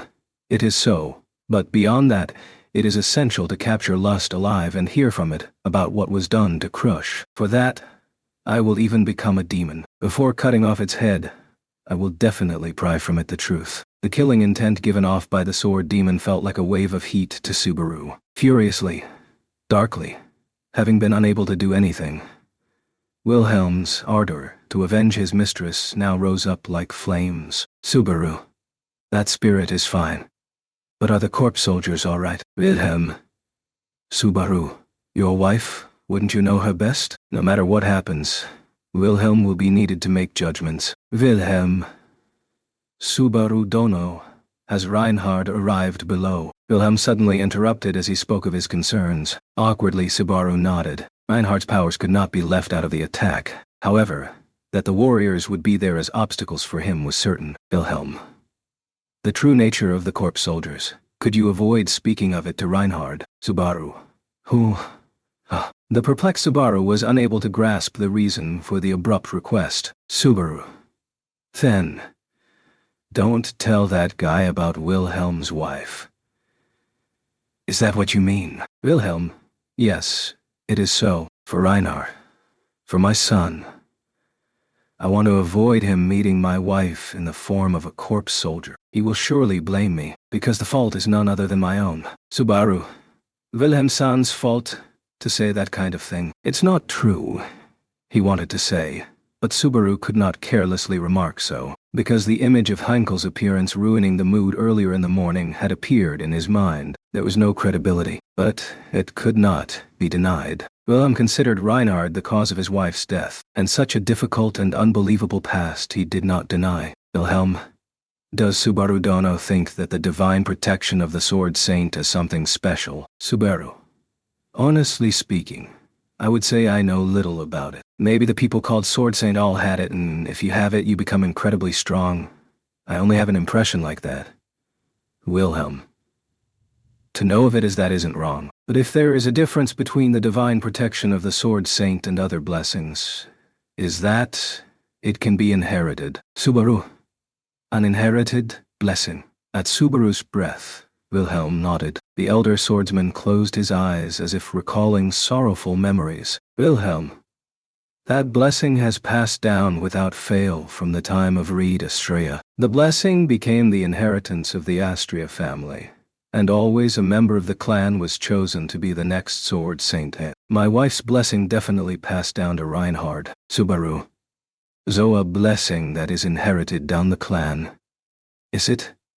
Is that so? And when your wife passed away, the blessing transferred to Reinhard. While understanding that too, something caught in Subaru's head as he was growing convinced. After the Sword Saint was slain by the White Whale, the line of succession led to Reinhard. It was a sad past, but one that could also be described a proper passing on. That flow did not fit at all with what had been said in the argument between Astreas this morning. Wilhelm's heartbreak, Heinkel's mockery, Reinhard's silence was interfering with the idea of a proper succession. And the answer is, Wilhelm. It was at the time of the White Whale subjugation. Subaru. Wilhelm. San. Wilhelm. Reinhard received the blessing while my wife was in the middle of the expedition against the White Whale. During that conflict, my wife, abandoned by the sword, could only take on the battle as an ordinary woman. That was the truth of the Astrea family division. In the midst of the battle to subjugate the White Whale, the blessing had suddenly passed down during the fighting. And, on the battlefield, the result was that only the now former Sword Saint remained, now left a predecessor and an ordinary person, to defend many other soldiers she had still fought with the witch beast, and they had lost contact with her. Wilhelm. The one that took away the sword from my wife was none other than me, overruling my wife who was loved by the sword, forcing her to cast it aside, and turning her into an ordinary woman. It was none other than myself. That was what called forth the death of my wife. Subaru. Wilhelm. The sword that my wife betrayed did not forgive her, and so her blessing was taken away on the battlefield. She could rely only on a single blade. I think of how she must have felt then.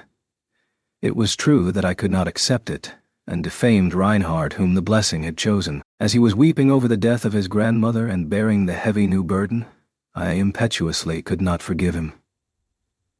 I regret that now. Last night, the regret that Wilhelm had revealed to Subaru.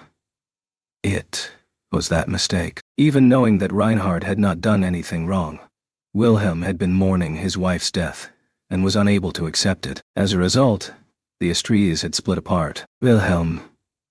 I do not want to repeat it again. Reinhard has no blame in my wife's death. I have no reason to blame my grandson at all. And so, instead of revealing it to Reinhard, he was saying he would bring this to a close himself. That feeling, he now understood painfully well from this talk. If Subaru could do it, he wanted to as well, but the burden Wilhelm bore was too high. Subaru. About Krush-san and your wife, it will be buried there, Wilhelm said. Even if I don't talk about the corpse soldiers, the question of where they might appear is. Wilhelm. That's definitely a needless worry, Subaru Dono. Subaru. Who? Wilhelm shook his head at Subaru as he was about to point out that it was not certain, and the sword demon spoke as his expression twisted into a fearsome grimace. Wilhelm. Because there is no chance of my wife not coming to meet me. Chapter 46. A state of mind. When going back to the rendezvous point with Wilhelm, Everyone had been looking forward to Subaru's return. With Reinhard looking at Wilhelm, the grandfather welcomed the reunion with his grandchild while pulling his chin. While the two stood together along the wall exchanging sidelong glances, Subaru sat down next to Otto at the round table. Subaru, I'm sorry for being late. How did the negotiations turn out? Otto, we just ended up with the same matters we got from the start. It will surely be better from Natsuki-san's side.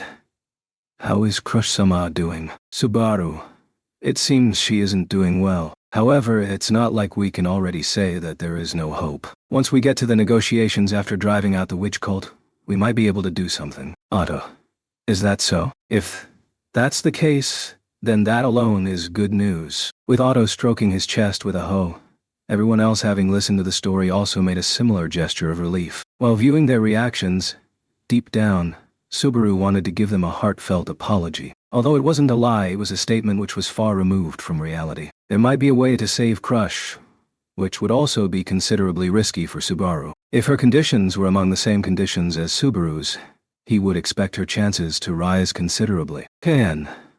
Probably referring to the conditions needed for the dragon's blood injected by Capella to not be rejected or something like that. Subaru. Either way, Crush-san's return to the front lines for this battle is impossible. Since it seems that Ferris also doesn't want to be separated from her, I think it would be best if the relief party were to stay behind at City Hall. Additionally, where we'll be meeting, there is the possibility that we will become unable to communicate. Anastasia, that means the plan to attack the 4 places simultaneously hasn't changed. Seems that getting to the location from City Hall in the center as seen from each control tower comes first, right? Then, with a clap, Anastasia looked out over everyone's faces. In that case, shall we finally truly go into the main issue? There are 4 control towers and 4 Sin Archbishops. For the sake of defeating them, we will hold a war strategy meeting. From Krush's faction was the S-word devil, Wilhelm. From Felt's faction was the S-word Saint Reinhard. From Anastasia's faction were the valuable knight Julius and the leader of the Iron Fang Ricardo. From Emilia's faction were the spirit knight Subaru and the shield of the sanctuary, Garfiel. And then, from Priscilla's faction was Priscilla. May and Al will be together, Subaru. Although you said such a thing, will you fight as well? You're a royal selection candidate, aren't you? When each faction's fighters were affirming, Priscilla boldly raised her own name. When Subaru scowled at that, she snorted at him so as to try and scoff at him. Priscilla, I would surely be a candidate for the throne, don't you think? Since the previously important fool has become useless, you've united every last one of the untaken weakling fighters. I stand above everybody both at the sword and on the stage precisely because I am who I am. Wilhelm, now you've become difficult to ignore. With fool, surely you mustn't mean my lord by that. Priscilla, since I have something in mind, just don't stand in my way, I guess. There's a devious expression, old soldier. Through withdrawal by losing a fly to catch a trout, and the like, the tales of the chosen cannot be told. From the start of the discussion, Wilhelm and Priscilla already clashed with a dangerous presence. Seemingly habitually ignoring the scene, because of various circumstances, Wilhelm's side could not afford to waste time. Since Priscilla's side generally operated in an excessive manner, that also did not leave out hateful language. Anastasia, yeah, let's move the discussions forward because both the weakling and the fool stuff is all fine by me. We ain't gonna turn on each other. Priscilla, oh, that's boring. Isn't my obedient listening to the weakling's story to a manageable degree? Anastasia, I guess it wasn't like the story was about the victory of the weak. If you do not show the extent of your magnanimity, then nobody will follow you. Everyone is getting equally irritated. Have some patience, Priscilla. No. As Anastasia's remark was missing its target, Priscilla did not object as she only snorted. As she watched the weapon being pointed at her, Wilhelm, who had been staring daggers at her, had also withdrawn it. Since it was natural that there were disagreements between the factions, he made a serious face. Wilhelm? Well then, Priscilla-sama's faction will be Priscilla-sama and Al together, even if your boy cannot expect to be taken into consideration. Priscilla, can something even be done by such a very delicate and weak child? That child has been accompanying me throughout merely for the sake of serving me. Naturally, we will put him aside beforehand. Wilhelm, Understood. Then it's been decided that we'll capture the 4 locations with no less than 8 fighters. The boy who was Priscilla's butler, Schult, while drooping his head, was exactly evenly split between fighting and not fighting at the round table, leaving out the names of the 8 combatants. The non-combatants were Anastasia, Schult, Liliana and Otto, with Crush and Ferris on the upper floor making 6 people. Anastasia, before we split up our fighting force, shall we go ahead and reaffirm our knowledge of the Sin Archbishops once more? Let's see. The person who has seen all their faces is just Natsuki-kun, right? Subaru. Yeah, I think so. Although even I am disgusted with talking about the witch cult's leaders, I will try to get myself to give an explanation. I know about their abilities, though to a certain extent. While gathering everyone's attention, Subaru began to speak about the witch cult which had attacked this city and the horrible Sin Archbishops who controlled it. Subaru.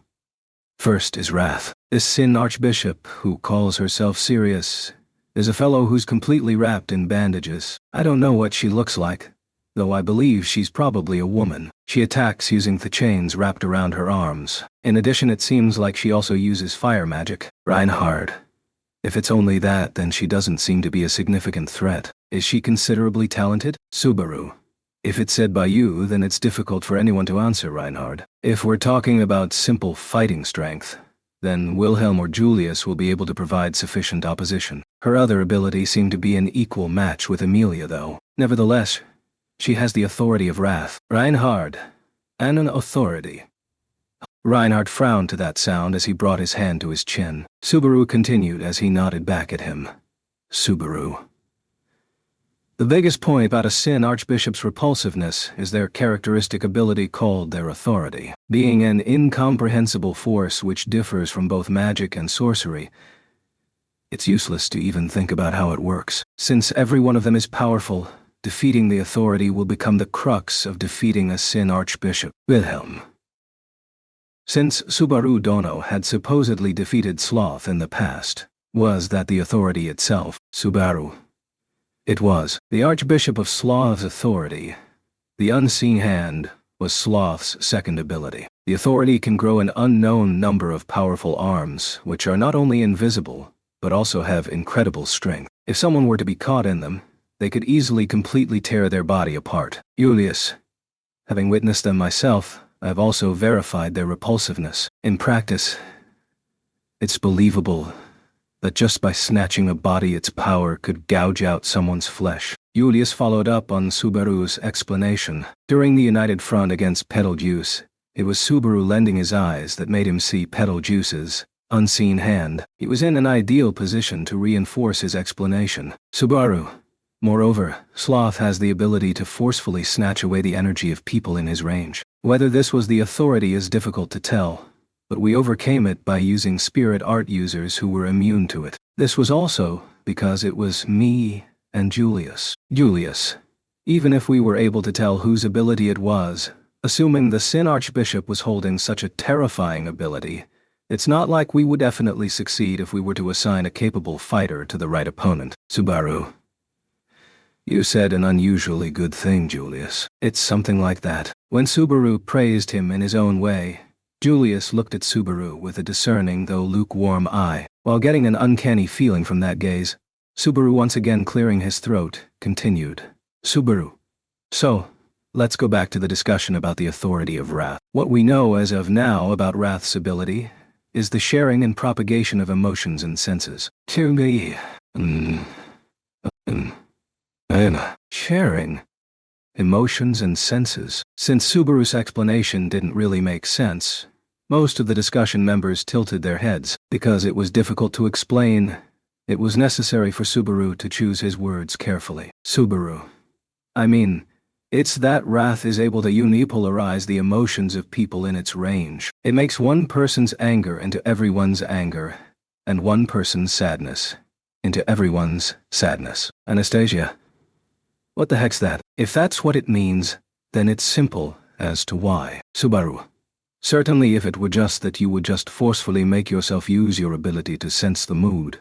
But it's not like that. The scary part of this ability is when it's able to unipolarize until it reaches hostility. That is, If wrath is your opponent and directs their hostility towards your perceived companions, it will definitely also be transmitted to the people in the perimeter. Otto. So it turns the townspeople in its perimeter against us? Subaru. Exactly. By snapping his fingers, Subaru indicated that Otto had drawn the correct conclusion. Although it gave everyone depressed looks, the problems didn't end with just that. Priscilla. Foolish commoner. Did you say that wrath, or whatever, can share emotions and senses some time ago? As the first to finally reach an understanding, Priscilla reclined on her seat, piercing through Subaru with her crimson eyes while concealing her mouth with her folding fan. Priscilla. If the explanation from just now was about sharing emotions, then sharing senses is again different. And if we then assume that that is just my way of imagining things, is it not a considerably repulsive ability? Subaru. I don't know how you're imagining it, but it's the worst. Wrath's authority shares the wounds of people in its range. This does not exclude Wrath's wounds. Ricardo. If even the person himself ain't no exception. Hey bro, that ain't true, innit? Ain't that the worst? In other words, wouldn't other fellas die if Wrath were to be killed? He had already once realized that terrible scene in practice by Reinhardt's hand. Even if they crushed Sirius, who was the source of the malice, that act alone would inflict permanent wounds to the people surrounding them. They wouldn't know if anyone dragged into the fight would be fine if they managed to kill her. Priscilla. Interesting. To this hopeless information, everyone held their tongue without coming up with countermeasures. In such a midst, just one person, only Priscilla, was cheerfully warping her cheek into a sneer. Priscilla. Very well. I will give that wrathful a picking. You're free to rejoice. Subaru. Well, wait up. Although I don't know why you're so eager, it's not something you can take so lightly. Were you listening to what I said? And... I'm sure. Priscilla, let's settle that I was listening. Thus, upon having listened to that, I have declared that I will go. They are indeed a disgusting opponent with cowardly methods, so it's appropriate for me to cut them down. Without even listening to Subaru's attempts to stop her, Priscilla looked over everyone while folding her fan to make a sound. With that sharp gaze and zeal, she overwhelmed even strongest fighters present. Priscilla, if you've said everything about the authority, then there is a verse that comes to mind about those Karakuri. Wanting to be accompanied by the same masses who disregard you and the like is impertinent. The vulgar masses exist entirely for my sake. If some insolent worm turns their hand to me, I immediately throw them out of my garden. Princess, aren't you bragging even a little too much? Priscilla, what kind of foolishness are you saying, Al? Knowing your cowardice, what is it about that you get cold feet from the insolent opponent who sours my mood? With me, there is no point in being afraid if the singer is there. Al, it's not like I'm saying it because there's nothing to be afraid. Singer? When Al tried to stop his master's irrational behavior, he stopped as he heard an unexpected word. While generously nodding at her followers' surprise, Priscilla pointed with her folded fan at Liliana, who sat at the corner of the round table. As she suddenly became the topic of the discussion, Liliana opened her eyes wide at the fan that was thrust before her. Liliana, did mean me with that name? Why are you doing that so suddenly and neglectfully again?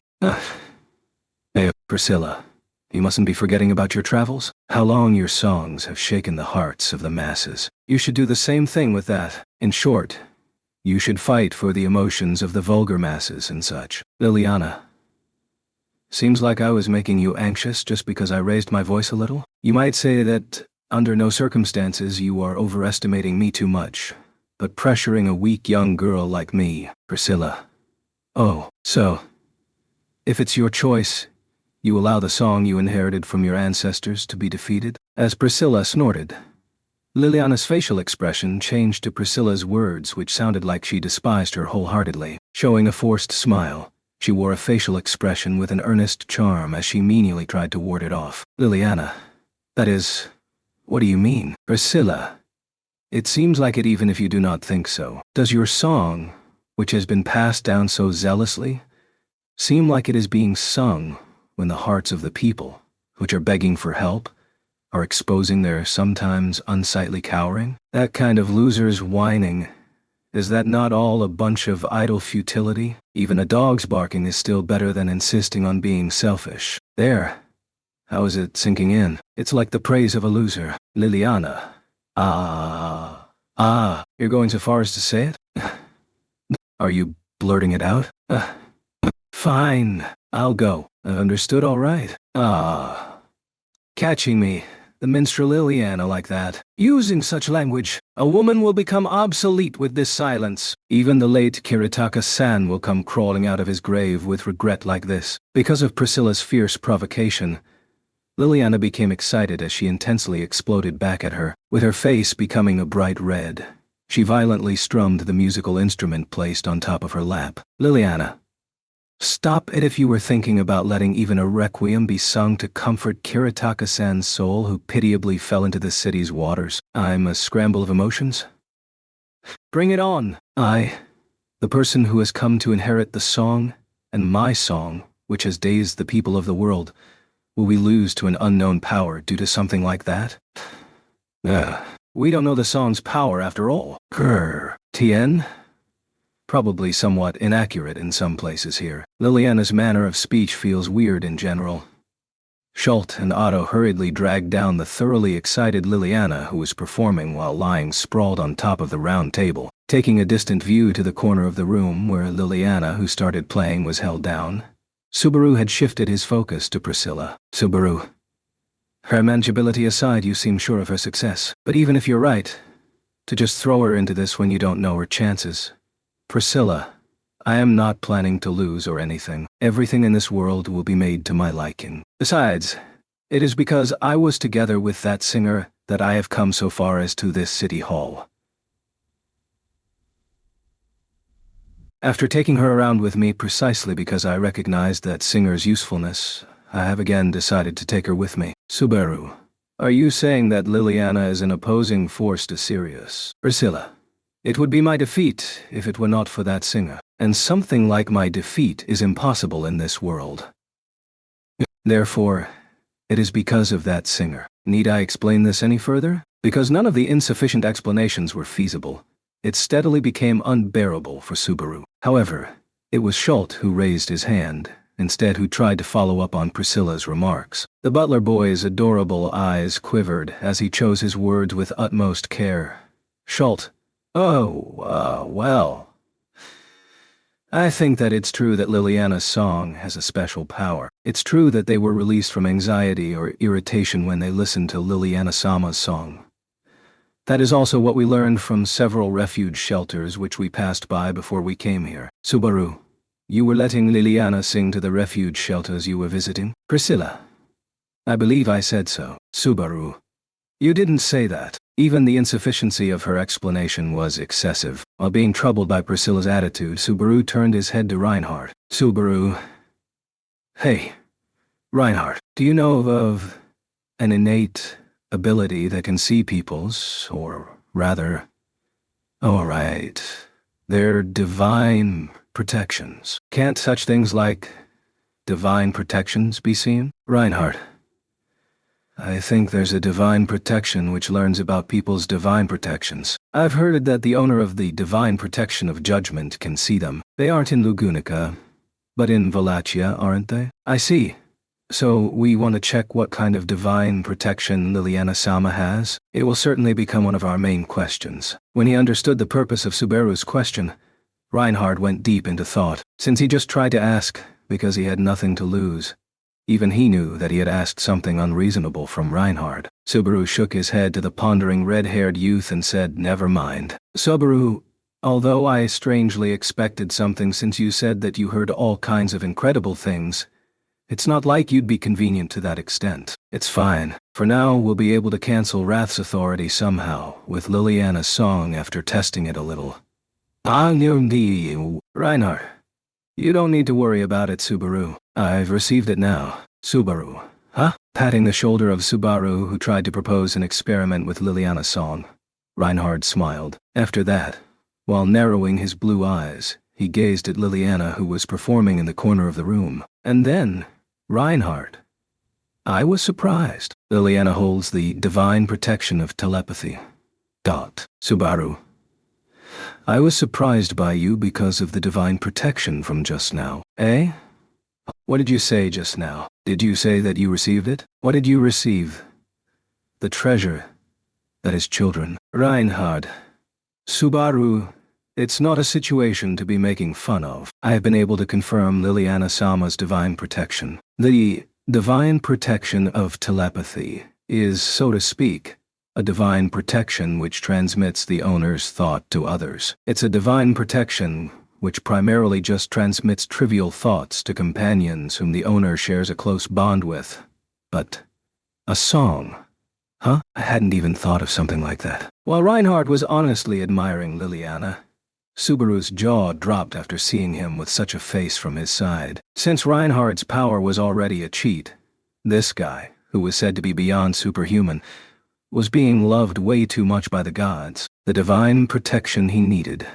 That divine protection which he thought of turned up in his possession or something if he wished for it. Subaru. Barely managing to reach even a thought, Subaru picked up on what happened. He could acquire a divine protection he thought of, if he wished for it. At least it could only be expressed with what happened to the present Reinhard himself. Though that in and of itself was an extremely and reassuringly enviable power, since it seemed likely that he was mistaken about something. Subaru did not finish his remark. The members of the Wrath Capture Group were decided: Priscilla, Al, and Liliana. Chapter 47. Recapturing the city outpost Subaru. First, let's leave the work of dealing with Wrath to Priscilla's team. We have assurance from Reinhard that Liliana has a blessing. Reinhard. An unfamiliar blessing may not sound very reassuring, but certainly, if it is Liliana-sama's song, I believe it may be an effective countermeasure for what we've heard about Wrath. Following Subaru and Reinhardt's remarks, the gazes of the round table participants turned to Liliana. But she was playing with her braid, and while holding it under her nose, she was play-acting as if it was a beard. Liliana. Please leave it to me. This Liliana, once she gets a request, she definitely gets the work done. Rest assured, I only sing in a place where my singing is desired, and if wanted I trill. Isn't this such a happy thing? If I could even get some tips, then that's time to throw up my arms and celebrate. Subaru. Something like a tip won't be coming out of this. So first quit with the capitalist pig talk. Liliana. Boo-hoo-hoo-hoo-hoo. The excited Liliana deflated, and now Priscilla let out a snort instead. With eyes like red flames, she turned to inspect Subaru and Reinhard in turn. Priscilla. Seeing two boys gossiping in whispers, I looked into what they were plotting, but it seems they are merely wasting their energy on a useless consultation. That singer's worth by mine own self has already been confirmed. I will deign to crush this mere fanatic fool. Subaru. Even saying that, to be certain it's necessary to check. Priscilla. How amusing. A singer is one who stakes their life on singing. This singer, who ran her mouth, why would she take on some uncertain danger to her life? To take that kind of risk, there is just no point. Subaru. Saying those words didn't leave Subaru much to reply with. In truth, the one that suggested using Liliana and believing it enough to face off against Wrath was Priscilla herself. Unlike her words and attitude, her prudence and cleverness were exceptional and already well known. Al, princess, don't be bothering bro too much. Let's just stay quiet as two. Priscilla. What's that, Al? Worm, are your thoughts and your views still crooked? You've aged quite enough as a man, but still just act like a girl, I see. Do not lower your worth bit by bit, even further in front of these commoners. Al.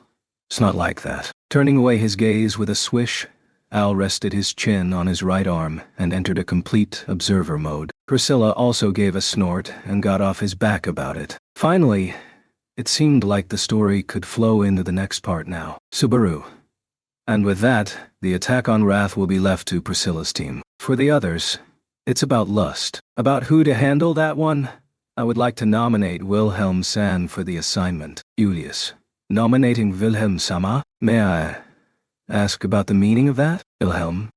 I have humbly requested as much from Subaru Dono, Julius Dono. Towards the wondering Julius, Wilhelm raised his hand and answered. The elder swordsman collected his gaze, and lightly shifted it upstairs. Wilhelm, as you all well know, my mistress Crush-sama is suffering still under the effects of the witch. Lust's cruel power. I am under obligation to fight for my mistress as Crush-sama's servant. This is also a wish of mine that goes beyond my sense of duty. Anastasia, if possible, you wanted to capture the Sin Archbishop alive, and ask EM about those symptoms. Wilhelm Sand's motive must be something like that. Wilhelm, as you say, and for that, if the subjugation of lust could be left to me, those blue eyes with strong will behind them gave off a darkness which pressured the room. Wilhelm's deeply held determination, and his righteousness towards his mistress, with eyes that showed those feelings, nobody could raise half-hearted words against it, except only of his own flesh and blood. Reinhard, in truth, I am opposed to it. Wilhelm, Reinhard. While everyone was overwhelmed by the swordsman, only Reinhard's expression did not change. Staring at Wilhelm with his usual serious expression, Reinhard, currently grandfather, has lost his composure. Of course, to feel hostility towards the Sin Archbishop who harmed Crush-sama is understandable. However, I do not believe that you will be able to achieve the objective with that feeling. Wilhelm, losing your calm is a distraction from achieving the objective? Is that what you were saying to me? Reinhard, considering Crush-sama, the failure to capture lust is not forgivable. Therefore, I will take on that task. At least I will be able to face that side with a better mental state. Reinhardt's words were correct, and formed with sound logic that considered possible situations to ensure as much certainty as possible. That Wilhelm was being too forceful and was losing his composure was not incorrect. But when Reinhardt gave that opinion, Wilhelm loosened his lips, surely not gently, but instead with a smile like a wild beast's. Wilhelm, losing calmness here is a given, Reinhard. Reinhard, nevertheless, grandfather. Wilhelm, just who are you thinking your grandfather is? I am the sword demon Wilhelm, giving my effort all to live as just a sword, but unable to stop myself from coming to love a woman too. Only half. Though in my method of existence I only came halfway. In the end, for what needed to be done, I have never let it stay unfinished. A fierce smile came over Wilhelm's clear and mild impression. It now reminded one of blood and iron and life burning with flame, the ghost of one whose daylight feelings were taken away. Wilhelm, when I decide to wield the sword, my heart is uplifted. Even not being calm, on the battlefield it is all the same to me. That is how I have lived on to this age. This time also, I have no intention of rotting away without repaying my obligation to my mistress in full. Your pointless worry is not necessary. Reinhard, that reasoning is not just that mentality.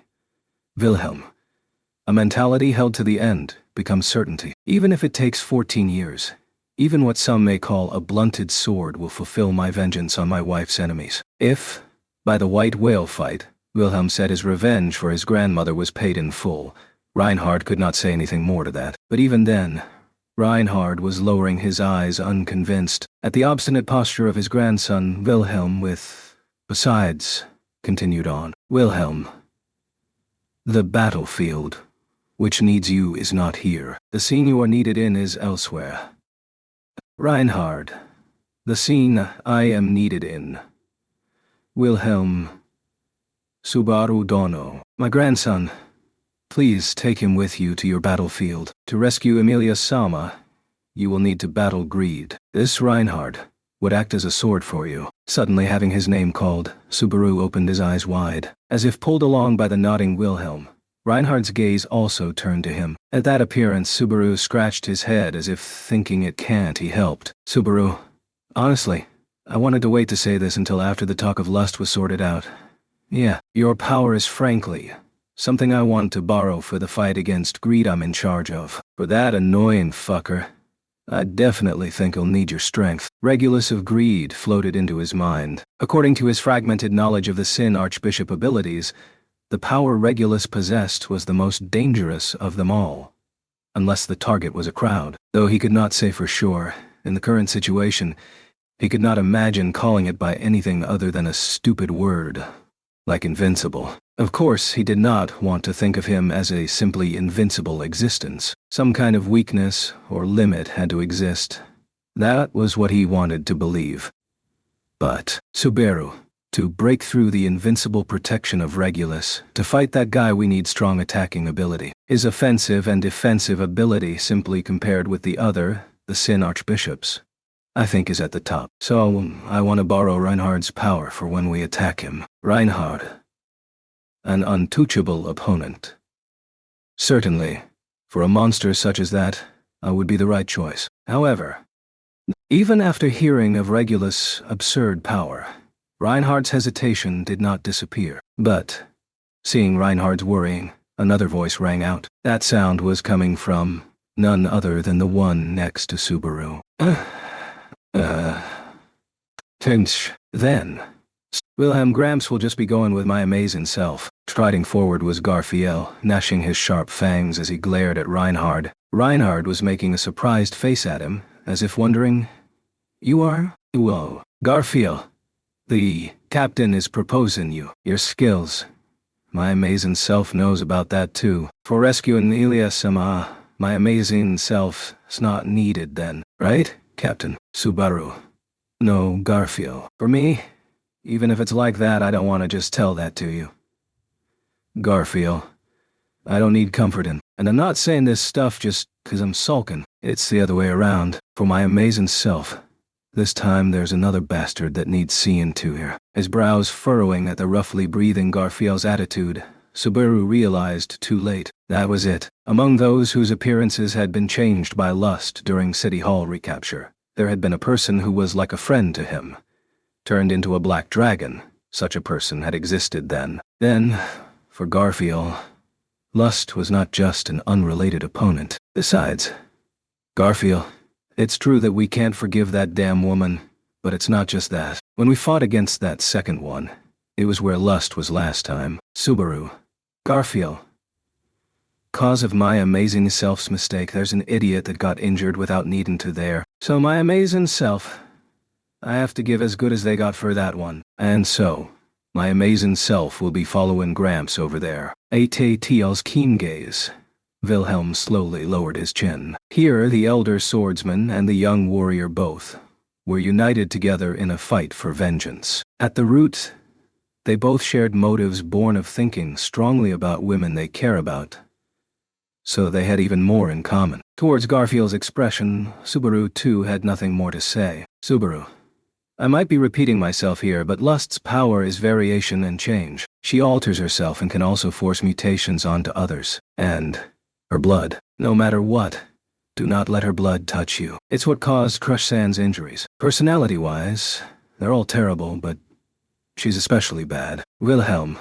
Understood. Garfiel. Stomp on EM and crush Rem. At Subaru's last confirmation, neither Wilhelm nor Garfiel showed any sign of backing down. When Subaru finally made eye contact with Reinhard to check what he thought, the sword saint who had been firm up to this resolute scene seemed to have lost the desire to speak. Reinhard. It does not matter. Garfiel's ability is certain, and if grandfather is there, then by whatever means necessary he will cut them down. That can be relied on. Garfiel. You saying it like that, unconvincing. It's like, the torque toy is mild but taste superb. Ooh, Reinhard. It is the truth. Your and grandfather's victory, I believe in it. I will act as Subaru's sword. As Garfiel scratched his face with an uncomfortable look, Reinhard nodded his head at Subaru. From the sword saint's believable words, Subaru felt like he had earned a lot of help. Subaru. I'm sorry about this selfish desire, Reinhard. Reinhard.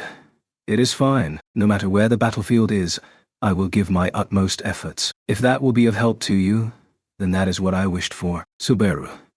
For just relying on you, I'm really sorry. The situation is, I'm relying too much on you being really strong. The parts where you're lacking, I'll fill them in somehow. So please look forward to it. Reinhard. Hearing those words, Reinhard suddenly widened his eyes and shut his mouth. Subaru tilted his head at the rarely seen reaction, and Reinhard right away with a "No," laughed a bit. Reinhard, for you, that would be nothing at all. I will look forward to it. You filling in for me. The parts I cannot reach. Subaru. Then, look forward to it a lot. So, I think we know the flow by now. But inevitably there's gluttony. The last one. Julius. Then me and Ricardo are left to be in charge of that. Following after Subaru's words, the one agreeing in a low voice was Julius. Hearing him speak in a rough voice which was unlike him, Anastasia directed a concerned gaze at the knight. Anastasia, Julius, you all right? Since before, your complexion isn't looking so good. Julius, I apologize for causing you anxiety. However, I am fine. When speaking of comforts and discomforts of the body, I cannot make something like weak complaints in front of Subaru. Subaru. What do you mean by that? Julius? Of course.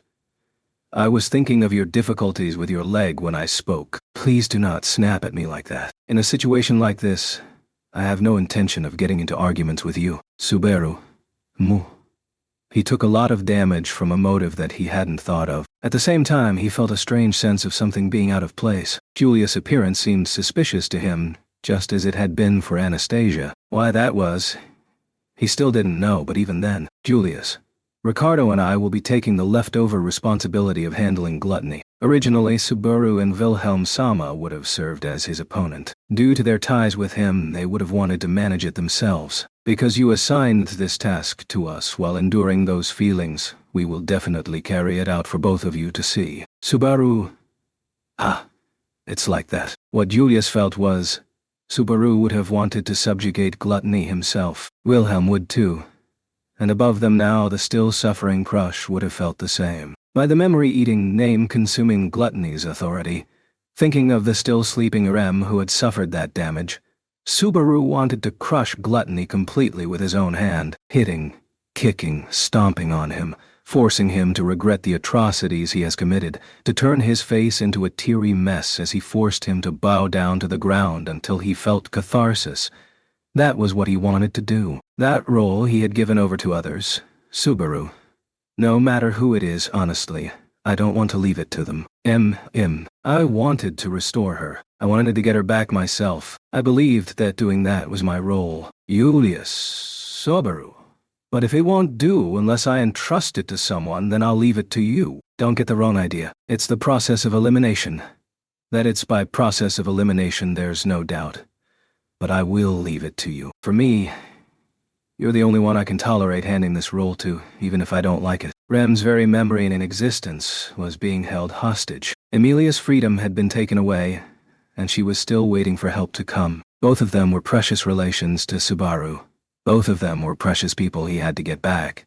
And so to both of them, Subaru wanted to show them his cool side. However, Subaru was Emilia's knight, and Rem's hero too, so, Subaru. I will topple greed, and I will rescue Emilia. Blowing away gluttony? I'll hand it to you. Don't screw it up. Julius. To your expectations, I will respond. Especially this time. Definitely this time. With a firm nod, Julius accepted Subaru's yielding. The knight called the greatest, then gazed towards Wilhelm, and inclined his head slightly. Julius. Wilhelm. Sama. Wilhelm. Of what I wanted to say, Subaru Dono has spoken most of that for me. It is true that I do not have the most harmonious feelings for gluttony, and so too I will entrust it to Julius Dono. There are too many scoundrels caught up in this. From that sword demon growing sharp, Julius seemed to gain a bit of courage. Ricardo, who had until then quietly observed their talk, now said, Ricardo, "And what's this? My thoughts don't even seem to be heard in this talk going on. I don't even get to be cared that much. I got it. Now that this lineup so far is the best, I can agree to that. Anastasia, Ricardo really is wanting attention. Getting miffed like that with your big size doesn't really look cute, you know. Julius, I will ask of you. Ricardo, relax. Have you ever seen me line? Anabo.2. Anastasia.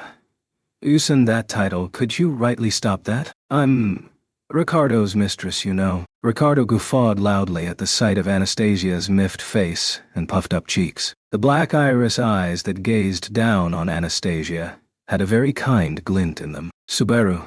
Then with this, the lineups are decided, right? Following Subaru's remark, All those present at the round table nodded their heads. Subaru. For the attack on Sirius of Wrath, Priscilla, and Al. Counting Liliana. That's 3 in all. Priscilla. The notion that mine self may succumb to the toying of emotions is a laughable one indeed. Showing mine opponent how they were in the wrong place at the wrong time while facing the wrong enemy. Such a helpless fool deserves a lesson. Liliana. I only sing, it's what I am. Just a lump of meat that sings. Do not cherish your life. Cherish the stage. Okay. Good. I feel like I can do it. Right now, I really feel like I can do it. Subaru. Priscilla fanned herself as Liliana engaged in questionable self-hypnosis. Al's face could not be seen, but the impression that he was still not convinced seemed to come from his whole body. Though it was a mildly unsettling trio, confidence-wise they were the strongest there. Next up, for the capturing of lust, Garfiel and Wilhelm San. Garfiel. Got it. My amazing self will grab M by the throat and make Kem cry and say sorry. Wilhelm. Please leave it to me. With the both of us, it is assured. The pair with the most fighting spirit. Could it be said to be these two? The sword demon Wilhelm had his mistress obligation, and also his wife, who he could not forget even for a moment. As for Garfiel, there was some form inside him that could not be grasped, some emotion that made his feelings shake. Perhaps these two warriors both sought some answers in the battle ahead. He couldn't be sure if that's how they felt. Subaru. And for the conquest of gluttony, it's the two of you, Julius and Ricardo. Julius. By none other than you both, we've been entrusted this task. It will certainly be resolved. Like this, then, I will negate him. Ricardo. My family. Those damn bastards made M suffer. I don't need to hear those words to know. I'll punch M, hit M hard and make M cry. This pair had the least connections to the witch cult, and yet they could safely be expected to not fall behind the others, since it was definitely certain that both were highly respected opponents. Together, he'd already overcome hardship with them. Nowhere in these comrades in arms lay any cause for doubt. Because of that, the choice to yield the detestable gluttony was made possible. Subaru. The last one is greed, with Reinhard and I making 2. I'm counting on you, Reinhard. Ah, leave it to me. I'm depending on you as well, Subaru. At Subaru's request, Reinhard nodded his head with his usual resolute attitude, but something in his draped men seemed soft, and while in the middle of battle it may strike one as insincere. But now his appearance seemed to overflow with humanity. Why it was such a reassuring look, Subaru could not know. Anastasia. Then, with this, the choices for the fights are decided, and on the matter of choosing places to set up communication mirrors for reports, there are 3 of them in all, assuming I leave one in City Hall. For the others left, what should we do? Subaru. Personally, I definitely want someone to take one for wrath, and one to lust or gluttony. One of those 2 would be nice, I think. Fine. What are your reasons, Subaru?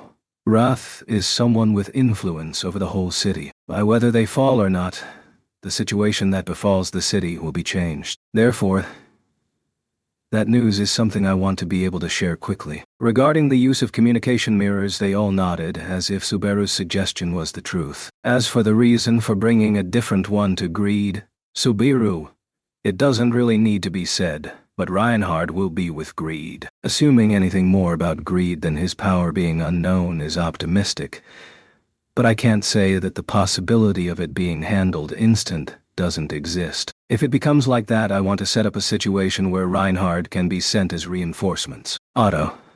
However, unless the team at Greed possesses a communication mirror, then sharing that information is impossible, is it not? But I certainly believe that Natsuki-san's opinion is largely correct. Subaru. The answer to that is simple. Use the broadcast magic device. With a citywide broadcast, I want us to keep everyone informed of places that need help.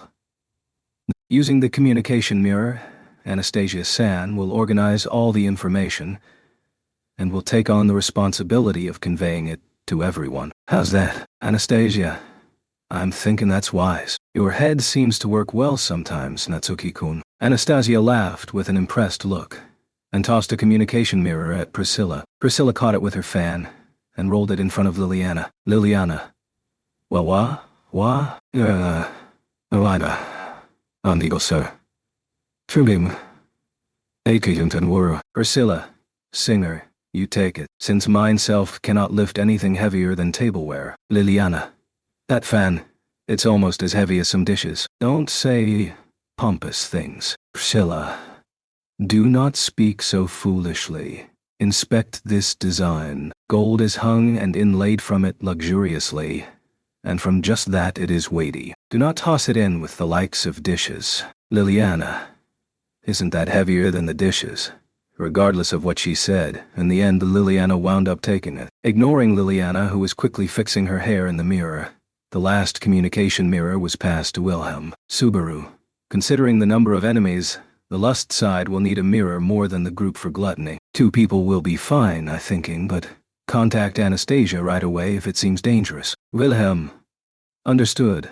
I will be sure to contact her. Showing consideration for Julius, Wilhelm placed the mirror in his breast pocket. However, it was a slightly worrying judgment. As it is, Wilhelm could become hot with fury and ignore the instructions from now. And Garfield, needless to say, was the type to explode at the slightest provocation. Regardless, like this the battle preparations were complete. Subaru. I'll leave. A little more time. When that ends we will start. The control tower's recapture operation commences. At Subaru's words, all present replied by nodding their heads. However, seeing their quiet, tense appearances, Subaru thought the mood was bad anyhow. Subaru. If you're making angry faces, don't you get the feeling that bad stuff gets closer? Otto. Once more, a sign that Natsuki-san will say something strange occurred. Subaru. It's not weird. It's important. No matter how large of an army gathers, if morale is low, it can turn into a rabble. I'm not saying our morale is low here, but I don't think my motives are bad. So, let's raise our voice. While clapping his hands, Subaru stood up. Subaru. Let's clean it all up, everyone. With this fight, get rid of the city-disturbing bastards. The witch cult fails and we get a happy end. Others. At Subaru's urging, they looked at each other's faces. Then, nodding, others. Ooh. Oh. Like that. A high morale reply came back. If they can give such a strong answer, then they'll definitely be fine. This many members, this much of a vanguard. It wasn't something that could just be prepared again. The city recapture began in earnest. Subaru. This fight is our victory. With Subaru saying whatever he wanted, the round table meeting concluded. Sometime later, her muffled sensations recovering, her consciousness slowly returned to reality. As reality started to permeate through drowsy senses, the feelings in her hands and feet naturally returned. Then, while feelings spread through the rest of her body, her first sensation was of something soft embracing her. Warm. It was relaxing, like a large animal's fur had wrapped her up. She had felt something similar quite a long time ago. A long time ago, back when she was young, a time when her body could not follow the fairies, a time when she feared sleeping alone. Now, far from the feeling of that fur's texture, quite some time had passed since then. Emilia. At first, her eyes welled with tears from its nostalgic touch. Putting aside her silly desire to keep feeling the warmth, she slowly opened her eyes. Her long eyelashes shivered, and amethyst irises blankly noted the world. She was in a room with high ceilings and decorations she had never seen before. Lying on a bed there, she found herself wrapped up in a summer blanket crafted from quality fur. A stranger seated beside her had been cleaning her face with a wet towel. Emilia, you're...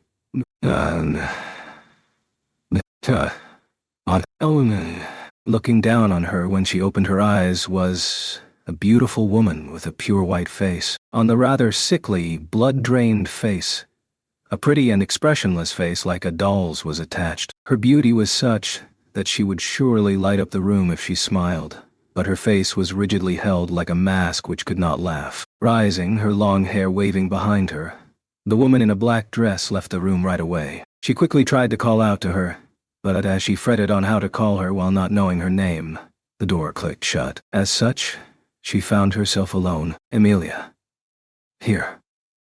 I wonder where that is. Hesitantly, she sat up on the bed. Though she was faintly weary, no pain or signs of poor condition could be felt. The heaviness must be from using too much magic she was not yet used to, as it was a sign that her body was unable to withstand it. Having gotten that far, right away she remembered the rest of what had occurred in her situation. Emilia.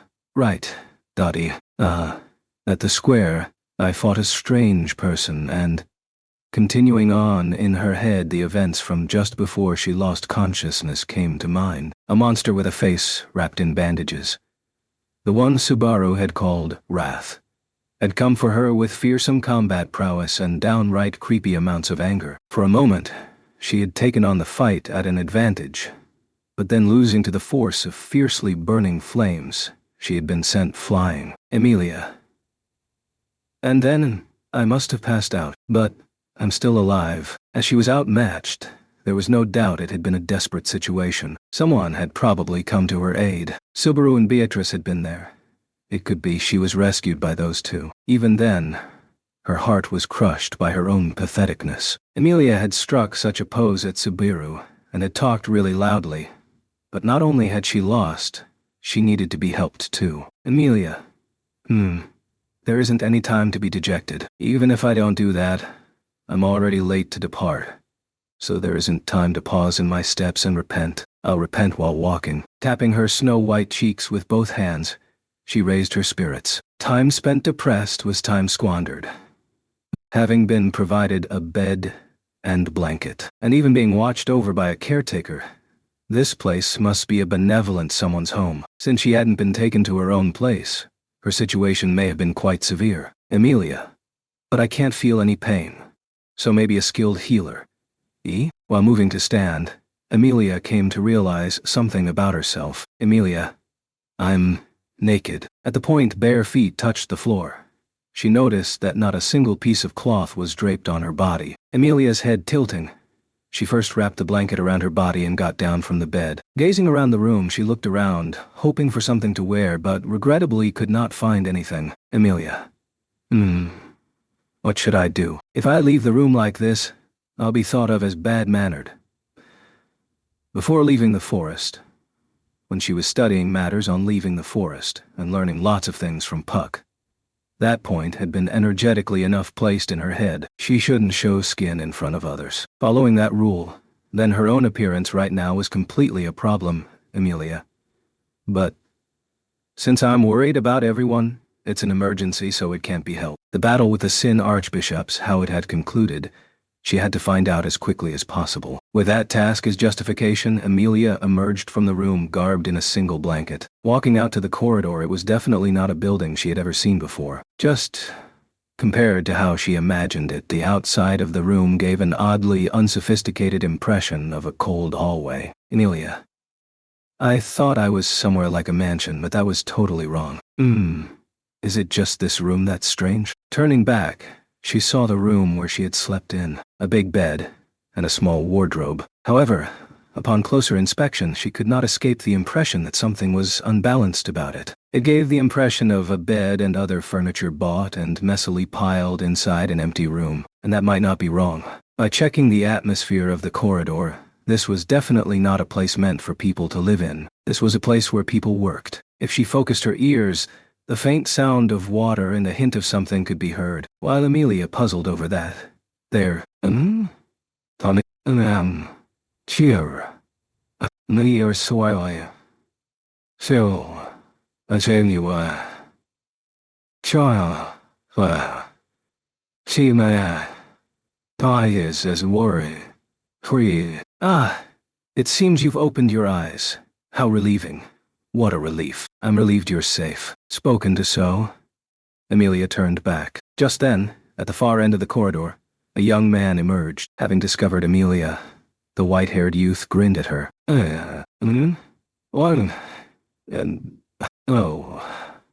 However, I'm not comfortable with you walking around right after waking. Various things happened, and you had a big day.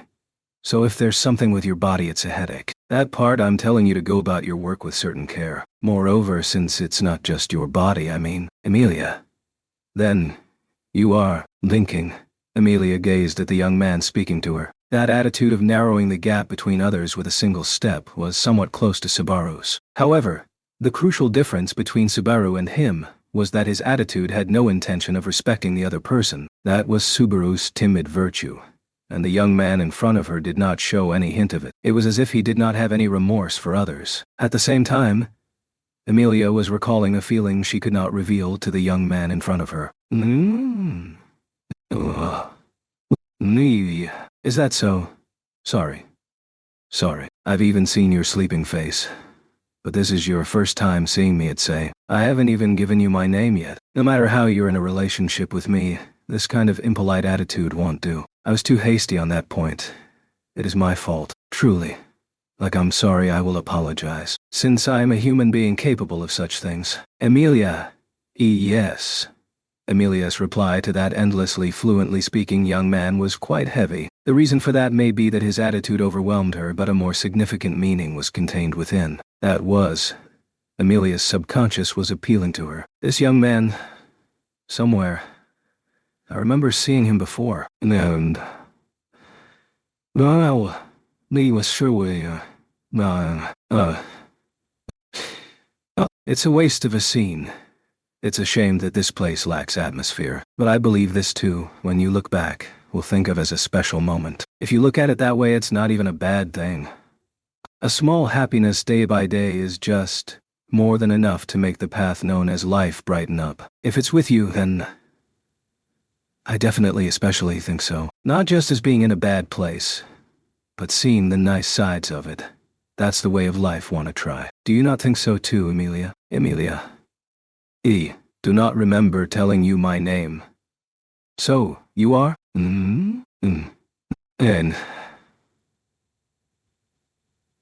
But, oops, sorry. When my feelings get too lofty, without knowing it myself, I stop noticing my surroundings.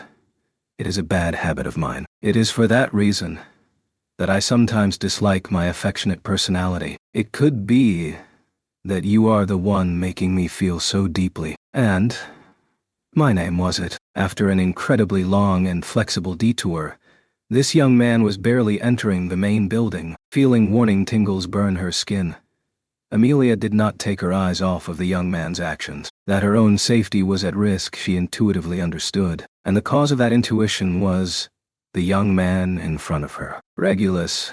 My name is Regulus Corneus. I hold an executive position in a certain group. But something like that is not important to you. What is indeed important to you is just one thing, that I'm your husband, and that you are my 79th wife, Amelia. The young man gave a name, what Regulus marvelously spoke of. The meaning of it she did not understand. Amelia fretted, and her pretty brows frowned. But Regulus was not paying Amelia's reaction any mind, and was staring at the body of a girl covered only with a single light cloth. Regulus. That appearance is poison to the eyes. I'll order a change of clothes to be brought over right away. You can relax. They are in the same situation as you, my other wives. Putting on wedding attire is something they would have gotten used to. Amelia. A wedding dress. What do you mean? No. It isn't just that. Calling me your wife. What are you saying? Regulus? Right. I was forgetting something important. For one such as myself, that was dangerous. Amelia opened her mouth to ask another question, but Regulus was not listening. He clapped his hands and lightly grabbed Amelia's shoulder as she was about to ask. As she felt the odd amount of force coming from those fingers, Amelia frowned. Drawing close enough to touch Amelia's forehead, Regulus gazed into her eyes. Regulus, I was forgetting an important question. Your awareness of the wedding comes after this. Amelia, this is important, so I want you to answer carefully. For our future, it's very important. Amelia. At that weird level of pressure, Amelia swallowed her breath and was silent, taking her attitude as assent. Regulus smiled. With a smile, he asked, Regulus, Amelia, are you a virgin? That's all. It's really important. With a smile, he spoke. Chapter 48. The person you will one day fall in love with. For a moment, Amelia did not understand the meaning of what had been said to her. Without thinking, she swallowed. The young man in front of her, Regulus, in response, raised a hand while smiling. Regulus. I'm sorry for doing this so suddenly. I may have shocked you a little. No, honestly, I apologize on that point. It seems I keep on having to say it, but I am a man capable of apologizing. There are unsightly people in this world who do not acknowledge their own sins and blame this and that. Too small to admit, they make their own mistakes. They think they do not get a single thing wrong, even if you empty out everything they've done since birth to this very moment and examine it. Mistaken so, I think they become like that. But just how arrogant can they be? If they could just examine what lies under their feet a little more, and compare themselves to the vastness of the world, and come to truly understand how small of an existence they really are, then they would not end up like that, just a single endum. God. Apology is what they call a personality. It reflects their character. Don't you think so, Emilia? Then, apologizing is important? Regulus? Correct. That's right. Apologizing is important. What a relief. It's obvious and you seem to understand that point, so I'm quite relieved. In this world, people that cannot understand something so obvious are unexpectedly many. It makes me dislike them. So, it seems there's no problem on the matter of adjusting understandings between the spouses about apologizing. I'm relieved. It seems like I'll be able to get along well with you from now on. And so, I apologized. The problem was, I was being a little impatient. Having spoken up to that point, Regulus' eyes looked Emilia up and down. As her body was only wrapped in a blanket, she froze up a little at that view. Regulus. Yes. Shyness is important even between spouses. On that point, I think you are very good. Once again, it's about the question from just before. I'd rather you not misunderstand. I, more than anything, was not checking whether or not you are a virgin from a worldly point of view. I've said this multiple times, but I am your husband, and you are my wife. It will not do for a marriage to lack strong ties of affection and courtesy. Connected with the long, long chain called love, devoting everything to your partner is obvious. Therefore, that you have never been touched by another man. That's the kind of assurance I need. Emilia, assurance that I wasn't touched by others? Regulus. Of course, checking whether or not you retain your maidenhood by sure evidence is nonsense, but as a kind of touchstone I think it has such significant value. So, deliberately, even knowing it would be an experience you don't enjoy, I asked, I want you to understand that this is due to my love for you. Some stranger you don't love, who cares about how their virginity is? It's because I love you. That's why I'm checking. Regulus fluently and continuously spoke of the rationale behind his thoughts. Battered by these waves of words, Emilia felt something creepy about the coolly talking Regulus. Without knowing why, something about his appearance ceaselessly stirred a feeling of déjà vu in her heart, and the contents of what she heard pouring like water were not retained in her memory. Only, she was aware of one thing. What he treated as important, the term virgin. That was Regulus. And so, I want to ask once again, hey, are you a virgin or not? Emilia. By virgin, what do you mean? Sorry, I haven't heard it before. Regulus. What? After being thrown a question prepared with flowery words, Emilia apologetically replied so. She knew Regulus had a strong attachment to the word, but Emilia did not know very well what it meant. Perhaps it refers to a young girl, she thought. Inquiring in a low voice, and hearing Emilia's reply, Regulus' expression clouded. Closing his eyes, he shut his mouth. Fallen in thought like that, his appearance caused anxiety to creep up, but the silence didn't last as long as imagined. Opening his eyes wide, Regulus reached his open hand towards Emilia. And Regulus. Excellent. You are my ideal girl. Emilia. Eh? Holding Emilia's hand, Regulus wore a bright smile on his face. It was a truly happy face.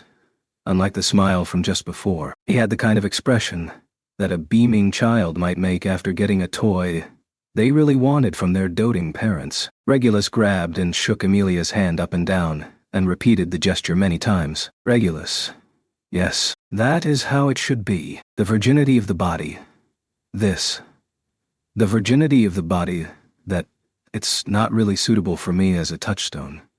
I had always thought so. However, the true sense of pureness is what lies in your heart. Your body being virgin is a given. What's really important is that your mind remains virgin as well. I feel as if I have reached a truth. Amazing. You have brought something new to my previously satisfied self. Emilia. Regulus. Yes, I get it. Rest assured, I will welcome you as my wife. Besides, because of that I realized something important. Henceforth, when welcoming a new wife, just inquiring as to their virginity will be insufficient. If they are not at the level of a child lacking knowledge of what virginity even is, that lowers the value of a wife. An adulterous heart will not do. It is unbefitting of my wife. Releasing Emilia's hand, Regulus stepped away with a very satisfied appearance. The meaning of his remarks were still not very well grasped by Emilia. In the first place, what he meant by husband and wife was a mystery to her. By Emilia's understanding, the wife was part of something the father and mother were, one each. But from Regulus' remarks, the image of many wives came to mind. Such was a notion far off from Emilia's common sense of the nature of married couples. Perhaps he was talking about a different concept with a shared pronunciation? Regulus? Whoa, and your appearance cannot be left like that. I will arrange for a change of clothes straight away. No? 184. Come here, Emilia.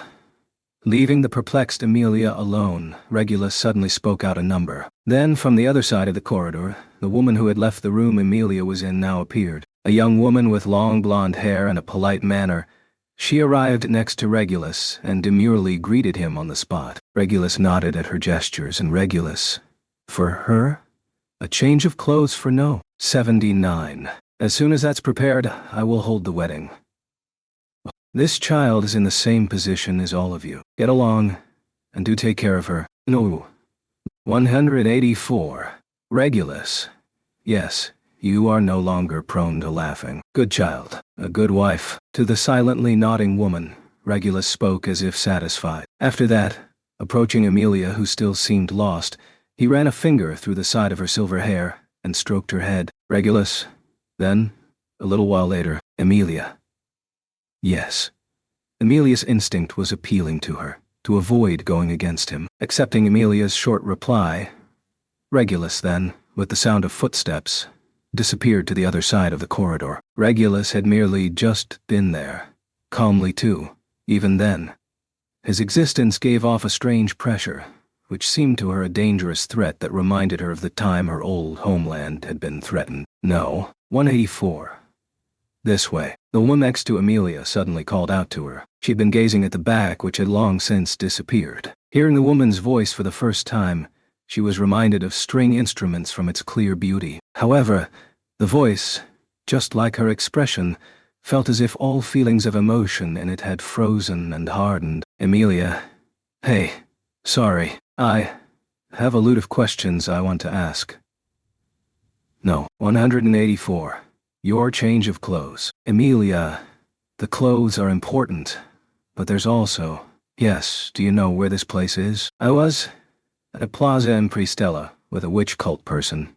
Ah, really? Ignoring Emilia as she tried to ask questions, the woman started to walk off immediately. Following quickly behind her, Emilia kept asking questions, trying to somehow shine light on the situation.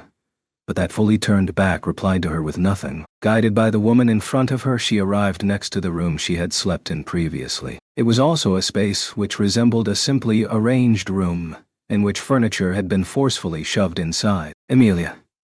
This must have originally been a slightly different room. No. 184. The clothes chosen with care, and so on. Husband Sama brought them over. No. 79.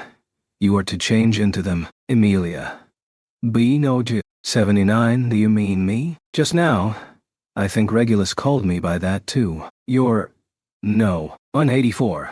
I am no. 184. His wife, like you. Emilia, like me. As the door closed, only then did the woman, naming herself No. 184, engage herself in conversation. There was no change in the voice, which had lost its emotion, but it seemed barely possible to make conversation. Emilia. About the word wife? I've asked a few times. But does it mean the same as Mrs.'s? Then I don't think I've become Regulus Mrs. No. 184. Even if no such idea resides with you, he has such a notion. And if he has that idea, That means yours are irrelevant. Emilia. Isn't that strange? To become a missus, you have to be married with your master, right? I didn't get married with Regulus, and don't have any thoughts to. Marrying is between a guy person and a girl person, who say they will keep being together and have to keep liking each other after. I can't make a promise like that with anyone yet. No. 184. If you mean a wedding, it will be held right now. With that, the matter will be concluded. No. 184 did not seem to possess any notion of listening to Emilia's words. Even as dialogue seemed established, it actually wasn't. And Emilia became more and more confused. In the meantime, no. 184 had approached Emilia and was trying to pull aside the blanket covering her. Emilia. Wait. What are you doing? Oh. 184. Changing you into bridal attire right away. Fortunately, your clothes are already prepared. When undressing you to lay you in bed, your size was checked, so please rest assured. Emilia. You were the one who undressed me? Ooh. No. 184. Do you think I'm husband-sama? Please be assured. He does not make a habit of stealing peeks at women's skin, and he doesn't have any interest in women in the first place. After your virginity has been assured, he does not do anything. Emilia, you are talking about that virgin too. 184. It is surprising, surely. But it wasn't acting. You really did not know? For the first time, something resembling emotion slightly flitted across 184's expression. At that faintly surprised look, Emilia opened her eyes wide, then slightly laughed. Emilia. What? You can be surprised too. Then, you can talk while smiling. That is much better suited for you, I think. No. 184. Husband-sama does not desire it. I will also leave this advice with you. Husband-sama likes your usual look. It is wiser not to laugh, rage, or change your expression. If possible, even not opening your mouth would be better, I think. Emilia. Are you saying not to talk? Why? Oh, 184. Since you want to know whether it infringe on husband-sama's rights, stripping the bedding from Emilia. No. 184 proffed undergarments. After receiving it, she held it up to her body, and the size seemed to fit perfectly. Watching her putting on the undergarments while shaking her hands and feet. No. 184 suddenly gave a long sigh. Emilia. Is something wrong? 184. No, I was merely thinking that you were beautiful. Your narrow hands and feet, white skin, and long silver hair, especially. Emilia. Thanks. Even if you don't really mean it. I'm happy. I only have Subaru and Anne telling me things like that. On to 184. Subaru? A man, is it? Emilia. Yes, my knight. He will recently be worrying about me, I think. So, I want to find out where I am quickly. Probably it would be causing him lots of worry. In Emilia's head, there wasn't any concern of Subaru having been done in. He had Beatrice with him. And the notion of Subaru falling into a situation where he would die didn't reach Emilia's imagination in the first place. Subaru, he would get through it somehow. And so, being captured without being able to say anything to Subaru was really pathetic. No. 184. That man you call Subaru, do not ever mention him to husband-sama. Emilia. Oh, why? No. 184. To borrow husband-sama's words, the virginity of your mind may become suspect. Emilia. Again, it's about that virgin. Giving a term as the reason without explaining what it meant was really confusing. Without explanation beyond that for the pouting Emilia, no. 184 took a pure white dress from the closet and held it close to Emilia's body. With a brilliant-looking front and many fancy ornaments stuck on, it was a beautiful dress. Emilia. But it looks hard to move in. Oh no. 184. Complaints too. Not speaking those would be wise. I will dress you now. Wondering, her head tilted askew, whether such a wonderful outfit would even suit her, Emilia was putting it on as instructed by Nob. 184. She was changing into the dress. Regulus. Isn't that just great? As I thought. White suits you, Emilia. Thanks, Regulus said in a bright voice when he saw that Emilia had changed clothes. His appearance, too, had changed from their hallway meeting just before. Emilia's expression suggested that she had noticed, and Regulus lightly popped his collar in reply. Regulus, a wedding is important, you know. Normally I am of the thought not to be attired as such. But I wouldn't want to embarrass you with some unfun stubbornness. It is the ideal for spouses to show consideration for each other, without thinking of it as uncomfortable. For this level of work, I do not wish to burden you with worried thoughts about all the consideration I have shown you.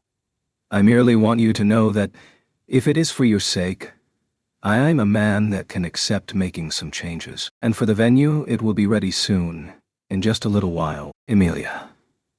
The venue? You mean here? Dressed in a white tuxedo and robes, Regulus turned his head, and following him, Emilia also gazed around the space she was in. It was a cathedral. To be exact, it was a cathedral used only for the single important task of beginning a wedding ceremony. After having been changed by number 184, Emilia had left the building for the first time, and quickly realized she had been resting in a room within one of the control towers. As such, Emilia had been led by number 184 from the tower and brought right to this cathedral. Why? The outside of the cathedral was busy with laboring figures bustling about, for the wedding preparations which they were methodically continuing, and wordlessly, blankly carrying out the preparation of the venue. Wherever one looked, were beautiful and fashionably attired women. Regulus, these girls are my wives. They're in the same position as you are. Altogether they number 291.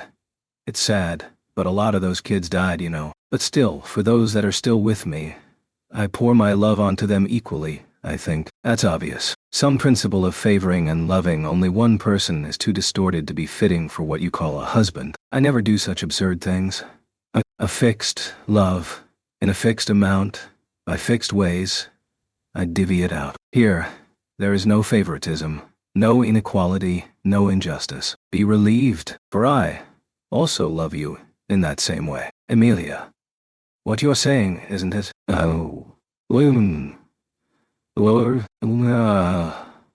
Husband Sama, briefly. A word, isn't it weird? Emilia was about to say. Coming to the front. No. 184, who had been waiting at their side, spoke to Regulus, hearing no what. 184's words. He vaguely furrowed his brows. Regulus. You know, I'm talking to her right now. You see that, right? Interrupting me now, when we're sharing and nurturing the sprouting of love between us. Just me and her. Don't you think you're smearing poison on it? Or is that just not on your mind? Such small courtesies between a husband and wife, I think they're really important. Didn't I keep telling you that? And yet, by still getting in the way, you're making my very minor wish go to waste. What do you think? No. 184? No. 184. I am truly sorry. However, this is important. I know it is presumptuous, but I am only acting out of concern for husband Sama. I humbly ask you to hear my words. His speaking grew more rapid, and signs of danger erupted from Regulus' whole body. However, even exposed to that razor-sharp look.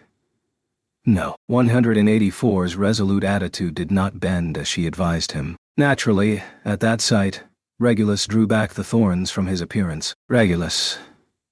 Fine. Speak. Not. Sparing some kindness for the wife is a husband's generosity. I am not such a petty man that I can't even do that much. No. 184. I'm truly grateful. Well, it is regarding the message of the broadcast from a while ago. Will that be all right if, potentially, a disturbance was made at the wedding? Regulus? The broadcast? Ah. The one that the trembling voice I don't really know made. Does it actually matter? If they just talk, it's not a problem at all. It's some complaint-filled coward that can't even speak of their own skills, listing off some fitting words.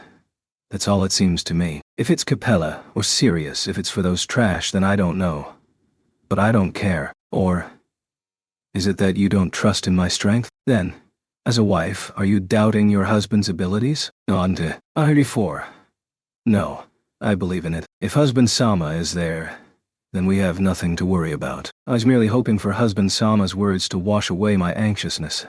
That's all. Please kindly forgive a lacking wife who failed to rely on you. With a seemingly prepared reply, no. 184 tried to dodge Regulus' inquiry. With a feeble girl's words and an expressionless face and voice, no. 184 compelled him, and Regulus shook his head as if impressed by her words. Regulus, is that how it was? That I myself didn't think of it. Sorry. Even if I wasn't asked, I still should have noticed your anxious thoughts. One must consider the thoughts of others, even if they are unspoken. So just how much was I acting as I pleased? I reflect on myself. No. 184.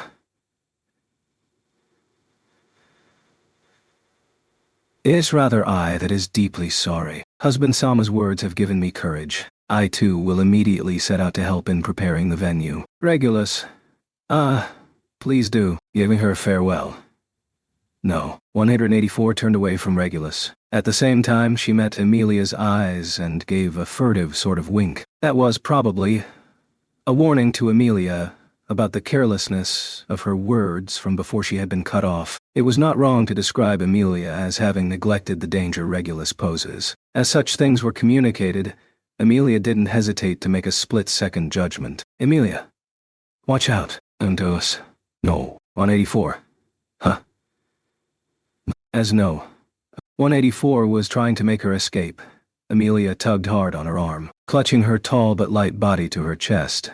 Emilia took a big step backwards. The space in front of her, where no. 184 had stood moments before, was caressed by the wind, opening a long furrow in the cathedral floor, shattering it, and piercing straight through in a line of destruction. Without slowing down, the wind hit the main gate, turning the entryway into powder, then spread its destruction outwards. Emilia. At that instant of overwhelming destructive power, Emilia, who was cuddling with no awe, 184, could not speak. No. 184 also, noticing the destruction while getting up from behind her, froze and completely curled up, and standing at the destruction's point of origin in a pose as if he had swung his right arm moments before, was Regulus. Regulus. Sorry? Sorry. My hand just slipped. It's a relief that nothing happened to you kids. Emilia. Regulus. I'll be in the waiting room until it's time. So call me when everything's ready, okay? While you're waiting too, wouldn't putting up your hair be better? That option is much more attractive, I believe. It is beautiful as it is, I think.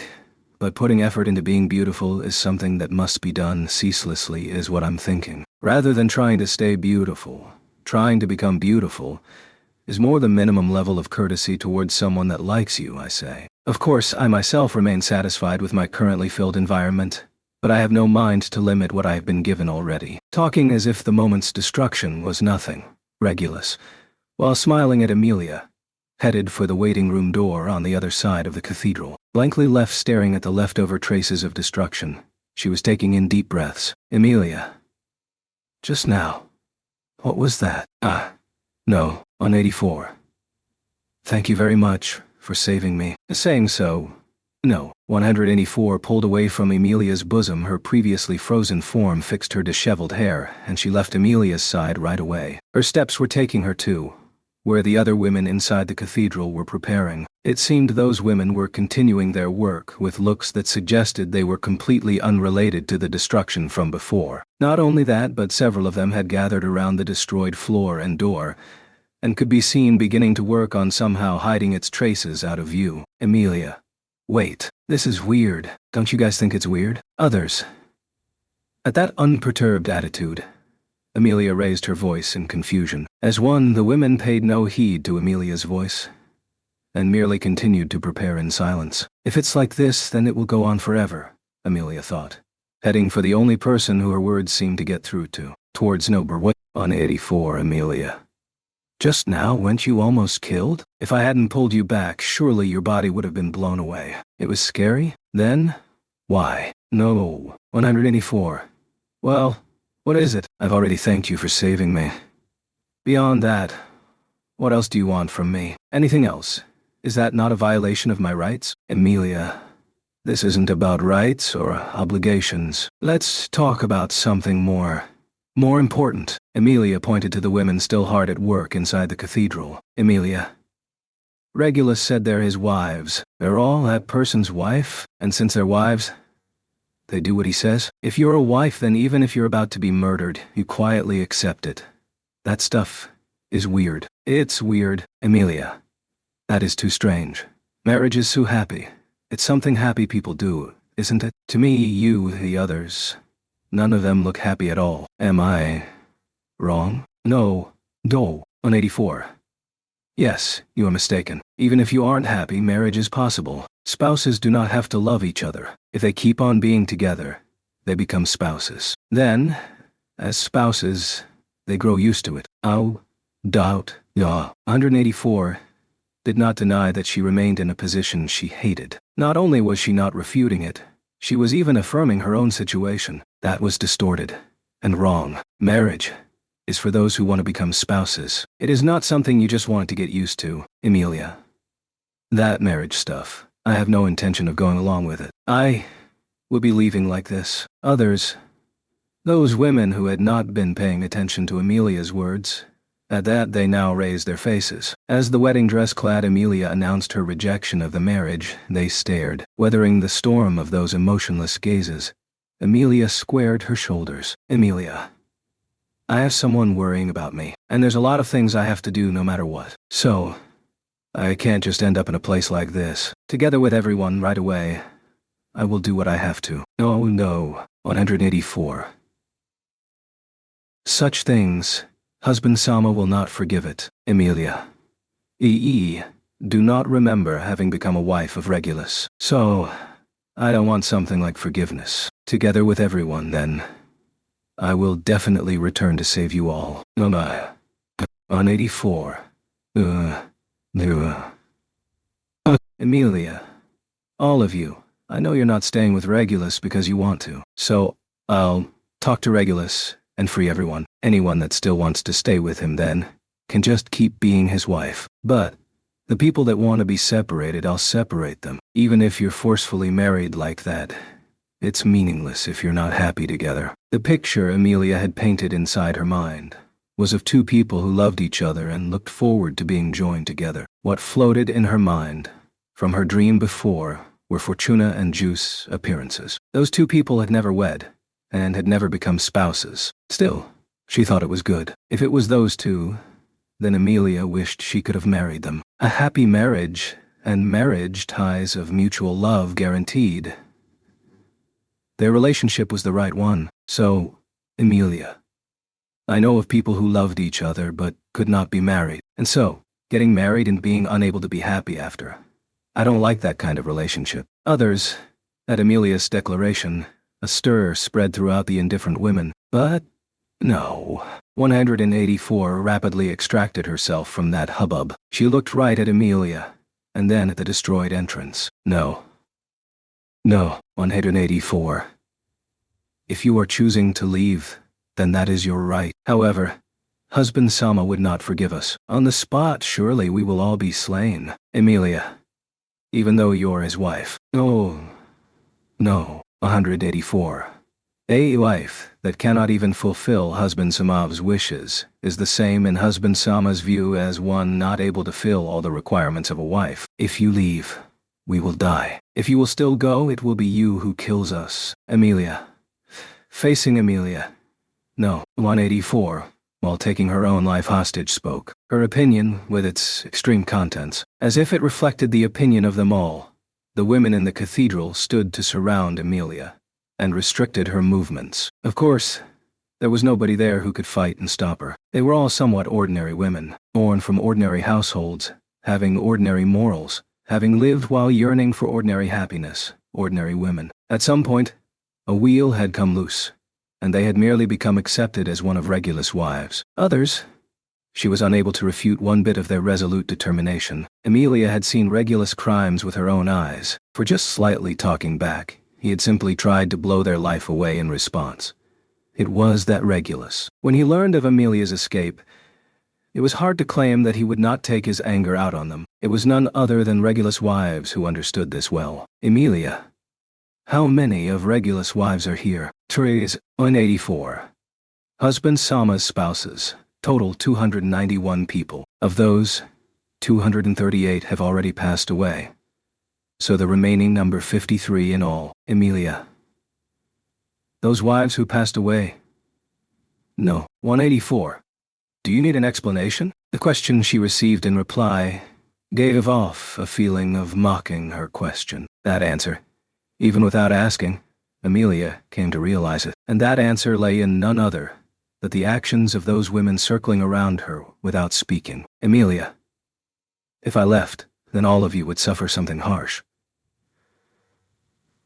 Rather than a harsh punishment, it would more likely be a certain unavoidable death. Unmistakably, these women were hostages to Emilia's free will. Thinking of the damage leaving this place would incur, she should not move rashly. She thought about Subaru and his companions, outside of the cathedral in Pristella, worrying about her now. She thought of them, and in her mind, Emilia apologized. Then, Emilia. Okay, the wedding.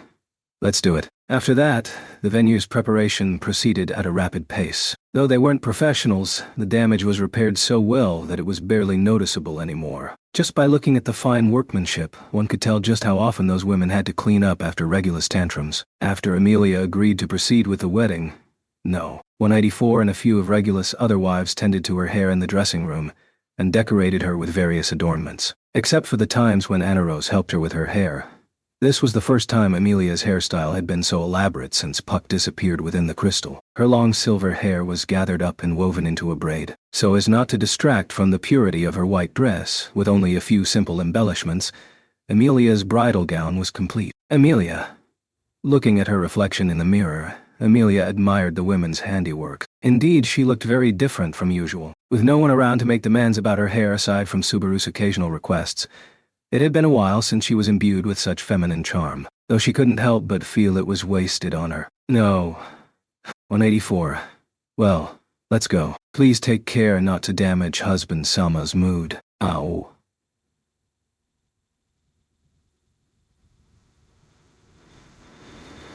"184 reminded Emilia as they headed out of the dressing room.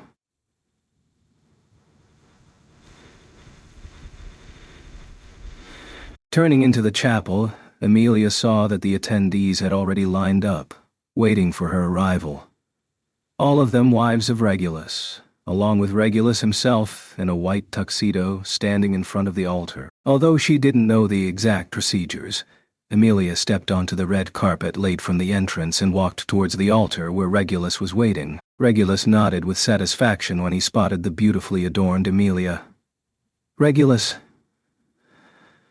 I almost didn't recognize you when you put on the dress, but the adornments took it to a whole other level. I was right to have kept, 79's seat vacant. I couldn't be happier with my judgment. Emilia.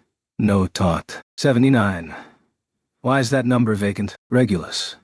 Well, there used to be a woman who I initially thought would be a perfect fit for that number, but unfortunately I deemed her unsuitable before the wedding could take place. Although her all-important looks was very close to my ideal, I nevertheless reluctantly kept that seat vacant. But, thanks to that, I met you.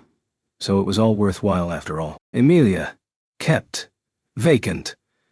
What's that supposed to mean? The mere sound of it reignited Emilia's already desensitized sense of awryness. But even with this vague outline, she couldn't quite put her finger on just what it was. Meanwhile, Regulus adjusted his suit in front of Emilia in her bridal gown. Regulus.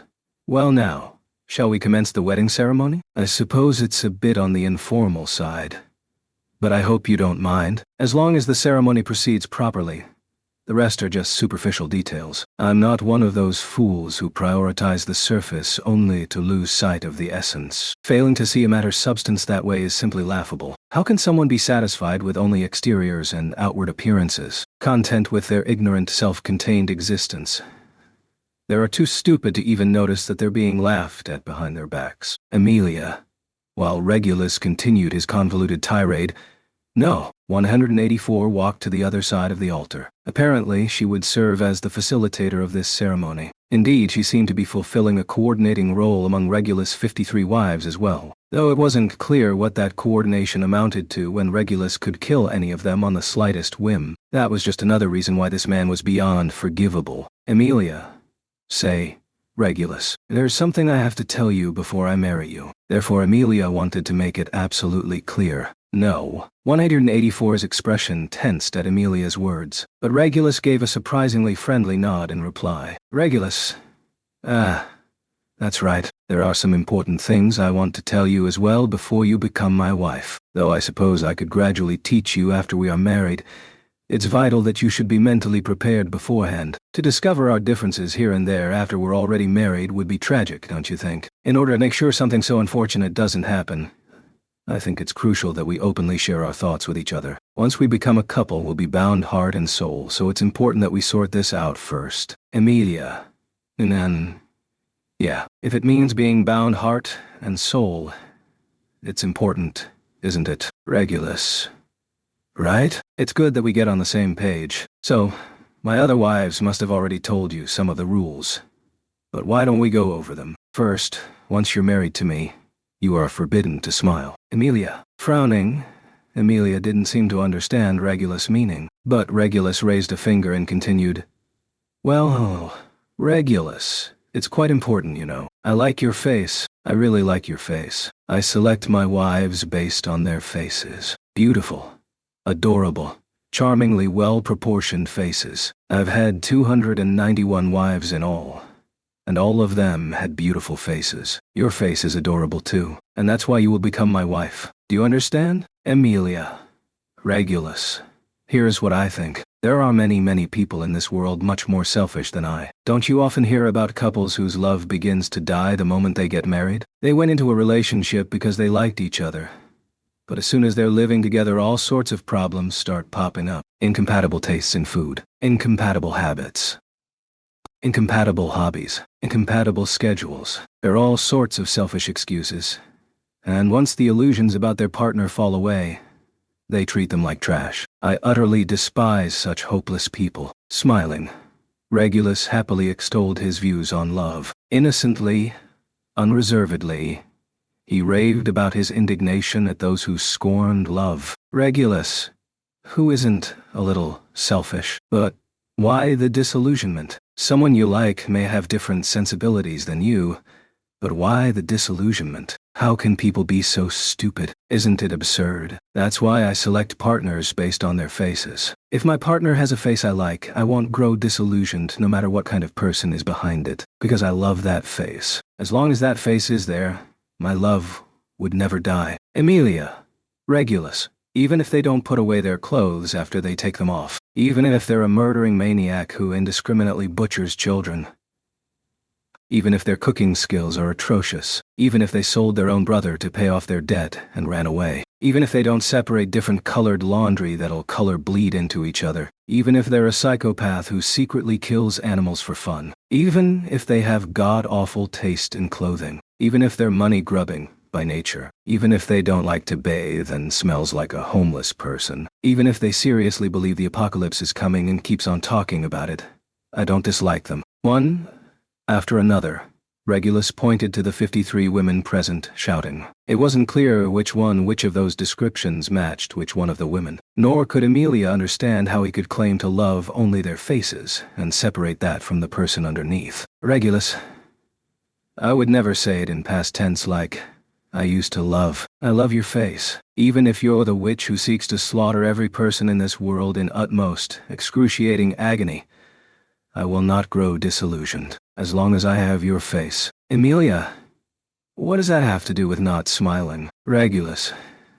It's very simple. There are times when a girl who's normally cute and beautiful can suddenly turn repulsive the moment they smile, you know? As if I could allow such a thing. So it's not only smiling, but crying as well. Either way, I won't allow your cute, adorable face to be distorted in any way. So, no smiling, no crying, no sulking. Only adorableness is permitted. Holding Emilia's chin in his fingertips, Regulus quietly demanded. As for what would happen if she refused, those earlier events had already answered that question. But what made no sense was how he could commit such senseless atrocities when he claimed to love their faces. Emilia.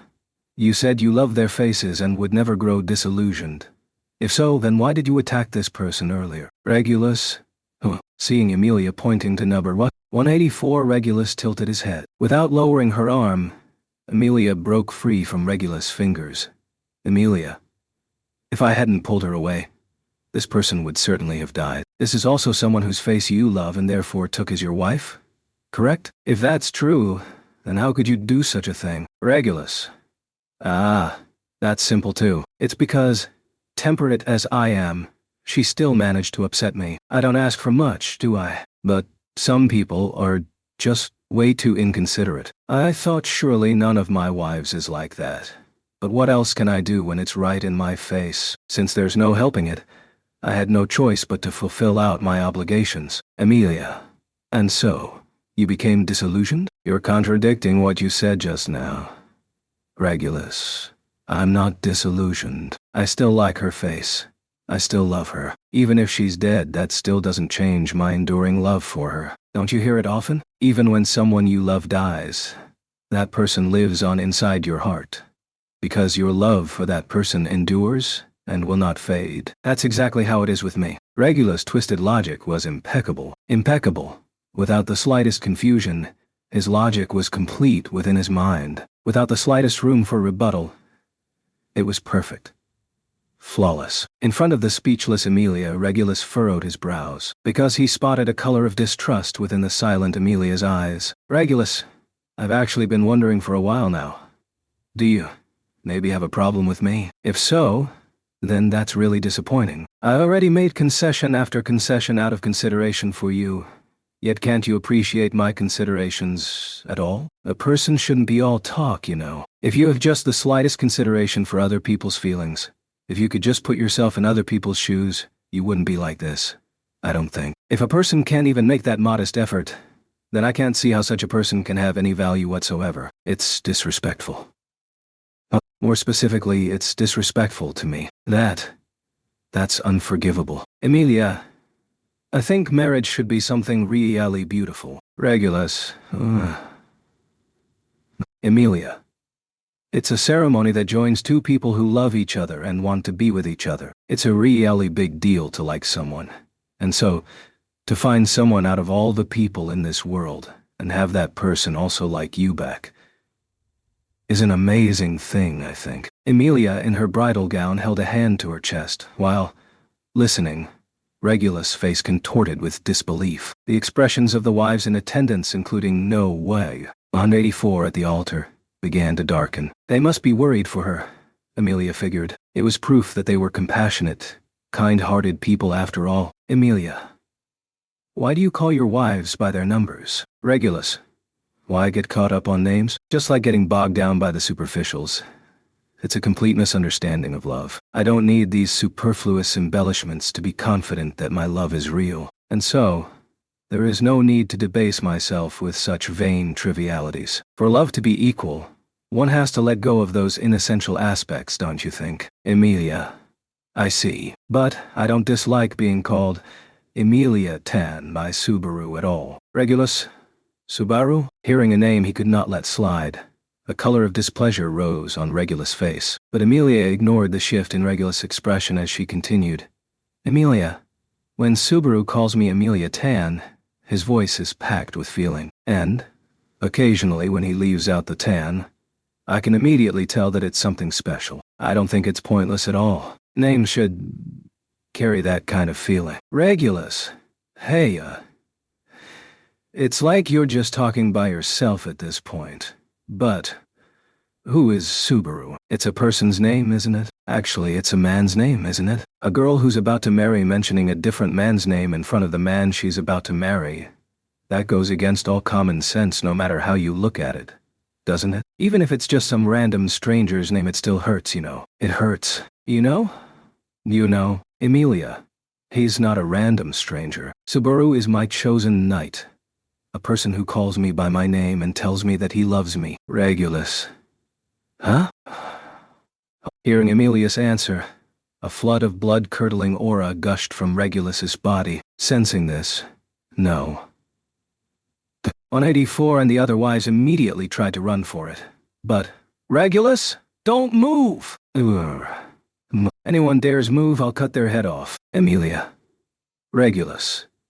I'll let you explain yourself. Try to choose your words carefully so I don't misunderstand. I don't want this wedding to turn into someone's funeral. You know? Heaving his shoulders, shuddering, Regulus suppressed his emotions as he spoke. Held in place by Regulus' threat, none of the attendants moved. But, without flinching, Emilia met his swelling aura head-on. Emilia. Marriage should be between two people who love each other. But I don't think this meets that criteria at all. Regulus, Emilia. Because I still don't know how to love a man as a woman. Even though Subaru tells me that he loves me, I still can't return his feelings or even give him a straightforward answer. That's really unfair of me, and I know how much it hurts him. But Regulus fell silent. But Emilia wasn't thinking about him. Anyone could tell that Emilia's eyes did not see him at all. Emilia, even though I don't know how to love someone, I'm sure someday I will. One day, I will love someone as a woman, and I've already decided who I'll love when that day comes. That's why. Taking a breath and looking up at Regulus, Emilia spoke. Emilia, I can never be yours. Regulus. Hey, is that right? Well, I don't want a selfish bitch like you as my wife either. All the better, huh? Oh. Regulus' face bursted red at Emilia's declaration. In front of Regulus' reaching fingers, Emilia's whole body surged with mana to meet his attack. To counter his unknown destructive mechanism, her first action should be... Just when their attacks were set to begin, a violent noise crashed throughout the chapel. Accompanying the sound was tremendous momentum as something shot straight into Regulus' body like a bullet. Crashing into Regulus in his white tuxedo and shattering upon impact was a wooden door panel. One of the two at the chapel entrance that they had just reinstalled. It had flown all the way from the entrance to hit Regulus. And? Oh, damn it, we kicked at the same time, but the result's not the same at all. What's with your leg strength?